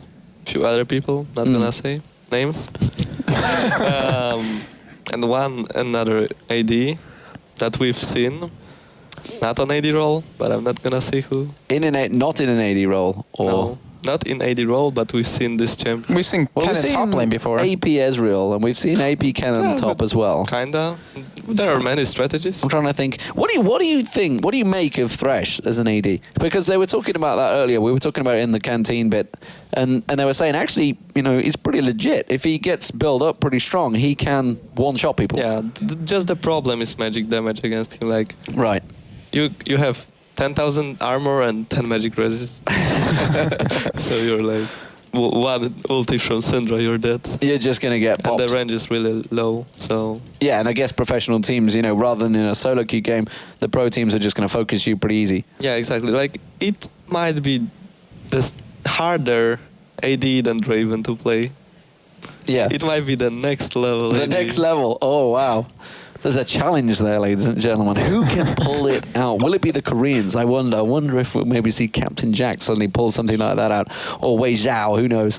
How do you compare the ADs of the world? We talk about Wei Zhao's and that lot. I mean, obviously you've not had a chance yet in these international competitions to face these guys, but how do you, rank, say, the European scene?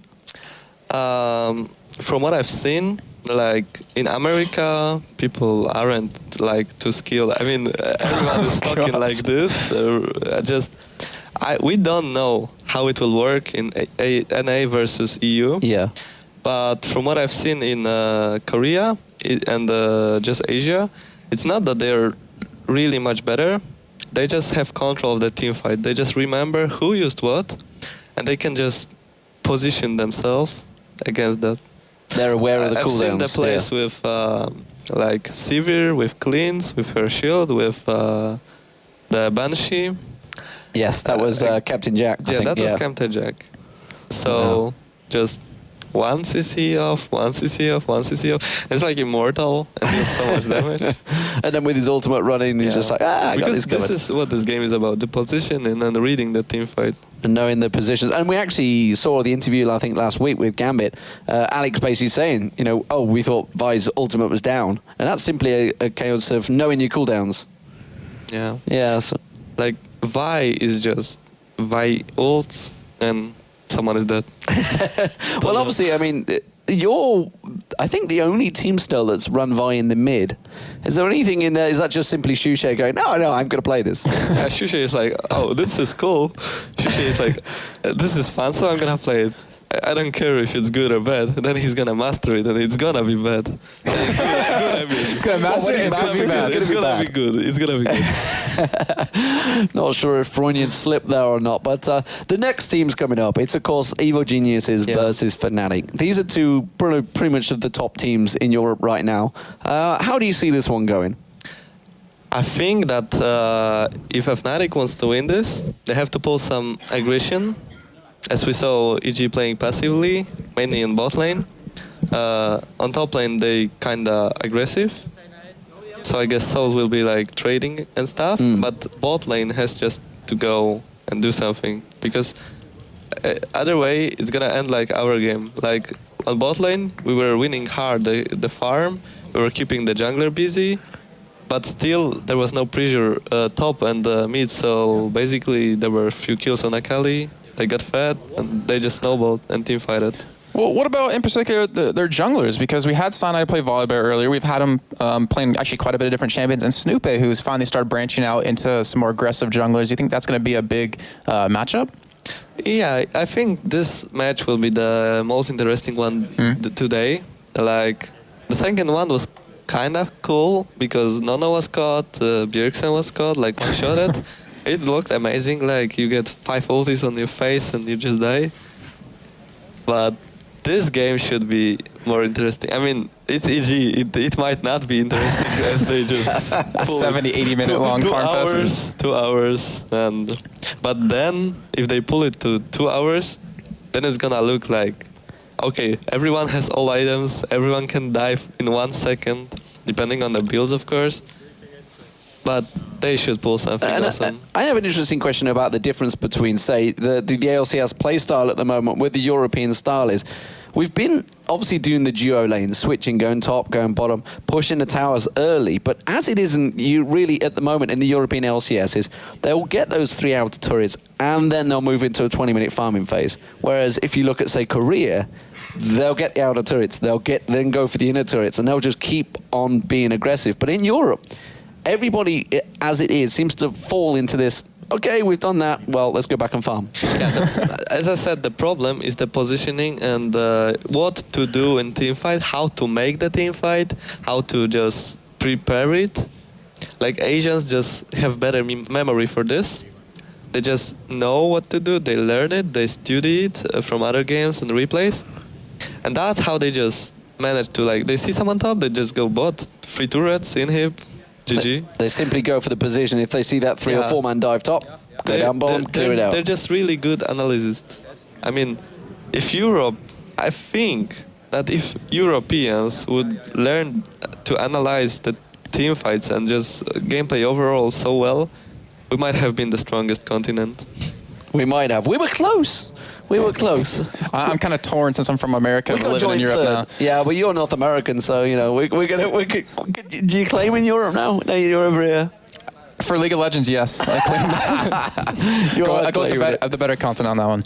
Well, talking about the Season 1 champions, and of course, Evil Geniuses picking up 3rd place in Season 2, let's get over to our casters for this game. It will be Joe Miller and Quickshot.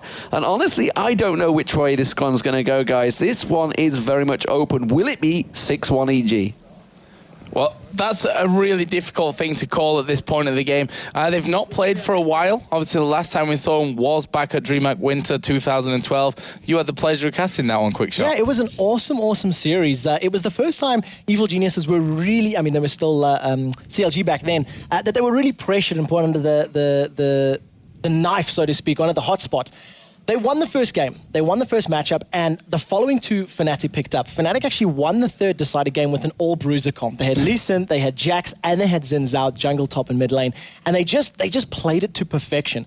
Interesting notes about that particular matchup. Corki and Ezreal were the only AD carries played. So, well, that's all we saw at that time anyway. Yep, exactly. Like just Ezreal, maybe a bit of Graves in there. Swapping back and forth. So we do have the players. They're just setting up on stage. You've seen them on the video camera. We're sorry about the small delay. This is just a technical matter. But let's have a look at the 2 teams really quickly. Pull up their rosters. It is, of course, CLG. Oh, I did it. You see it? I did it myself. Evil Geniuses on the blue side. Wicked, Snoopy, Froggen, Yellow Pete, and Crepo. And of course, Fnatic, we've seen them already in action today. So has Cyanide, Xpeke, Yellow Star, and N-Rated. So 2 top quality teams, 2 of the top teams in the world without a question here. We've got Fnatic with a 3-1 record, and we've got Evil Geniuses with a 5-1 record. Obviously, Captain Obvious over here. They've only lost 1 game each, but the question is, can Fnatic make that step towards the top of the table and put themselves just behind EG, or will EG go 6-1 and be the real dominating force? Well, Fnatic at the moment, they've just moved into their team house. I believe they got the internet installed on Tuesday. So leading up to Tuesday, over the weekend off, they had the ability to prep, to theorycraft, and to devise a strategy. Let's have a look at the Fnatic players right now and actually see how they run down. It is, of course, Peke. He is the highlighted player that we've picked for right now. In the previous matchup against the Wolves, he ran that flash teleport Katarina, and he's the big playmaker. You know, every time Fnatic need him to dig deep and pull something out the bag, he does so. Ridiculously photogenic guy is Xpeke in this picture. He looks so happy all the time, actually. Maybe that'll change here by the end of this game, who knows. But yeah, a very strong side here are obviously Fnatic, Yellow Star and N-Rated. We've talked about them before. I think Demon touched on it earlier as well, the fact that these 2 played together in Against All Authority back the last Intel Extreme Masters World Championship, when we really saw that Corki Leona lane it was back there, but we got the pleasure again of seeing Leona with N-Rated already today, and he is really a master of Leona. So let's have a look at Evil Geniuses then and see how they line up. Again, we've picked out that man in the middle, Froggen. It's really hard to say something that we don't already know about Froggen. He's such an amazing player. They have to aim bans at him the entire way through, and I'm really interested to see how the bans actually go in this game, because, you know, Thresh being brought in today for the first time here in Europe, I think adds a lot to the ban and pick phase, because at the end of the day, you know, if all goes to plan, really, Thresh is a support. That's a support ban that you've got to focus on there. The question is, against someone like Froggen, do you ban out Thresh and then, you know, Anivia? There are so many options left open then if you go for that Thresh ban. But we know, if you read Reddit, you'll have seen that video most probably anyway of Crepo with his 1v2 Thresh. Where do the bans lie in this game? It's really difficult, and I think it's going to show now how much preparation Fnatic have put into this matchup, because they did have a bye last weekend. So they had the ability to watch some of the Evil Geniuses matchups. I mean, we had Peke on the analyst desk, so he was watching with a very keen eye, you know. Although I'll add it here, not as keen as Hosan, who's actually got his notes out here to write down the bans and the picks for each team. So he's actually doing he's a bit of a double agent here, getting to watch the games, but also scribbling down those picks and bans for future reference when Dragonborns come up against these teams. I mean, it's what you have to do. We were saying it earlier in the show that, you know, we caught up with Snoopy on Thursday evening for the NA LCS, and we were chatting and saying, you know, what do you think about, you know, all different things? What can we look at as casters to give a richer experience to our viewers? And he just said the amount of preparation and work that can go into these level ones. Yeah. You know your opponent. You know which side you're on. You have a wealth of games to draw from. You can watch the early games. And I went back to watch some of the Evil Geniuses start-offs, and they almost always invade the Wraith camp as a 3 or a 4-man unit, put an early ward down, whether it be green or pink, and just get that full vision, but they do it as a group. And the question is, does Fnatic know that? Do they know what Fnatic has done in their last 3 or 4 games? The amount of mind games that go on just in this early pressure.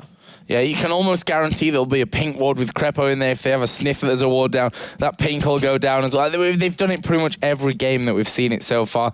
But let's have a look at the 2 AD carries who will surely be instrumental here in today's game. Yellow Pete, of course, for EG. A lot of people say he never does amazingly, but he never does bad. He's super solid. I'd almost disagree with that one in terms of the, never does super well, because he does.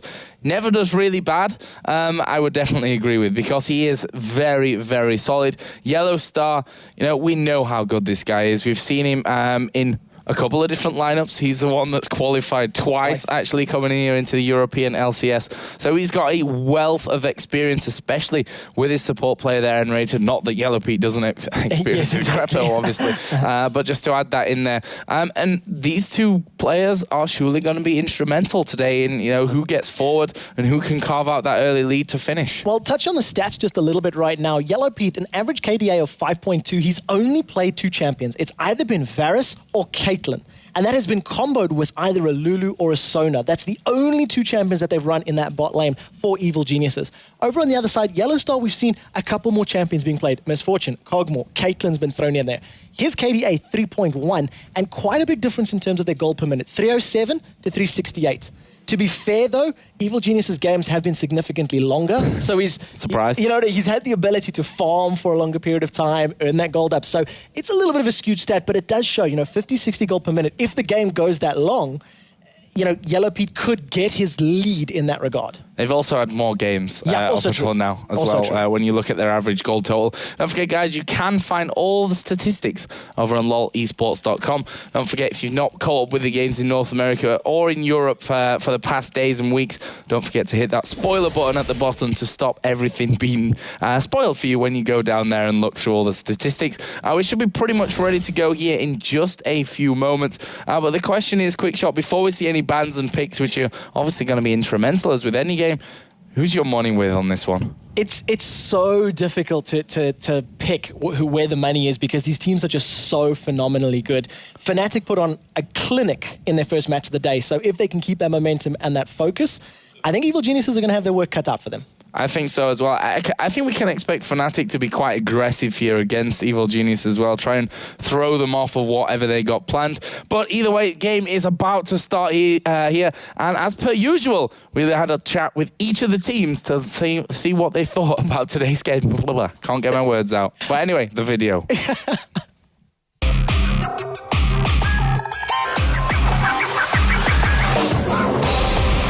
We have practiced them a lot. We have been doing like 50-50 on the screens. They win, we win, they win, we win. So they're a tough opponent, but we have played so much that I think it can go either way. It's gonna be about who's more signing that day.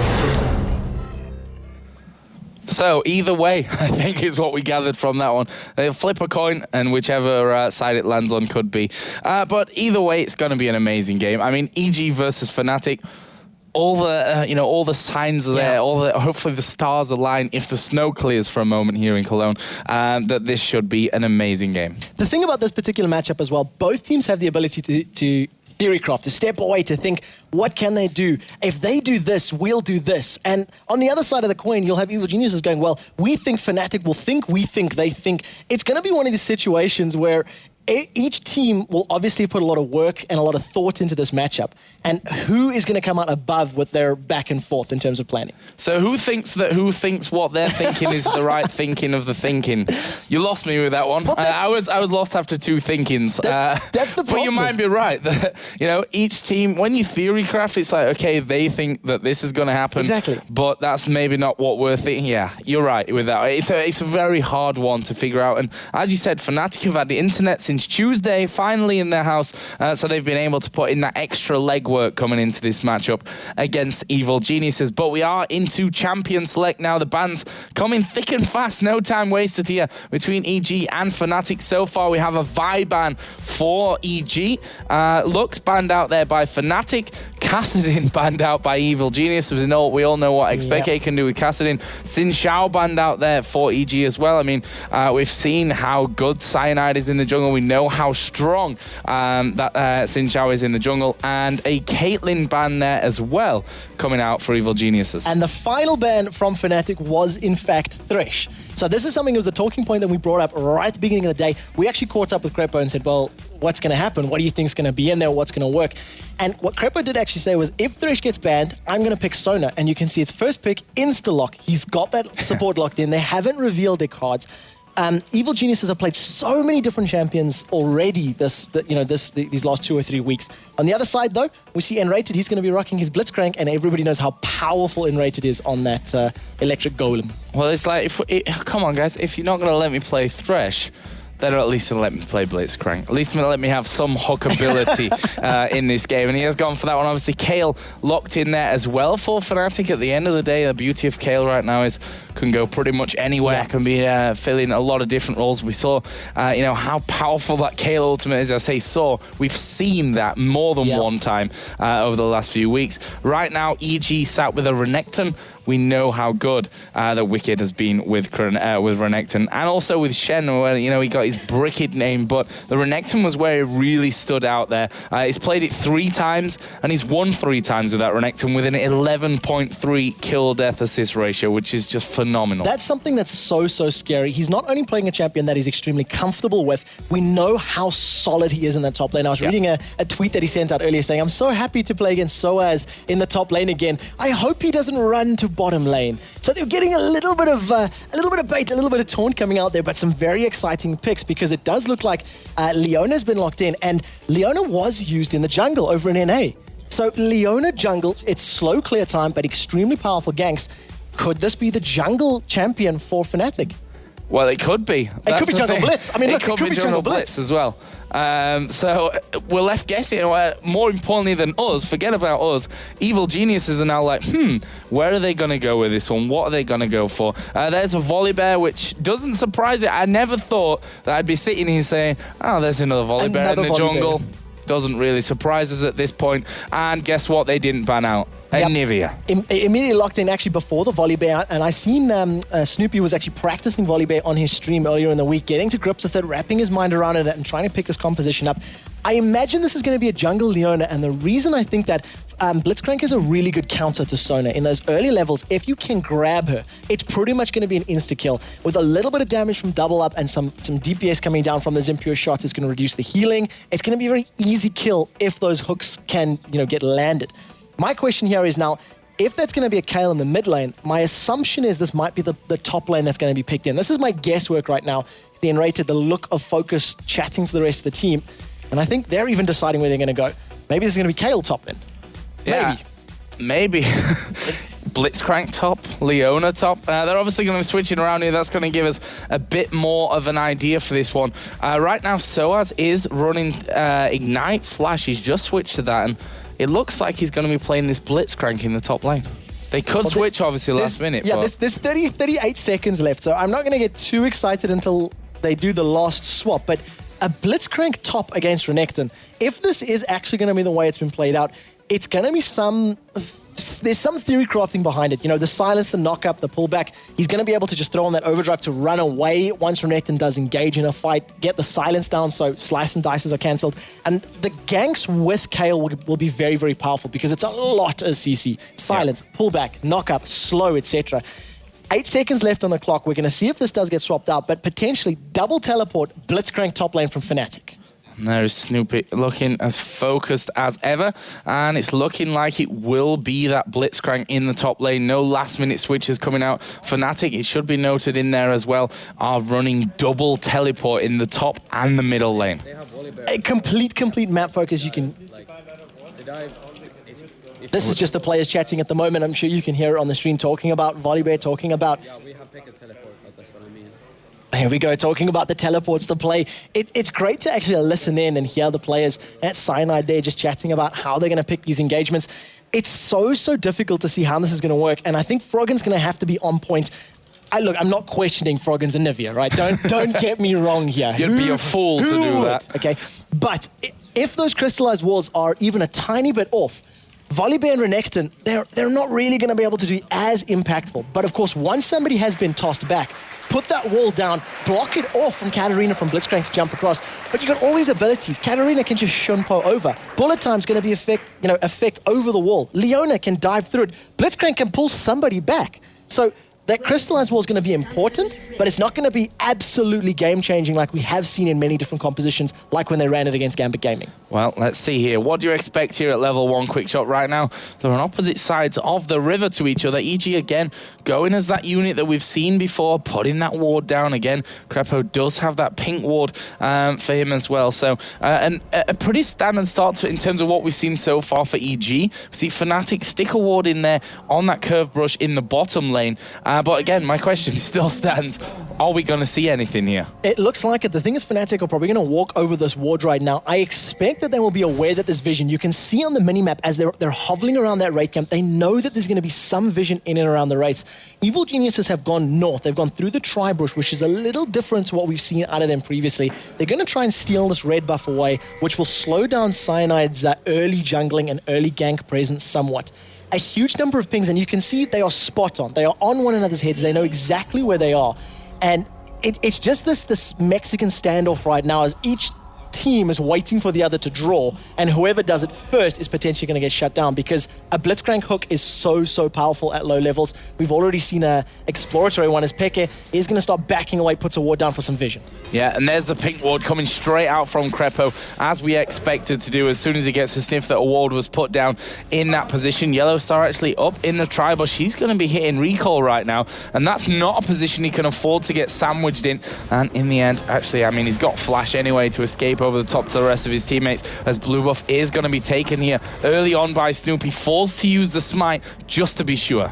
Well, he got his blue buff. They haven't lost anything. No buffs have been stolen away. A lot of vision and sight wards have been put down. You see that north side of the river is just peppered with Evil Genius's wards. And that's going to give them so much information in these opening minutes of the matchup. You can see, I said right at the start, Wicked was saying, hey, Soaz, let's fight. Let's go toe-to-toe. Anticipating the lane swap and has actually gone down. So we're going to have the solo laners being in the bottom lane. And of course, for Evil Geniuses and Soaz is up top. We'll see who's going to be more negatively affected. Cyanide going very low there in the jungle, and after that, we'll see if he actually decides to go. Does have obviously those pots running, the 5 that he can pick up with that Hunter's Machete. But we've noted so many times before about Soaz how varied of a champion pool this guy has. He's seamlessly got no end. I mean, we saw him bringing out Kha'Zix in there in the top lane very early on, the Elise coming out in the top lane, Jace in the top lane he was very strong with as well. So, you know, who knows, maybe he's just starting another trend here with this Blitzcrank. I'm digging back into my memory, and I'm pretty confident in this, but when Fnatic were playing at the campus party in Berlin last year, August, take a look at this. Wicked has been stunned up, takes a bit of damage and just backs away. The very last matchup of the day, they were on an absolute steamroll, and Fnatic actually put Soaz in the bottom lane support and allowed Enrated to play top solo lane. And when Soaz was playing support in that matchup, he actually played Blitzcrank as well. So it's a champion that he's obviously familiar with and knows. My question is just how it's going to work in terms of these ganks. Enrated again getting the stun down onto Wicked, who's facing a good bit of poke there. And interested to see how Peke plays this one against Froggen, obviously on Anivia. Now he needs to be very careful there with Snoopy just coming in from the side on that volley bet. But in the end, just will back away from it. No real danger posed to him there, as we see more wards being put down by Froggen. There's that pink ward, obviously, from earlier by Crepo on the top side of his middle lane. He's just put that one on the bottom side, so got plenty of vision for now. One thing that Fnatic have that we didn't really talk about too much up until this point is the fact that they do have double teleporting here, so it can very easily turn from, in their bottom lane, especially a 2-on-1 to a 4-on-1. The thing about those double teleports as well, the longer this matchup goes, once we get to that mid-game phase, lanes being pushed, towers being pushed, etc., the split push power that you're going to have with both of them is Enraged gets locked down, actually, and takes a lot of damage. Yeah, we saw, actually, Wicked getting ignited up there by Enrated. Just wants to force him as far back as he can. He's probably hoping that they could actually lock down Renekton for the kill there. That didn't quite work out for him, but we said before, Wicked's 11.3 KDA ratio, I think it was, that we looked at before the game started on this Renekton is pretty fearsome. You can see Snoopy there next to the tower. He's just waiting to get some opportunity in this one, as we are going to see him slice and dice away. They'll throw Enrated back towards the tower. He's going to be forced to flash. The teleport coming down actually was cancelled in the end. That was from Soaz. Soaz cancels it, gets half the cooldown back. If he'd managed to get through there and landed a hook, Hook City, that could have been first blood. Snoopy and Wicked are both relatively low. I mean, Wicked, 200, 300 hit points, Snoopy 400, 500. But it was Enrated that was really under the most pressure. He was the closest to actually dying, forced to burn that flash to get to safety. And if he gets caught again, one more of those Ruthless Predator stuns could potentially cost him his life. Once he gets a few more levels, he's going to get a bit more survivability with that Eclipse, with his W, get some armor and magic resist, etc. But it's going to take him a little while to get to that sort of tanky state. And we see Soaz trying his best to farm up in this top lane with that Blitzcrank. If we compare the CS of these 2v1 lanes, 18 for Blitz, 15 for Renekton, as we are going to see Yellowstar come flying out here. Enrated was just joining in, double up going to connect, but Enrated too far behind to really join that party, and it looks like Wicked going to send himself up home as Peke there in a little bit of danger. The auto attack going to come in. Is the ignite going to be enough? Yes, it is. Final tick as he shumpo's back under the tower, and that will be first blood to Froggen. And I have one thing to say. Uh-oh. Uh-oh. Uh-oh, indeed. That auto attack traveling at the speed of a snail, flying through the air, lands that last little ice crystal. Snowing in Cologne, the last snow crystal allows that final tick of Ignite to pick up the kill. Amplifying Tome, Tear of the Goddess. Froggen is already looking scary.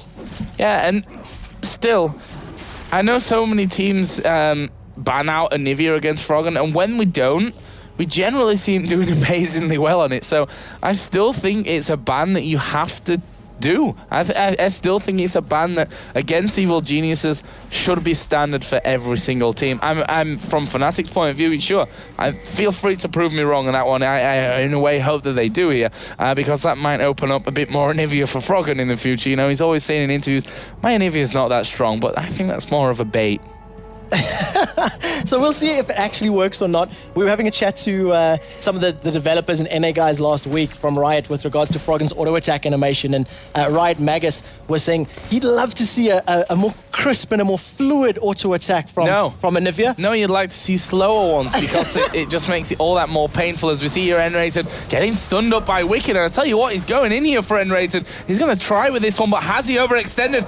And Leona goes back in there, not able to pick up anything, and there's the beauty of that ultimate. Ignite was not available for Wicked. If it was there, Ignite and a couple more ticks of Dominus may have actually been able to pick up a kill, but that's a 1 versus 2 Renekton winning those exchanges. 1 versus 2, going deep and picking it up. We've done a lane swap. They sent Wicked back up to the top lane. Fnatic anticipated it, seen it coming, and they've responded with a lane swap of their own. They do not want to have the Blitzcrank versus Renekton 1v1 right now, and we'll see how it pans out. Even with first blood on the cards, Fnatic are even on gold. They are keeping up in terms of the cash. And that's quite impressive, because CS-wise, it's pretty much bang on even across the board.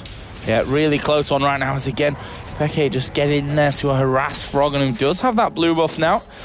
Yeah, saw him picking that one up a little bit earlier on. But as we were saying about the animation, that auto, it's almost like the old banana, He just made so many great moments, and so much more painful when you die to it, and as it's flying through the air to hit that one last time.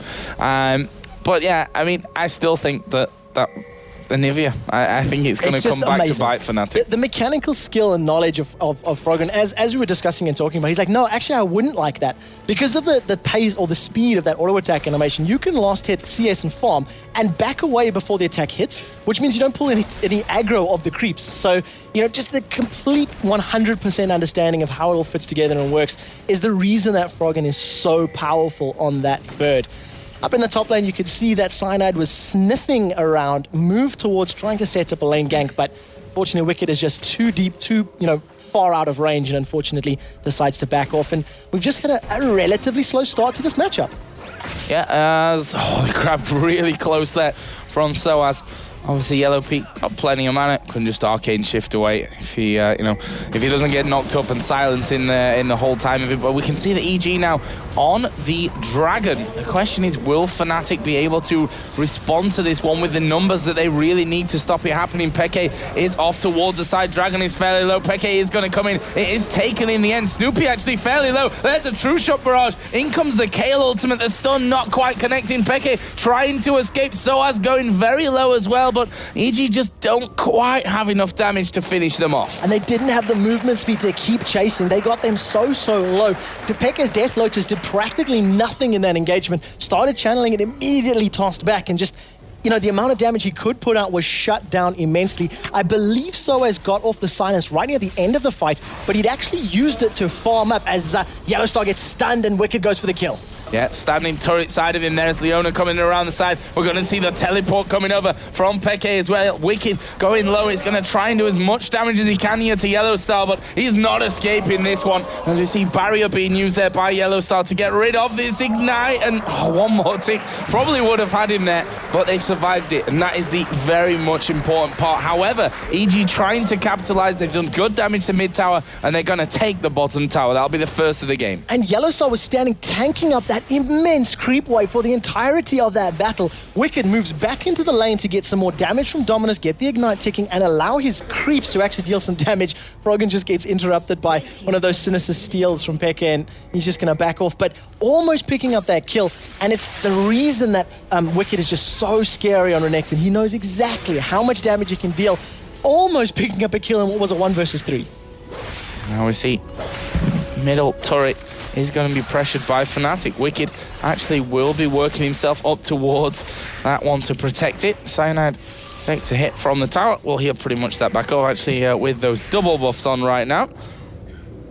Let's see what Fnatic going to go for here. Xpeke headed up towards this top lane. Volibear is in fact there, but there's a ward on the ramp either way for EG, so they would have spotted that one coming, and Volibear already on the recall as well. Just looking to what Soaz has actually built up so far, because I'm sure that's interesting for quite a lot of people.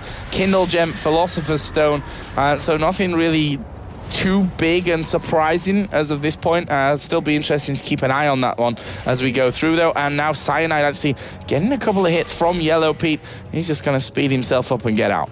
It's interesting to see that Soaz hasn't built any mana just yet, because that mana barrier gets so powerful as he does build up a larger collection of mana. But with this barrier, right? If you do it right. Exactly. But with the dragon down, with the tower down, Evil Geniuses only have an 800 gold lead. So Fnatic, even though they're behind effectively, they're not falling too far behind. This game is really close.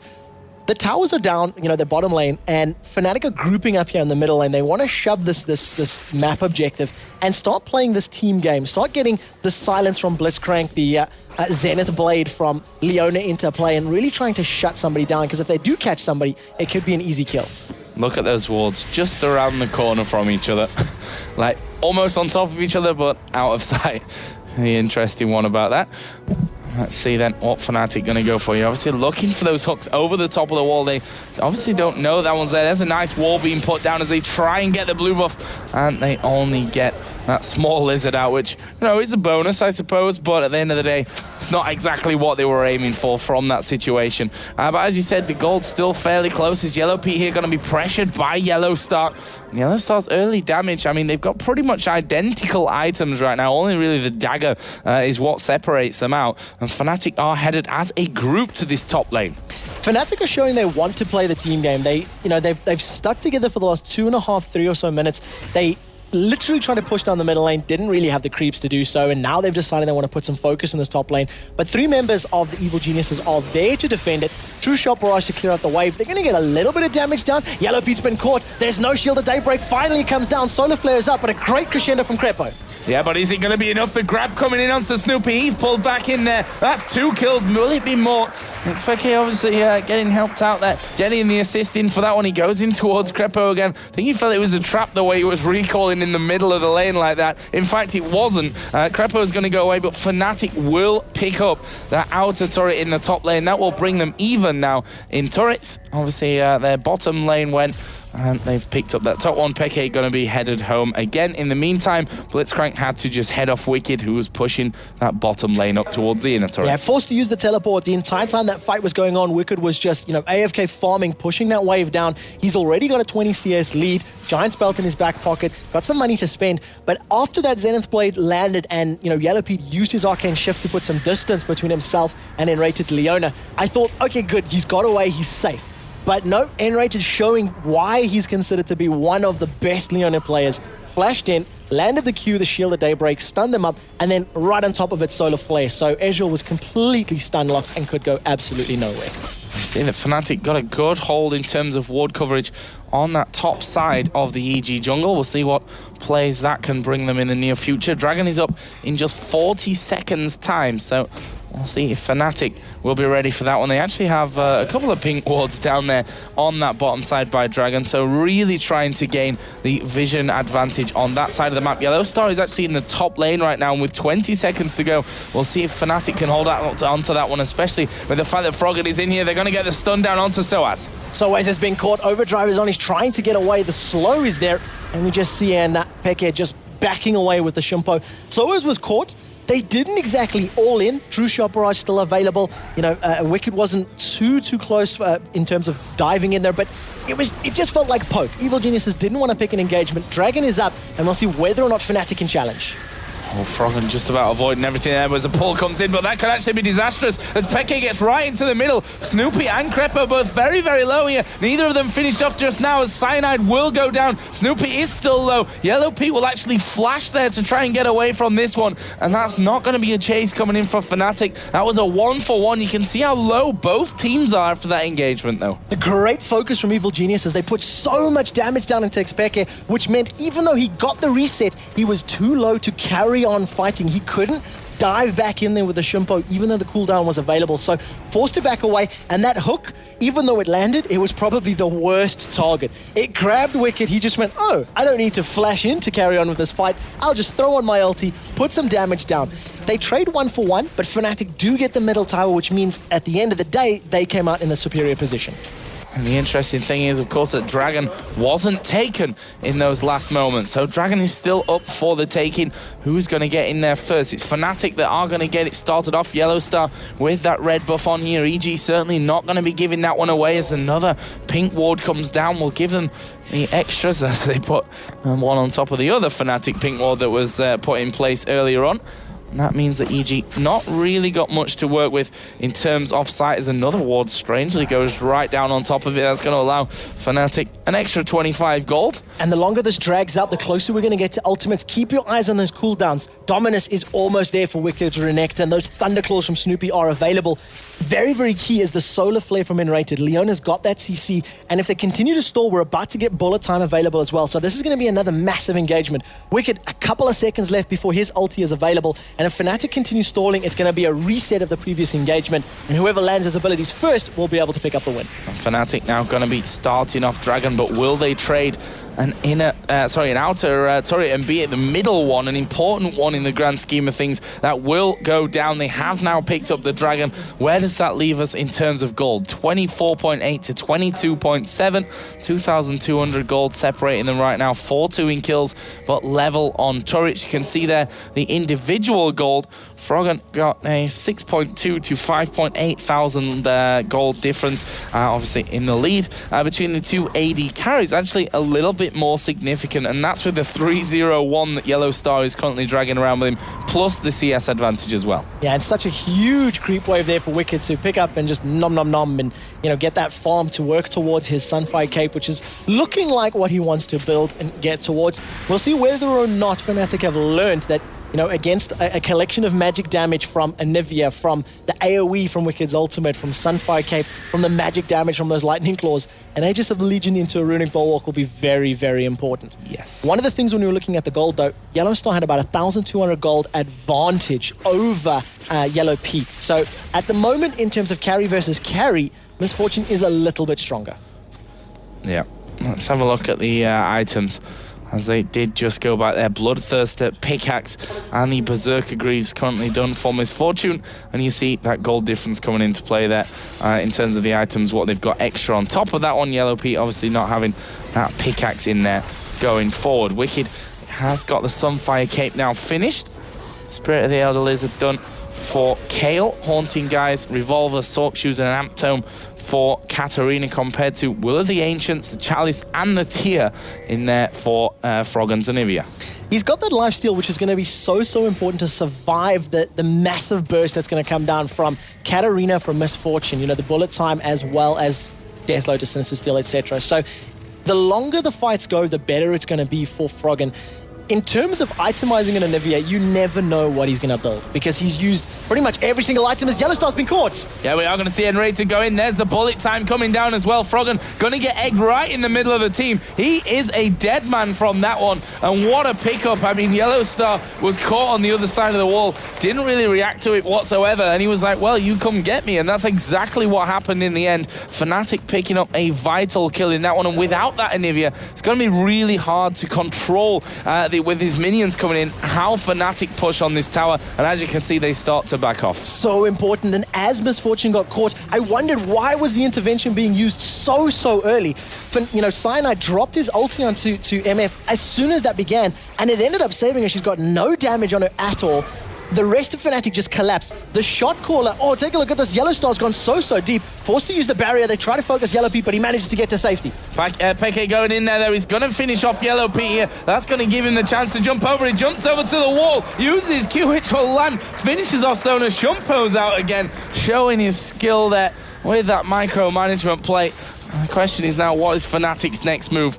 They will back away from this one, knowing that they've done a great job of picking up a couple of kills here and there, plus that inner middle turret, but they're not done just yet. So as coming around the side, can he land the hook? In the end, doesn't go for it. I stand to be corrected, but I believe Enrated is the primary shot caller when it comes in-game in terms of calls and whatnot. And I tell you what, he is on point. Those last two engagements saying, go, as soon as Yellowstar got caught, netted them a kill and a tower. They carry on fighting. I initially thought, Yellowstar, what are you doing? He dives into the lane, throws on his barrier, and it was full-on bait. It was the biggest carrot that you could dangle, and the evil geniuses took the bait, cost them, another day. Yeah, and that's the interesting way to play this one, because most teams would never think about using their AD carry as bait. It just could be too dangerous in the grand scheme of things. But when you've got a Kale in there, you can shield pretty much everything that they throw at him until the rest of the team reacts in there. And then you can really change how things go, because naturally teams see, look at that, we've walled a Misfortune in. They're going to throw everything that they've got to burst that Misfortune down. And if she's invulnerable, well, it obviously doesn't work, and then you're open to just push back, which is what Fnatic went for there. They tried it a little bit more crudely with the barrier. That works out for them as well.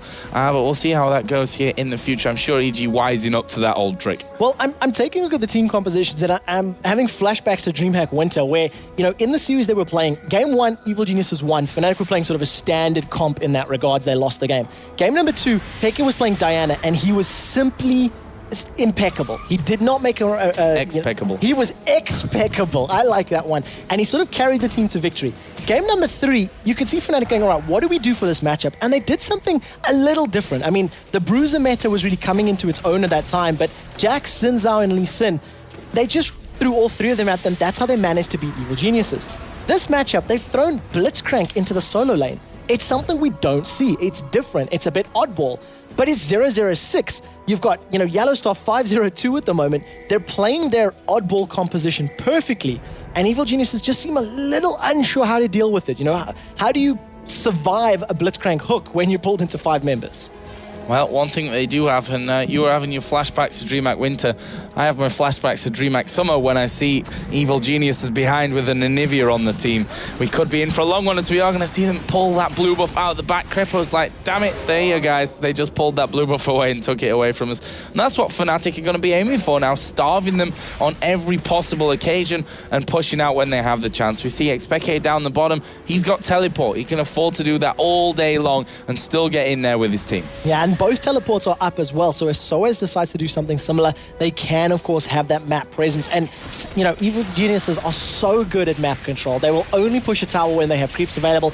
Dragon spawns, Fnatic are on point. They pick this one up uncontested, and it's just going to come down to these calls. If Enrage keeps making the good engagement calls of go, stop, push, etc., they're setting themselves up really, really good for this mid-game stage. So as just running his way in there over towards Yellow Pete, looking for that one single grab, and that's that's typical Blitzcrank. One grab can be a game changer. Missing a single grab like that can be a good game changer as Yellow Pete comes around the corner. It's like, oh my god, Soaz is there. He lands a full range grab onto Froggen. The wall just about saving them. And as you said, they can't really move forward there, but they've got plenty of abilities that can just go straight through the wall anyway. The entire time that's happening, Peke is pushing this bottom lane. You can see members of Fnatic starting to rotate towards that bottom lane.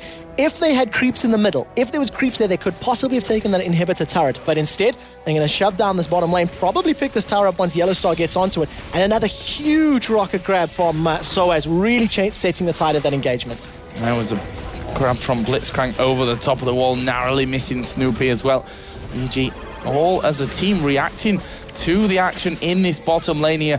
I'm wondering if Fnatic are going to end up piling onto them if they get that right target out. Obviously, depends a lot on the Blitzcrank cooldown as well. Exactly. I'm looking at the items, looking at the teams, and something that, it's just dawned on me. The longer this game goes, I think the less likely Fnatic are to be able to win these team fights. If they get a good, so close to catching Wicked. If they get a good engagement with Leona, Peke has been caught up, the wall is up, but Enrated decides to chase, Zenith Blade misses. They've got two support players. Blitzcrank and Leona are both utility supports. Now, fair enough, MF, Cat, and Kale can do a lot of damage, but if they don't do enough to kill Volibear, Renekton, and Nivea twice, they're going to lose that team fight. Yeah, exactly. Good thing that they have is that Kale in there. That's going to counter it somewhat, especially if Misfortune carries on this path. 5-0-2 currently is Yellow Star. Got that Bloodthirster, got the Last Whisper in there as well. But you can see that Fnatic, far from really confident having a 5-on-5 engagement. They want to get those picks. They want that hook in there so that they can decimate one player before the rest of it, all happens. Then they're in that 5-on-4, which is when they will start to feel comfortable. And you see what they're doing as well. They see that Evil Geniuses was trying to push the bottom lane, so they went up to defend. Snoopy is in hook range, but Soaz decides not to throw it out. And they don't burn the teleports. Fnatic just run back. There are a number of blue and red pings in this middle tower. Evil Geniuses are diving for as quick as they can. We might see a teleport being used to save this tower if they don't have anybody in place. Yeah, they need to react to this one. Misfortune just going to throw down as much as you can, and there we go. Bullet time used, which EG won't be too unhappy about. Bullet time's down. It's a big source of damage should they end up getting into a fight. So as he's running, he's going to flash in there for the hook. Quick flash away as well from, who was it actually? It was Sona and Froggen. No, Froggen didn't flash away. He's on half of his cooldown already. It was Sona that flashed in that one. They were pretty much all right on top of each other. But again, ulti burn for Misfortune, they'll probably happily take that with a flash down now on Sona. An easy target for when that hooks up next time. Yeah, exactly. The cooldown on flash is significantly higher than that level 2 bullet time. It's around about 110, 120 seconds, give or take. So Fnatic gonna, once again, just play a little bit slower. They're not really minding this mid to late game phase, which is going to play into Evil Genius's side as well, because they've got 2 teleports. They're going to have the ability to answer this split pushing. I'm loving the different items that you can see here from the 2 different teams. Runic Bulwark has been picked up by Soaz, so he's got that aura. He's going to have the magic resist, the armor, the HP regen, etc. And on the bottom there, Leona working towards possibly a Frozen Heart. I mean, a lot of armor, no boots yet either, which is something we're seeing more and more supports doing these days, but just really stacking that armor, stacking some HP, and just going to become a meat shield for her 3 carries to keep them alive. And in this patch, Frozen Heart got a slight, it cost more and 10 extra armor, I believe, overall. Yeah, obviously we are on 3.02, which is not always easy for us casters to keep up with stuff like that. So, these changes coming in are going to be affecting what we're going to be seeing picked up between these 2 sides. But right now, Fnatic getting themselves ready once again to steal that blue buff away. We saw it on its last spawn, and Soaz is in position again. And in terms of itemization, you can see the Haunting Guise has been upgraded to the Leandri's Torment for quite a while now for Xpekia's Katarina. He's also got that Rylai's Crystal Scepter. So the slow, the double damage, a number of red pings. Fnatic are trying to set this up. Peke is in the bottom lane though. Will we see him teleport in? Well, here we go. Soaz charging forward here, going to change his position slightly, but EG not want to get anywhere near it, but Peke could be a little bit separated from his team as we are going to see the wall come down. He just shumpos over to safety to the rest of his team, and Fnatic now thundering down the middle as the stun comes in onto Yellowstar, and Rated in the middle. They pull Froggen right to the back. He gets egged up. Peke going low, gets the Kale ultimate on him, and that could just be enough to really swing this fight, and Rated is in there. There's a double kill for Misfortune as they try and close down Yellow Pete. Will he be able to get away from this one? He will be forced to use his flash, but Peke going in there may have bitten off a little bit more than he can chew. Soaz comes around. Peke somehow survives that one, and that's a 2-for-0 for Fnatic. The rest of Fnatic pushing down this inhibitor turret. Peke back in that middle lane now. Everybody's very, very low. Intervention saved his life. It was exactly like you said. The ultimate from Kale is completely game-changing. 30 minutes on the clock. The first inhibitor goes down. There's a lot of damage for Fnatic, so they just might decide just to take this top inner turret and maybe Baron, but they got to be very careful because if they don't do Baron, Evil Geniuses could possibly try and push this one down. Looks like Yellow Pete headed up towards that Trinity Force here, which has become less popular of an item. We can definitely say that here in Season 3. Is N-rated, going to get flung back over there, but he's not really the target that you want right in the middle. As the Blitzcrank hook goes right through them. He's not really got much mana here. Yellowstar out of mana as well, and Fnatic trying to back away from this. Peke just gets his W off there, so we see that True Shot barrage come across. Didn't really do a whole lot. They're picking up the Wraiths as they go, saying, well, you're not stealing them away from us. Well, EG trying to gain ground here, trying to force Fnatic off.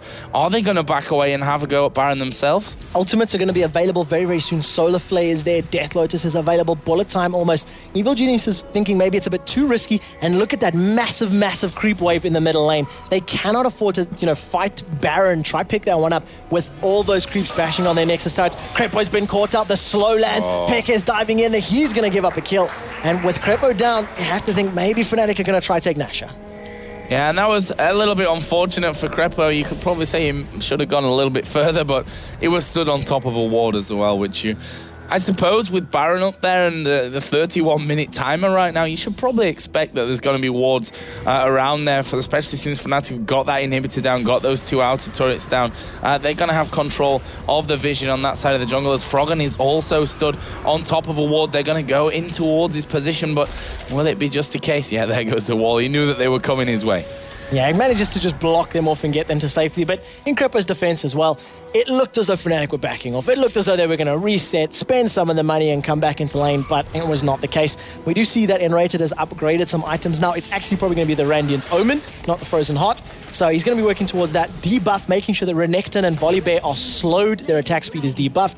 Try to keep them away from Misfortune if they decide to engage. But the thing is, it's a 10,000 gold lead in favor of Fnatic. 6 towers to 3. They're stealing red buff. They're, clearing out the jungle.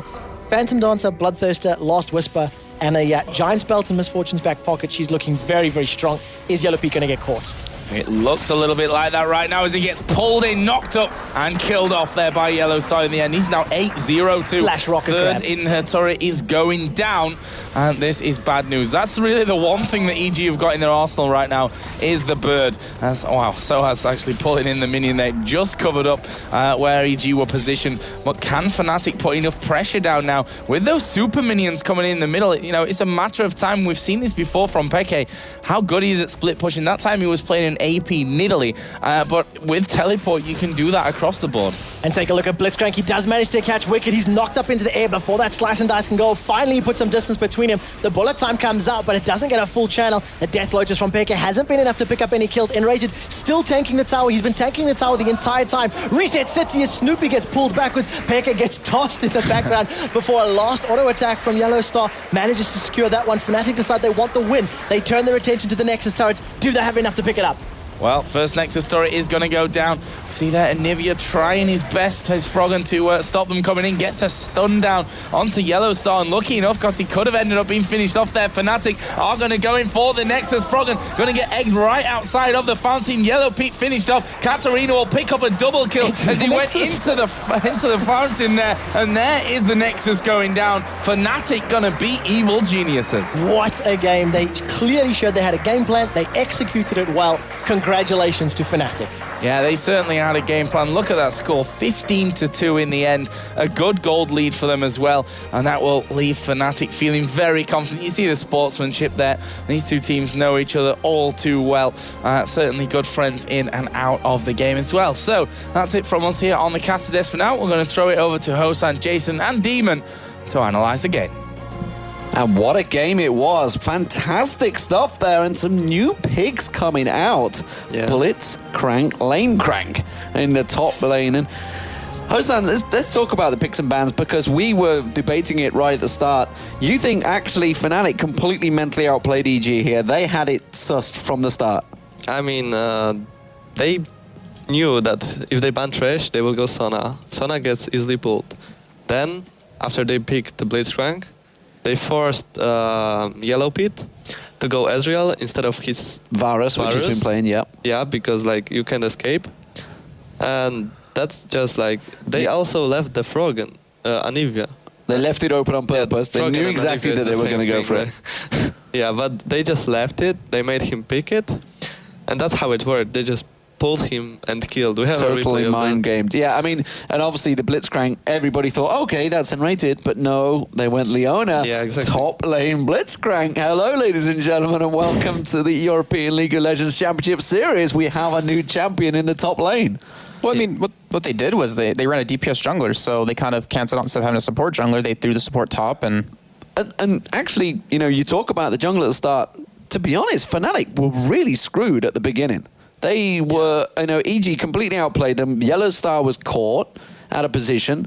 They were 2 minutes in. Nobody had started anything, and Cyanide nearly died to the red buff. And then he had to run up to his turret because he was scared of the invade. Like, I don't want to get caught with 100 HP. Then he wasted like another 15 seconds. Had to back off to base, go by, waste some more time. Like, so he actually did a really good job at getting back into the game, because he was out of it, but effectively behind, and that was really a great level 1 fight for EG. So it looked, by all circumstances, that actually got a great advantage.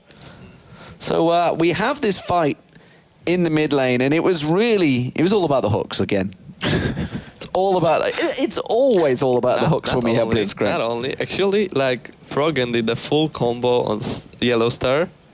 Like he walled him, he casted ulti, Q, and E. But the exact second it hit, Cyanide put the ulti on Yellow Star. 0 damage. 0 damage. Let's take a look, Jason. Let's take us through this. I should, put you straight into it. We don't need to talk about the circumstance just yet, but let's go and get on your screen and just show you exactly what Hosan was talking about, and you can kind of walk it through here, because this is a key point. There's gonna be ulti, Q, and E. See?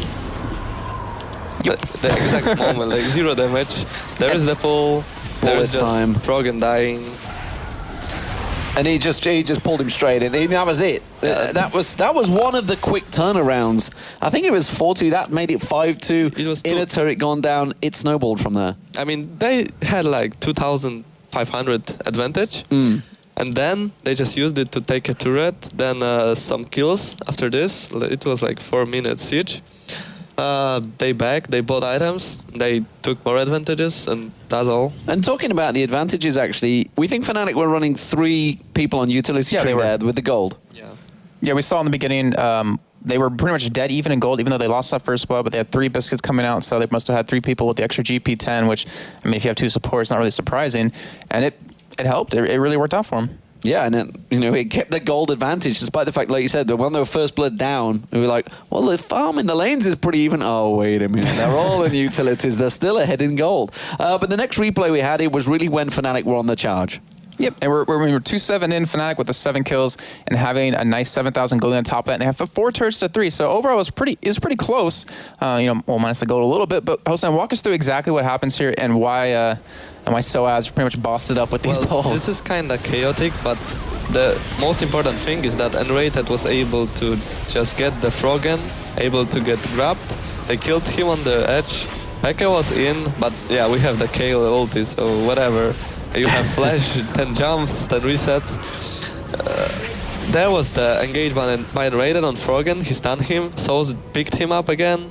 They kill him, and they just follow it up.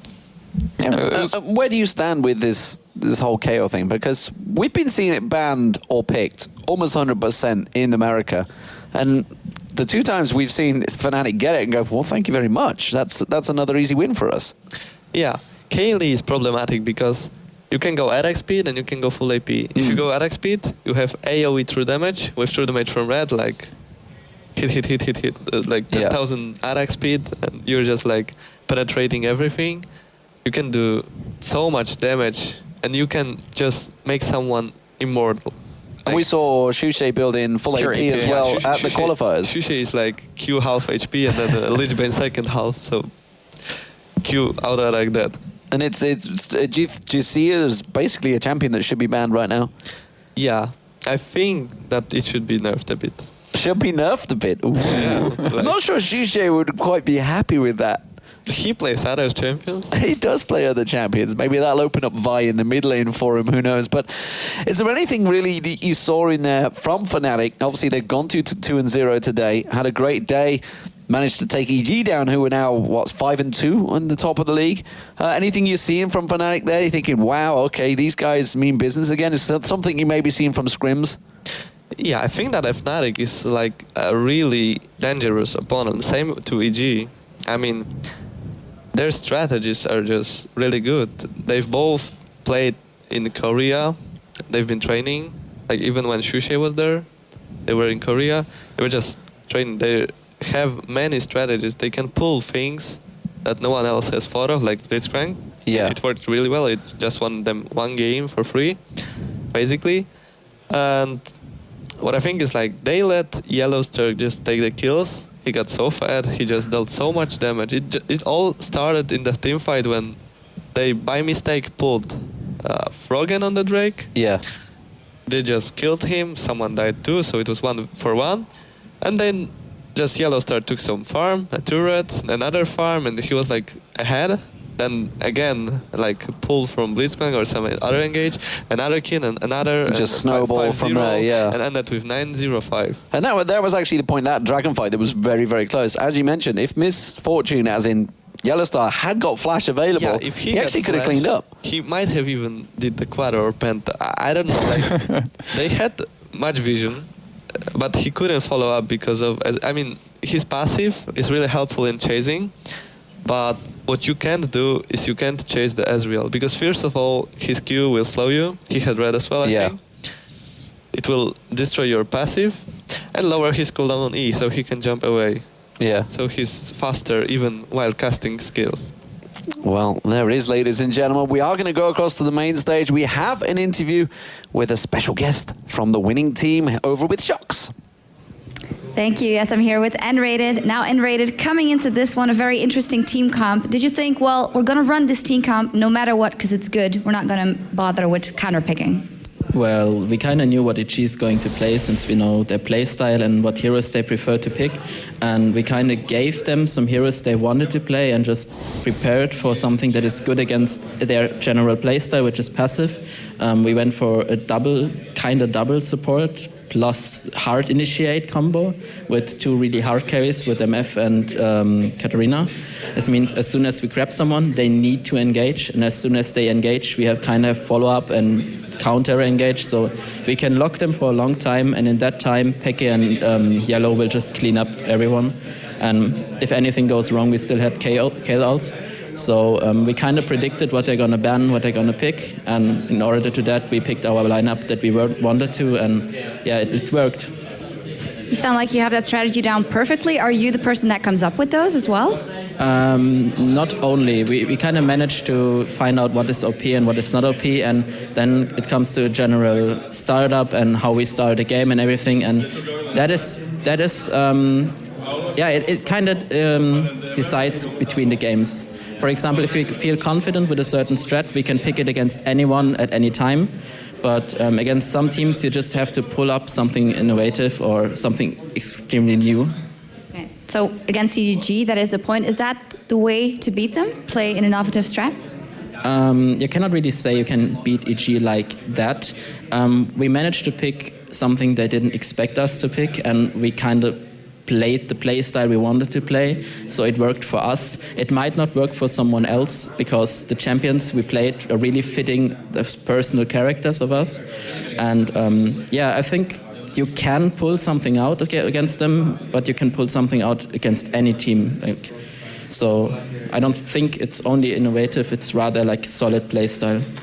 Thank you. Final question is, we've been talking about a lot about the AD carries and the importance. Of course, support's also very important. What would you say is the strongest champion duo bot lane right now for you? Support? No, the duo, both the AD and the support. There are a lot of strong lanes. For example, Leona MF is really good against passive lanes that kind of heal up or poke, because they cannot really poke one missed position and they get punished for it. But I think Sona plus any aggressive AD can beat basically any combo on bot lane if the enemy doesn't counter it by extremely aggressiveness. Just one more final question. Are you the favorites for the LCS at this point? Well, I cannot say that. I think everyone has to answer it themselves. I hope we have a shot at the first or the second place, since we can get directly into the playoffs, but it's never going to be safe. So we need to practice, we need to prepare, and every week's going to be a new game. Thank you very much. Okay, now let's go over to Joe and Quickshot one last time to take us through today's matches and take a look at the results. Thanks a lot, Shocks. So a really, really great day of action here. Obviously topped off there at the end with Fnatic versus Evil Geniuses. Trevor, what's your highlight of the day? It has to be the upset. I mean, upset's not the right word. You know, it has to be Fnatic beating Evil Geniuses. It was the highlight game of the day. Everybody was looking forward to it, and it was a matchup that could have gone either way. But from what we've seen out of EG over the last 2 weeks, you would have expected them to maybe be the favorite coming into this matchup, like 55-45. But it was actually Fnatic that pulled it up. We do have the results for today. Let's pick them up and quickly run through it. Fnatic, of course, stomping the Copenhagen Wolves in the first matchup of the day, and Gambit Gaming getting revenge against the Giants. Yeah, then we moved on to another great game, actually, that we didn't really talk about there. Against All Authority, picking up also their first victory. They made Copenhagen Wolves settle in that bottom spot, even further now down at 0-7. And of course, we topped it off with Evil Geniuses and Fnatic. Fnatic coming out on top of that one. And it wouldn't be, the end of the day without crowning an MVP at the end of it. This week, we've actually decided to give that over to Soaz. It was actually a really hard one this week because, N-rated played 2 times Leona, was absolutely amazing. You could have talked about Yellow Star in the end, Peke on Katarina twice. Hard one to call about. Yeah, there was so many different people to pick from and decide who it did end up on, but that Blitzcrank was just so good. 0-0-13, his KDA is going to skyrocket through the roof with that, and it's just great to see exciting new picks in the metagame right now. Yep, and that's actually it for us for today here. Don't forget, you can catch up with all the latest news, the stats, find all the replays in VOD format over on lolesports.com. We also, for next weekend's, I just wanted to add this at the end, for next weekend's Super Day, obviously on Friday we'll be here Saturday and Sunday as well. There are still tickets available for you to come here into the studio, so you can check out the ESL website for that. But from us here, Quickshot and Joe, that's it for us. We're going to go over to Shocks for some final thoughts. Yes, what a great match to end the day here with Fnatic clenching a win. Also against All Authority grabbing their first points and Gambit getting their revenge over Giants. And that was just the first day. That's all of it from us here in the European League of Legends Championship Series. But we'll be back with 4 more exciting matches tomorrow. We start the day off at 6 p.m. Central European Time. The first match will be Dragonborns against Giants, followed by Fnatic versus against All Authority, Dragonborns versus the Copenhagen Wolves, and we end the day with Giants facing AAA. Now, from me, D-Man, Joe, Jason, Quickshot, and Hosan, and all of the hard-working crew here in Cologne, we'll see you tomorrow from 6 p.m. Central European Time. That's 9 a.m. Pacific and 12 p.m. Eastern. Thanks for watching, and goodbye.